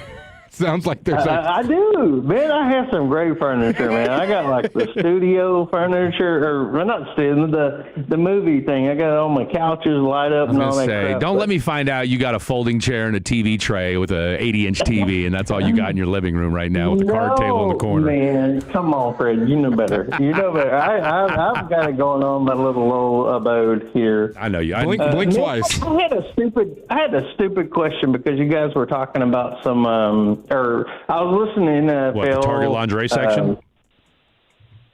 Well, that's a you and me later on text each other conversation, but no, it wasn't that. Jagon, that did not come out the way I think you expected that to. It did not. It really did. Jagon's having a rough night tonight. Hey, man, are we going to the game Sunday or what? Man, I get it. No. I get it, man. You got big brother. You got big brother, man. I got big brother. I got so big brothered. I was so. I'm asked off, I guess. Jagon was going to take us to the Lakers game on Sunday. What happened? Tell him, Jagon. What happened? You know, I told you guys about that like months ago. You did. But yeah, I got VP'd, and that's here or there. I got big timed. And you know what? Small time. Or did we get big timed? He goes, we weren't enough of a presence. You know what? Maybe I did tell him. I told him. I said, hey. It's more of an indictment on me and Fred. Yeah, it is. No. I bet if you told me you had G-Bag coming, they'd be like, you know what? Go ahead and bring him. Hell no. You can go ahead and make it. Hell no. You guys are like number one on the station. Come on. And, if you want to power rank it, we can power rank it right now. We love them all. I'll get banned. We're all loved under God's eyes. Remember that. We're all brothers and sisters, and God. We're all God's children. Yes, sir, we are. And, hey, I text Fred to be open and honest and transparent.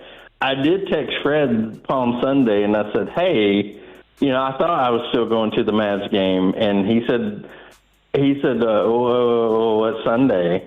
I was like, it's Easter Sunday, Fred. Yeah. No, man, look, all these days are kind of... I'm not blaming. I'm not damning you or anything. I just turned 45, Jagon. You know that struggle. You know I'm about 10 years older than you. Damn, but Jagon, I didn't realize you were that old. Yeah, I mean, you don't look a day over 36. Well, I keep telling people that, but still. But hey, my question, real quick. I was before you guys came on. I was watching NFL Network, and they had the guy who is like the head of the NFL referees and the field conditions kind of guy. Yeah. And the World Cup came on, and they're having a lot of the events on natural grass in NFL stadiums. Yeah. But it's natural grass. And so I was wondering, like, what's Jerry going to do, or the Cowboys? I hate to just say it's Jerry, but what are the Cowboys going to do? Who's going to install the natural grass? Because they don't play on turf; they play on natural grass. So who's installing that?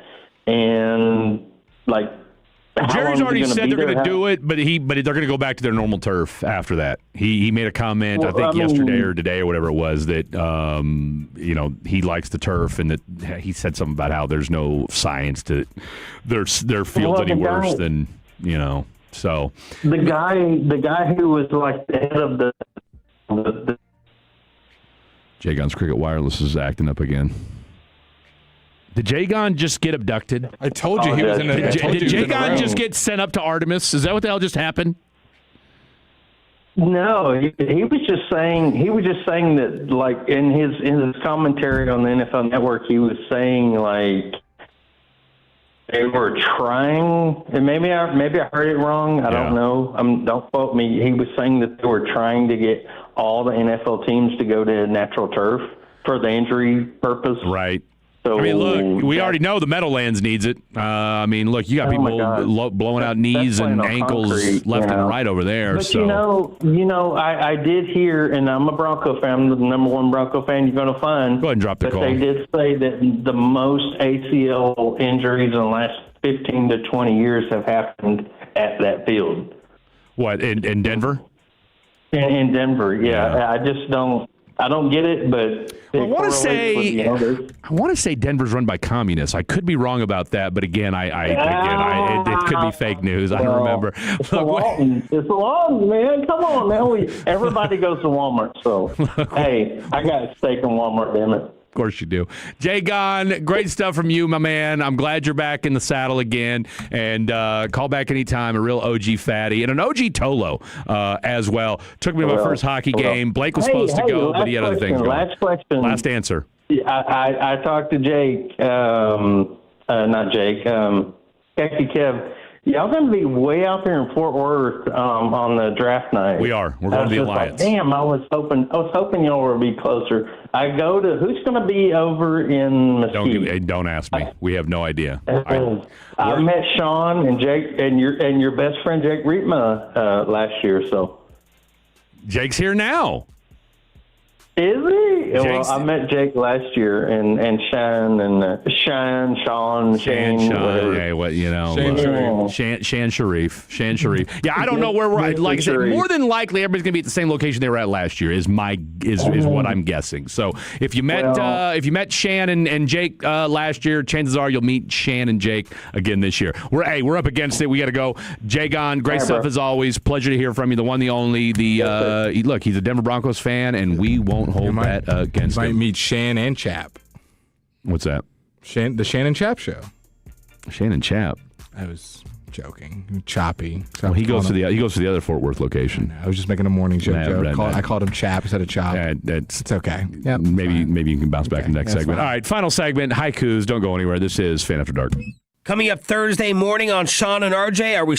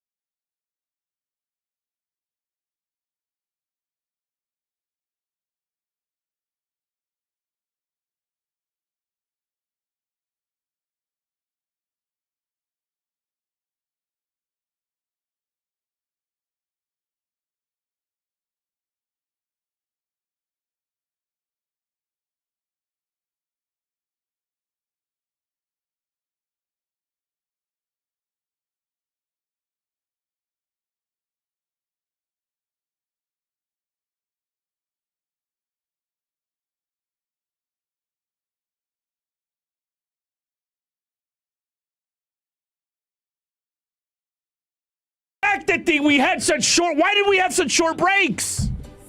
Why? I don't have the answer. You got two haikus? Okay, excellent. Jake Ream is in the house. Why such? Okay. All right. I do have my Rangers one. I need 3 more syllables for the last line of my moon. I've got 2 Rangers, 1 Moon, and then 1 from Atolo that I have checked as 575. Now a good time to admit Am I piped up? You're not. No, you are using the wrong one. The wrong one? There you go. I got you. Okay, here we go. This is definitely not. Look, this is maybe not one of our best haiku hump days. All right, I underestimated how much time we were going to have, and the Target lingerie segment definitely went a lot longer than we expected it to. That took off. I was dialed in for that. I'm very curious about your takes. Okay, you've got a fiance. All right.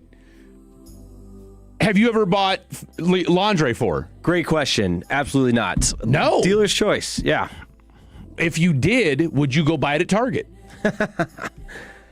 I don't know. I haven't really thought about that. I think that's a woman's decision, right? Where it's kind of like I wouldn't want her to. It's not the same thing, but like I buy my own suit because I know what I would look good in, and I know how it would fit. And she should buy her own suit. And okay, I think that's fair. I think it's fair to maybe pay for it if you're with her, but picking it out while you're not there is kind of a risky. Yeah. Buying the wrong material. But they can always take it back. But is it the thought that counts? If you know 100%, like I want this pair, she showed you it. That's different. That's different. But that's self-appeasing. Like you're doing it for you. Yeah. You can have the thought that counts. The gift card accomplishes that. I agree. I'm with you. It does. I mean, look again. The Target lingerie section was a wild call to holler at somebody at. They suggested it. I mean, a texter out there suggested meeting a woman in the lingerie Target section. Tangerine weighed in. Yeah. And when we're talking about it, she said, if I was single and saw a guy in the Target lingerie section, I'm assuming he's buying for his girl. So if he hit on me, that is 100% weird and creepy and would not respond. Yeah. That's my point.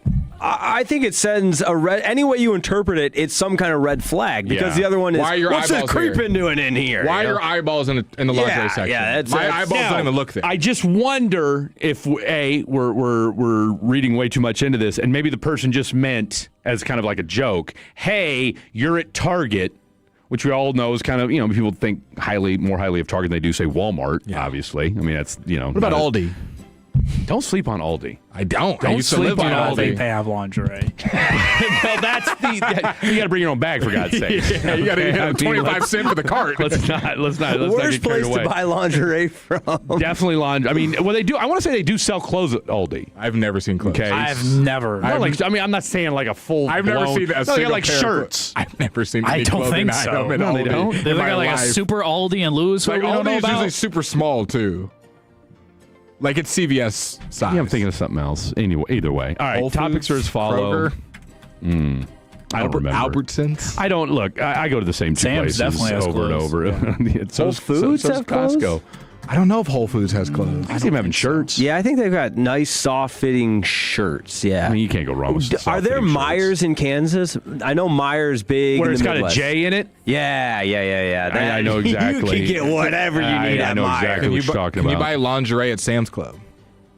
Yes. I think you can buy I bras. think bra and panties. 100%.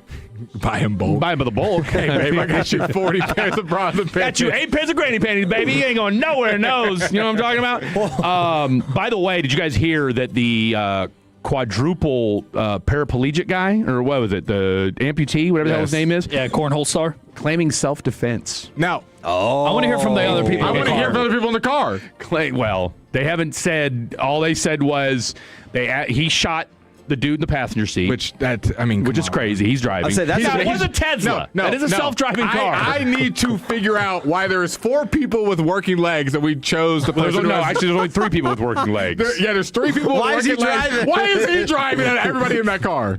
Oh, I'll drive. Okay, I mean, cool. Clearly, he's a dominant personality. He's posted videos of shooting guns. Well, you before. realize what it was over. No, I don't. They were fighting over a woman. Checks out. They were the dude he killed. They dated the same woman. Could you think about this? Who hit it first? That was, I think, the quadruple amputee guy did. Yeah. Okay. Is the guy he shot was dating her after that? Does he have full limbs? No, full human being. Okay. That's full limbs. Is what Fred meant to say. That's tough, A man. full-blown human being, working arms and legs. So he didn't see the gun, the gun being like pulled on him. He just had to take a That's second. the question. I mean, that's the everybody question asleep? we're all asking. I'm not trying to be offensive, but it took a second. My man said, self-drive. Took his hands off the wheel. Well, you can do self-drive. So Took his elbows off the wheel, pulled the pistol out. But he had to be asleep. The passenger, no, they were already arguing. Can you imagine that's what you wake up to? Did he just shoot? Here's the thing. You're probably I'm not going thinking, to sleep if somebody without arms and legs is driving in the first place. I'm a little So bit many more questions on with edge. this How situation. did you end up in the car with this person? And why is he driving? My man. Anybody else could have drove. Yeah, the guy with no arms and no legs and a pistol is going to drive. Wouldn't it be terrible, too, if the guy in the passenger seat lifted him up to get into the car and then ended up killing you right after that? That's awful. All right, here we go. Rangers. Do we know when? I don't know if this is already public information. I'm just asking for Blake. When did he become an amputee? 10 months old.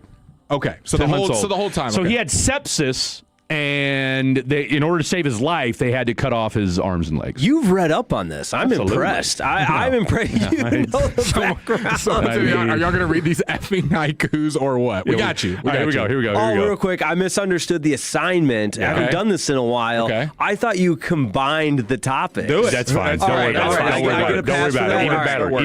Even better. All bets are off. We've only got 7. Well, we got 7 minutes. And again, That's all you need. Because these 7 breaks minutes of were After not Dark. as long, I've done better working less. Did anybody actually play that game when they were young? 7 minutes in heaven, or was that just? Did you do that? Are y'all both filibustering because y'all don't have good haikus? I have them right Did you here. do that in the woods with the teacher? With Mr. Walt? No, I Okay. didn't. Here we go. Rangers. We were more spin the bottle, but Spin the bottle. Truth or dare? Truth or dare, anybody? Truth or dare? Here we go. Dare. All right, here we go. Oh, absolutely. I have to kiss if you? it was a cute one. No. The ugly So one? Truth. You know, we got there's a strategy. Next time. No, we'll do it next time. I promise. Okay, here we go. Rangers. Evo starts 0-2. Offense resurgent. Bats boom. Rogar Scherzy blue. I like that. Let's go. Way to time Good that answer. time. Good Let's go. answer. Okay. Here we go. I'll go next. I'll let the two champions end us off. Box score look elite. Gore make hitters take a seat. Burger stack the meat. Lost me. Burger stack the meat. Okay. Because it's like a burger. He is feasted. I got burger in one of mine. I got burger. I was trying. It That's sounded like there good. was more syllables, but burger stack the meat. Okay, good one. Yeah. Good one. You've been a little sus on the syllables in the last two Yeah. two haikus. Last week I was a little. Yeah, all over the place. you're getting the counter out for those Oh, syllables. Fred's How were counter's you right up guys here. taught to count syllables? Like clapping, right? Yeah, I'm a That's it. clapper. I knew somebody, they said you put your hand beneath your chin. I've heard that, and too. anytime your That sounds chin awkward to me, though. hits your hand, that's a syllable. It's I too like much. that one. That's What if you yeah. clap while doing it? All right, this is the combination. So love hopefully you'll be able to follow. So Rangers and the moon. Hey, Rangers to the we're moon. going to the moon. Back to the Rangers, baby. Let's hear it. I'm here for it. DeGrom injured neck. Go to space. Don't play hockey. Wyatt, wake up, please. I love it. I love it. Because there's a Canadian. There's a Canadian going to the moon. There is. So that's why they're better at being astronauts than playing They're hockey. playing hockey. They're not good at that. Read that second line again. That was my favorite one. Just the second line. Go to space. Don't play hockey. James Triley would be happy.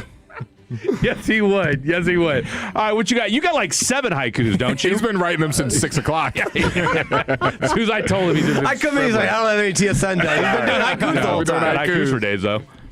2-0, it counts. Series wins and sweeps only. Jock is kind of cheeks. Yeah. Jock You're not wrong is about kind that. of cheeks. I'm here for it. Okay, now the moon one. I mean, I literally finished it while we were talking. Okay, so Wow, mark this that. this Fred's been on a roll. I wish you didn't say it. That'd have been even better. I finished while we were talking. I can doctor. I can always doctor. Take the it out. Okay, not one of my better ones, but hopefully we laugh anyway. Out in space we go. Interstellar sucked, I like that. The moonshot goes, whoa. That's actually very good for like while we're doing yeah. it. That's actually really good. It could be way worse. I would give that a solid B. That was good. That was good. I'll take it. Okay, here we go. I don't know if mine's any better. And I had to take a shot at Interstellar because I can't stand that So I movie. like the personal jet. Great movie. You're welcome. You're welcome. Awful movie. Go ahead. Artemis in play. Night turn into bright day. We drift, but don't stay. Get it? Because we're drifting? That's good. That might be one of the best ones you've ever done. Thank you. That might be one of the best ones you've ever done. I paid attention because you said the were whole locked drifting in. thing. You did. I'm impressed you guys could get 3 different subject matters within the moon. That's why I combined them. Because, I love it. All right. So this is another combo platter. Who does the combo platter? We're back. Alec 2.0 is happy right now at home. Triple dipper. Triple dipper. All right. Burger is feasting. Elon can't be stopped this time. Simeon to blame? What I love about Jake's is his second line is always like a state of the address. Like how he's feeling. It has nothing to do with the haiku. It's just in the middle, his feelings come out. Just editorializing in the second one. Read it one more time. And the abstract nature of it is what makes it so good. That's right. We're getting creative here. Burger is feasting. Elon can't be stopped this time. Simeon to blame? Oh, my. I love that. Elon can't be stopped this time. All right, Khaki Kevin. Going back, some say, the moon, far, far, far away. Artemis 2, yay. Yay! We're on a roll. We're on a roll. How many times did you say far in that second line? 3. Far away. Flexibility, though. You found one that had to hit the 7 there, Fred. Oh, that's too much. That is is 7 too much. Syllables. No, 7 is what you need. Said no Okay, woman, mark said that. no woman ever. You're Kevin. You said 7's what you need.